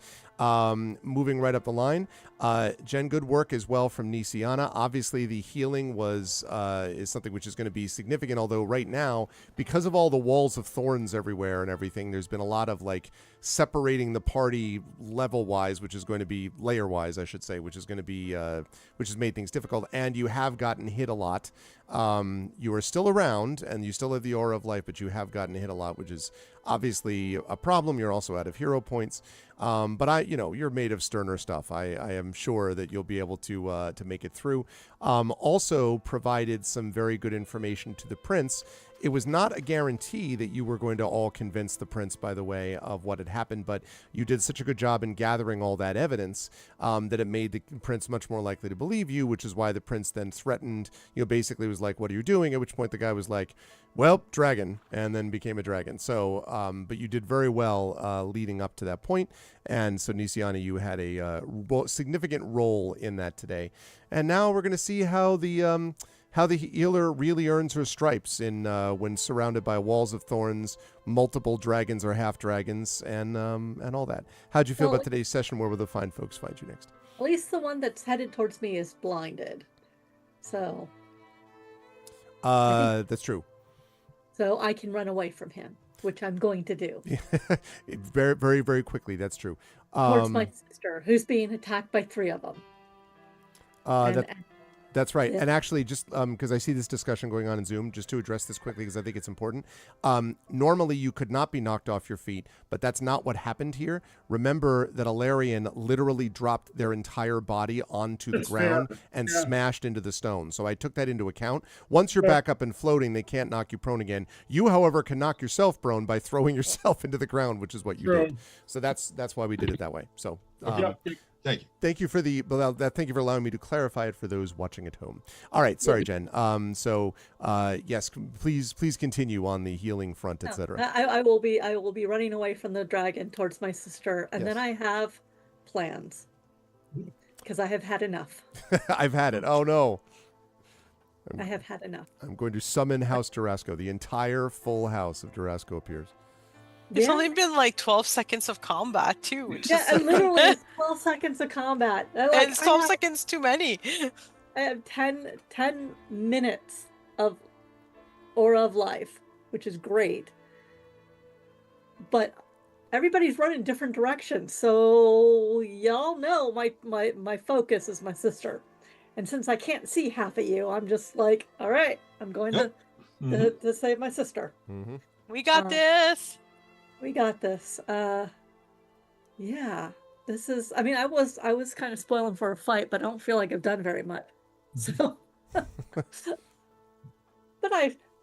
we'll get there next time. Let's see. Where will you see me next? Here on the 29th. I don't think I have anything else I'm doing between now and then. Speaking of having cat problems, I don't know if you noticed me jumping out of my chair and running out like. Yeah, one of my cats decided to hairball in my office. Oh. What a fascinating smell. And then the kitten decided he was going to eat it. Well, of course. So I had to stop him from doing that. So I'm frantically typing to my husband, hairball. Mimir, stop that. God, cats are gross. Cats are Toy great. Cats are even so gross. But we love them anyway.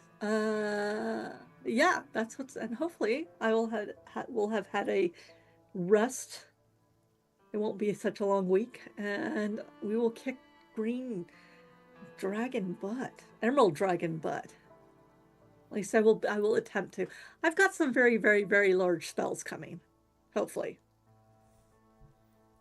So. I'm excited to see it. It sounds like sarcasm. What do you mean?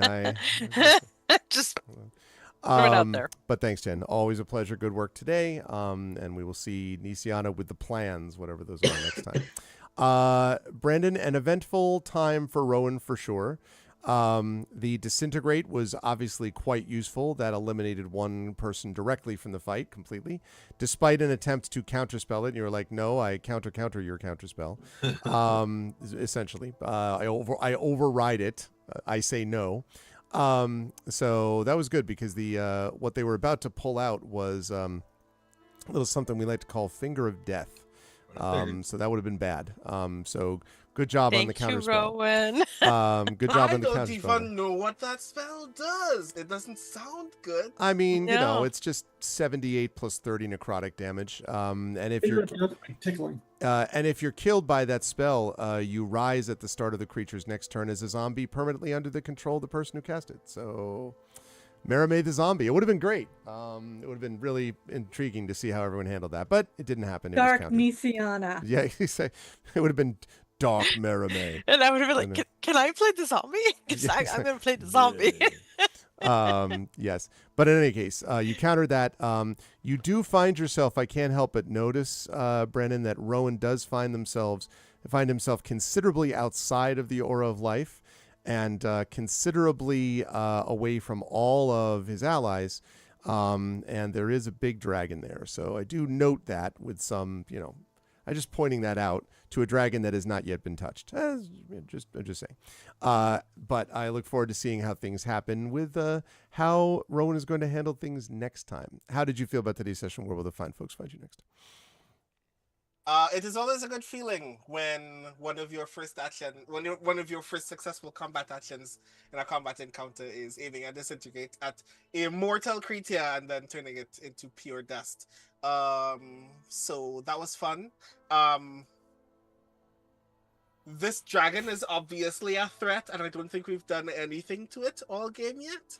But it was actually a priority, I think, to also deal with the other magic user in the room before things became more complicated. Although in hindsight, it sucks that, we could have possibly asked her some kind of question, but she wasn't going to answer them, so I guess she deserves to die anyway. So, yeah. I was a triple agent. Oh god. So yeah, I am not looking forward to the rest of this fight. I'd love very much for this to turn into a social encounter next time we're supposed to play, but I know that Greg hates us and wants us to suffer. So I look forward to balls and strikes. Rowan no longer being a part of this game very soon. But Rowan is rapidly going to run back to the aura of life as soon as possible. So we'll see how that goes. Hello everybody, I'm Brandon O'Brien. I am a poet, writer, and game designer from Trinidad and Tobago. Next week, I am going to be very busy. On the 12th, I will be one of the readers for the Electric Sheep poetry reading that they're having on Zoom. Let me see if I can get a link for that for you. Let us know if androids dream of that or not. It's actually going to be a lot of fun. It's going to be specially hosted by my good friend and editor Holly Lynn Walrath, and all of the readers for that event are myself in my final act as in the capacity as poet laureate of Seattle Worldcon, and all of the finalists for the best poem category at this year's Worldcon. So if you want to hear poets like Ajian and Oliver K. Langmead and our wonderful inaugural best poem winner, God, I forget what her name is because the thing, God, why is your name not actually right? Marie Brennan. Oh yeah, that's what I thought. Yes, if you want to hear Marie Brennan and all these other lovely people read and then see me just be weird at the side, that's going to be a lot of fun. So please, if you can, space is limited, but if you are available on the 12th, please check that out. And then on the 15th and 16th, I am going to be at SIFWA's Fall Online Conference Quasar. I'm actually going to be the opening act for this conference. If you want to hear me read poetry again, please be available sometime in the evening PST on Saturday 15th for that.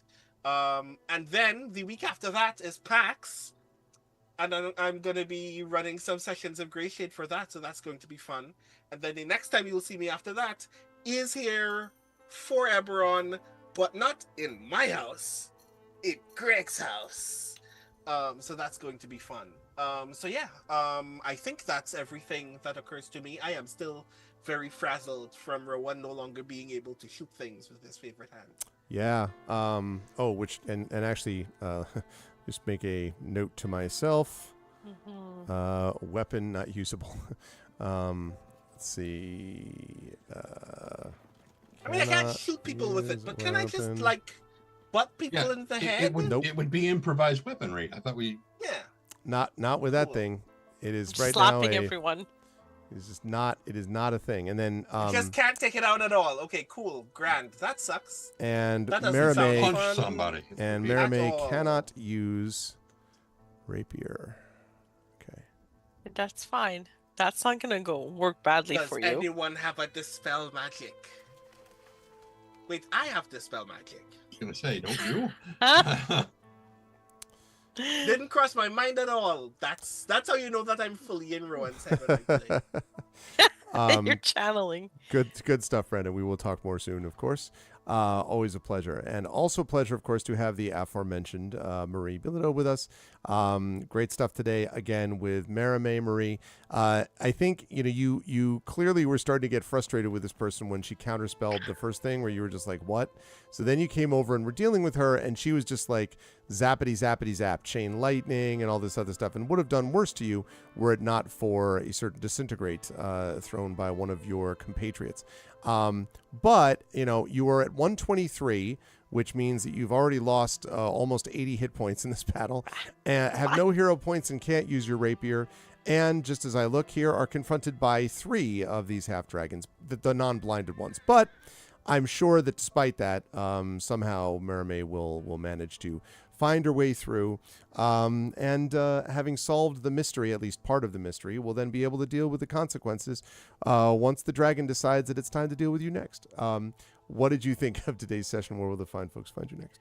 I'm a bitch slap everyone next session. You got madder and madder at her the whole fight. You're just like, God damn, God, just slap her. Just slap. That's all she does. It's very annoying and ineffective. It's just 5 fingers really in the annoying. face, slap. I'll be the last one alive, just like Yeah. somehow kill the dragon, whacking it. This was a fun session. It was frustrating because my spell got countered. I didn't manage to hit her. But I also did not turn into a zombie, and I will always see that as a positive experience to not turn into a zombie. Mm-hmm. And I have dropped my sword, yes, but yeah, I've dropped my sword, and I don't want to pick it up again, apparently.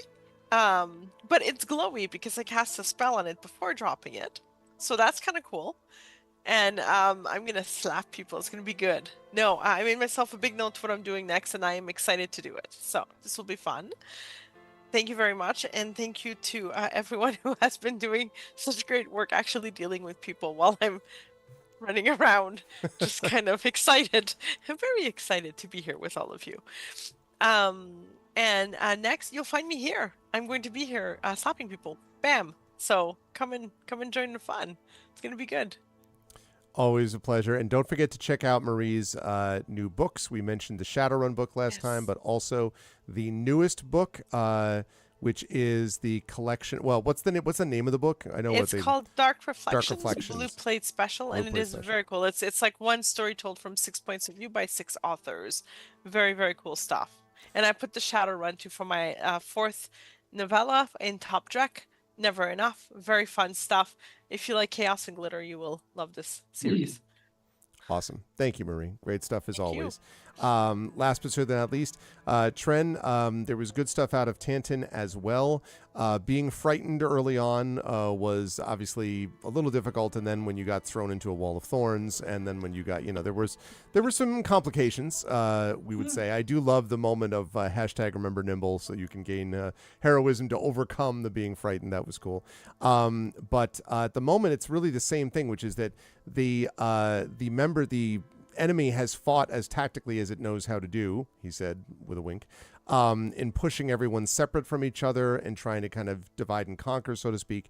And so as we look at your tactical position on the map, you're between two walls of thorns and facing down a, admittedly though, blinded, which is important, half dragon. And then there's the big other dragon, but there's all that. So it'll be interesting to see, I think, how Tantin manages all of that under those circumstances, and the reaction that he has after this combat is over. What did you think of the session tonight, and where will the lovely folks find you next, Trent? I liked it. It was a good episode. I very much enjoyed it. If it turns out that was Erlen Karnak, it's gonna feel so cheated. But in a good way. It's like you're digging for worms to feed your starving family and you strike gold. Technically that's serendipity, but this could be the same thing. I was really looking forward to digging up some worms, and I really enjoy fishing, but I'll take the win of her just getting disintegrated by somebody else. Okay, that's fine. Mm-hmm. As long as she felt every atom of it, I'm fine. I am still somewhat stunned that we didn't hit the dragon at all yet, but you did have 5 other half dragons and a pretty high level spellcaster to deal with. Yeah, especially since I was focused on her anyway. But yeah, it'll I'm sure it'll be fine. What No could go problem. wrong? Well, here's a list. No, wait. I shouldn't give you any ideas. Do not help them. Right, yeah, I know. Once we all start collapsing back down together again, I have an aura that I can pop that'll help us quite a bit, but we'll have to stay within that aura, but we'll see. Yeah, I am a little bit curious. This hedge maze thing, you said they were 10 feet high? The conifer trees, these things here. The hedge maze, those are high. Those are that high. The maze itself is just difficult terrain. I'd have to look and see how high that is. But okay. The reason I ask is because I was wondering, the spinny ball of doom in the middle is, as you said, up on a plinth, and we are up on this balustrade. Spectral estrade, whatever. Yes. But I found myself wondering, if we went down the stairs and we're up against one of those hedge walls, would that make a would difference? that thing be able to see us? Right. We don't have to answer that. You can talk about it and get to it later. But it's just something that was on my mind. Plans. Kind of within plans. Not well. My plans are sort of external. Whatever. It was fine. Thank you for DMing for us. It was very much fun. Where will people see me next? Here. Wow. Parsing sentence grammar. Verb. Voice of BattleTech. verb coniferization, or conjugating with verbs or something. Yes. Things. Right. I got two stories I need to narrate before the end of the month. So yeah, it's crazy. That and also, but we have the completed Renegade is now completed. The audiobook, second book of my series, that'll be out soon, and then Heretic is on the docket to be done. But at least we've got. But Renegade is up next, and it's amazing. Trent did a great job. It's in the can. So it's in the can. But thank you, Trent. Great stuff there, and great stuff to the Untold Infinity and Beyond crew. You will have a challenging combat, second half of the combat in front of you in 3 weeks, but I have no doubt that you will be equal to the challenge. And if not, then the adventure's over. No, I have no doubt that you will be equal to the challenge against these things. Level 17, super powerful creatures. You can all do it. Jack, can we get some love for the amazing Infinity Beyond crew? Thank you to Trent Sparks, Marie Bilodeau, Brandon O'Brien, Jennifer Brozek, and John Helfers. Great stuff today, everybody. I will see you folks soon. Bye for now. All right. So that is going to do it for us for today. That was a lot of fun. I really enjoyed it. I am sorry that I had to duck out when my naughty cat decided to break a frame around a important thing for me. Now, it did not damage the thing within it, so that's good. But it was kind of an expensive, like, it's basically, so there's this rug, there's this lion rug that was made by my father, actually, when I was very, very little. And so I have it folded and put inside this kind of a container. I don't know if you know what that's like, but it's a container with a front glass piece, basically. And so Ganesh broke that because he pushed it over, and it was like the fourth time that he jumped up there. And like, I just normally, like, there's a bunch of people out of the house tonight, or I would have been like, can somebody please come up and get this goddamn cat? Normally I love having him up here when he's like hanging out on his cat tree instead of being a butt, but he decided to be a butt, and now he's broken something, so he's in trouble. But it's all right. He's still a lovable cat. I just I will have to vacuum that up. Fortunately, most of the glass ended up on the thing that it was covering, so it's okay. It wasn't a disaster. But that was great. I really enjoyed. Besides that, I really enjoyed the session and the combat. And it's nice to get sort of sink your teeth into a meaty combat like this. And there's going to be more where that came from. This is a difficult fight. It's supposed to be a difficult fight. It is pretty much all the fights are difficult now. And after we get through this, we have only really two components of the adventure that remain. And so we will see how things happen next. But that is going to do it for me. We are going to do a raid today, though, to sort of move people along. We did get a raid today as well, and I'm very grateful to the folks who raided. I'm going to actually zip up here just to double check. Right, Robert Hartley, GM. So thank you to Robert Hartley, GM, for the raid. I appreciate it, and I hope that everybody... Yeah, Dragon Ball Z fight that takes 20 episodes, exactly. I really appreciate that. Thank you again for the raid, and I hope the raiders... I know we had a couple of follows in there. I hope you folks like what you saw and heard. Again, that is my longest running campaign, but I do have others. I also have Expedition for the Mysterious Peaks, kind of fantasy sci-fi mashup. I have Beowulf, which is a one-on-one, a duet system that I do with Tari Tunes once or twice a month. I've also got By the Dice Roll doing Ghosts of Saltmarsh over on GOG, and I also host on this channel.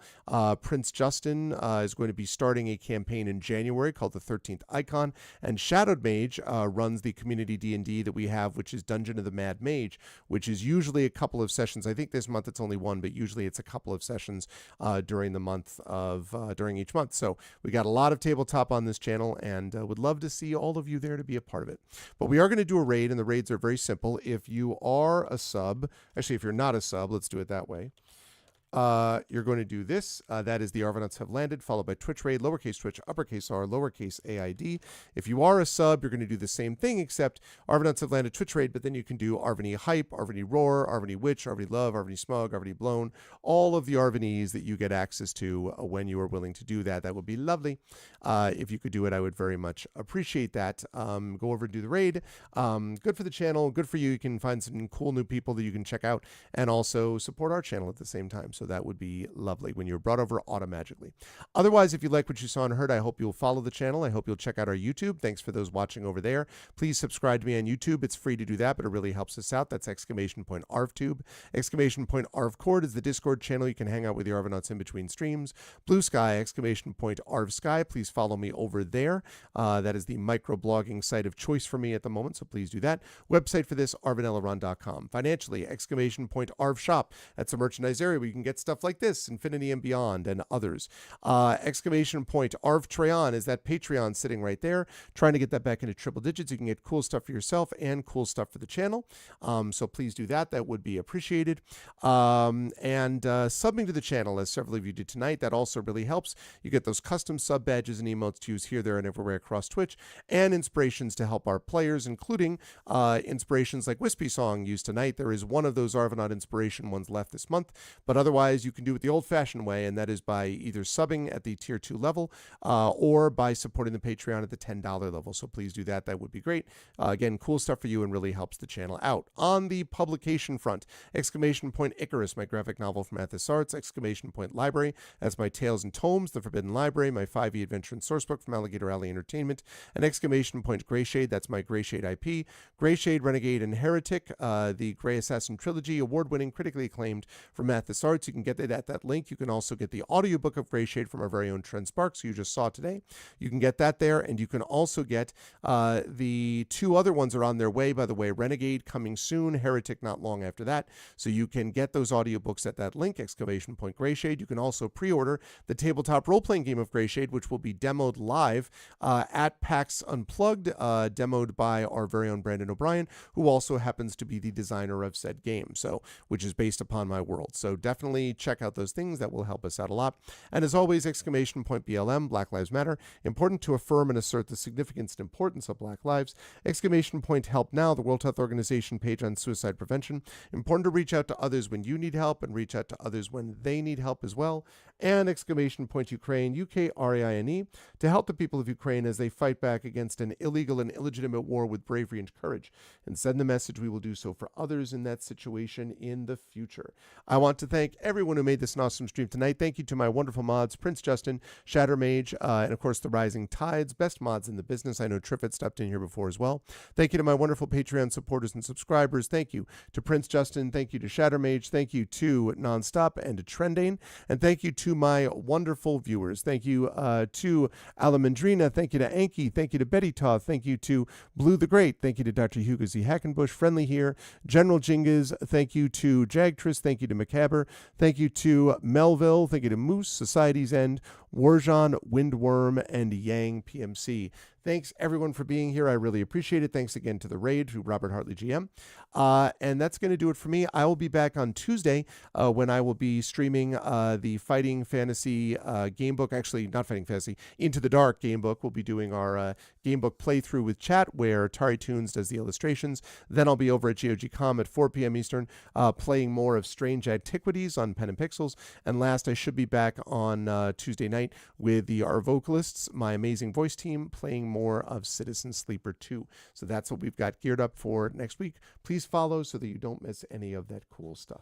That's going to do it for now. I'm going to rise up on out. Please stick around. As soon as the video is over, we will do that raid, and I will see you lovely folks back here on Tuesday. Until then, thanks to everyone. Special thanks to my Infinity and Beyond team of Trent Sparks, Marie Bilodeau, Brandon O'Brien, Jennifer Brozek, and John Helfers. And I will see all you lovely folks on Tuesday. Until then, stick around for the raid. Everyone, please be good to each other, and have a good night.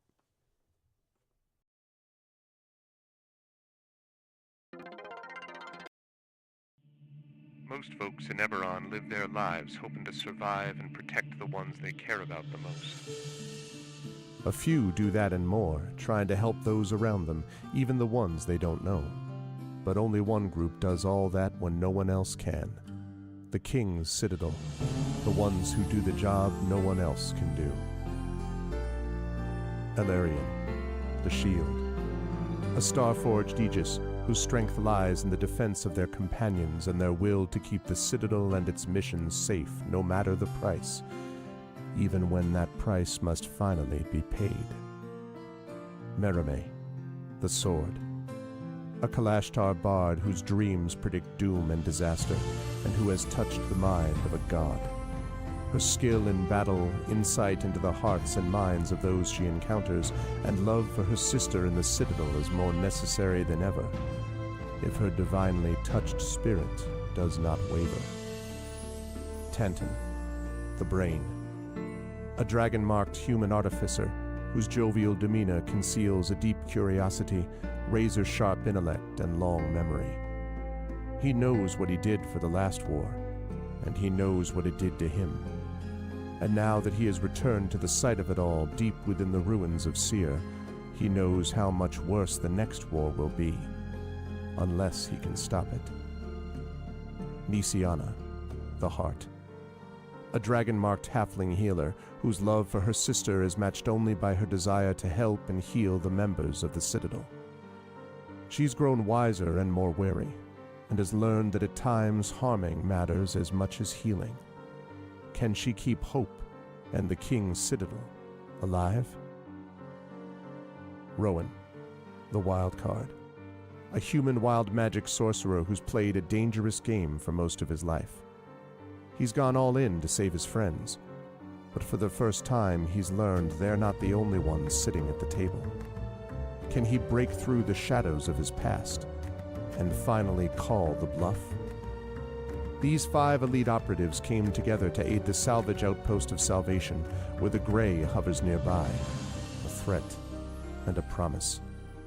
With the Oracle of War, they found an artifact powerful enough to end a war, or begin one. They traveled to Sharn's City of Towers to unravel the Oracle's mysteries while stopping assassination attempts from the terrorist organization known as the Emerald Claw. They traveled back to Salvation and into the Grey to repel a war-forged invasion and take the fight to the Lord of Blade's secret fortress Razorcrag. They paid a heavy price to rescue hostages from the fortress, and the Lord of Blades escaped into the Grey, seeking a way to create an army of Warforged powerful enough to crush the 5 nations of Corvair. But the Citadel had more immediate problems, the Emerald Claw, and a looming war. At the same time learning that the Lord of Blades seeks the Oracle of Bones to create his invincible army. Now the King's Citadel is in a race against time to unite the 5 nations and stop the Lord of Blades before he can turn his full might against all of Corvair. They've saved Salvation, navigated Sharn, prevented disaster at Razorcrag, stopped the war with Thrain, and thwarted the Emerald Claw. But can they finally unlock the Oracle of War's secrets and defeat the Lord of Blades? Only if they remember that in the end, all they have is each other and the King's Citadel. Long live the King. Welcome to Eberron. Welcome to Corvair. Welcome to the final season of the Oracle of War.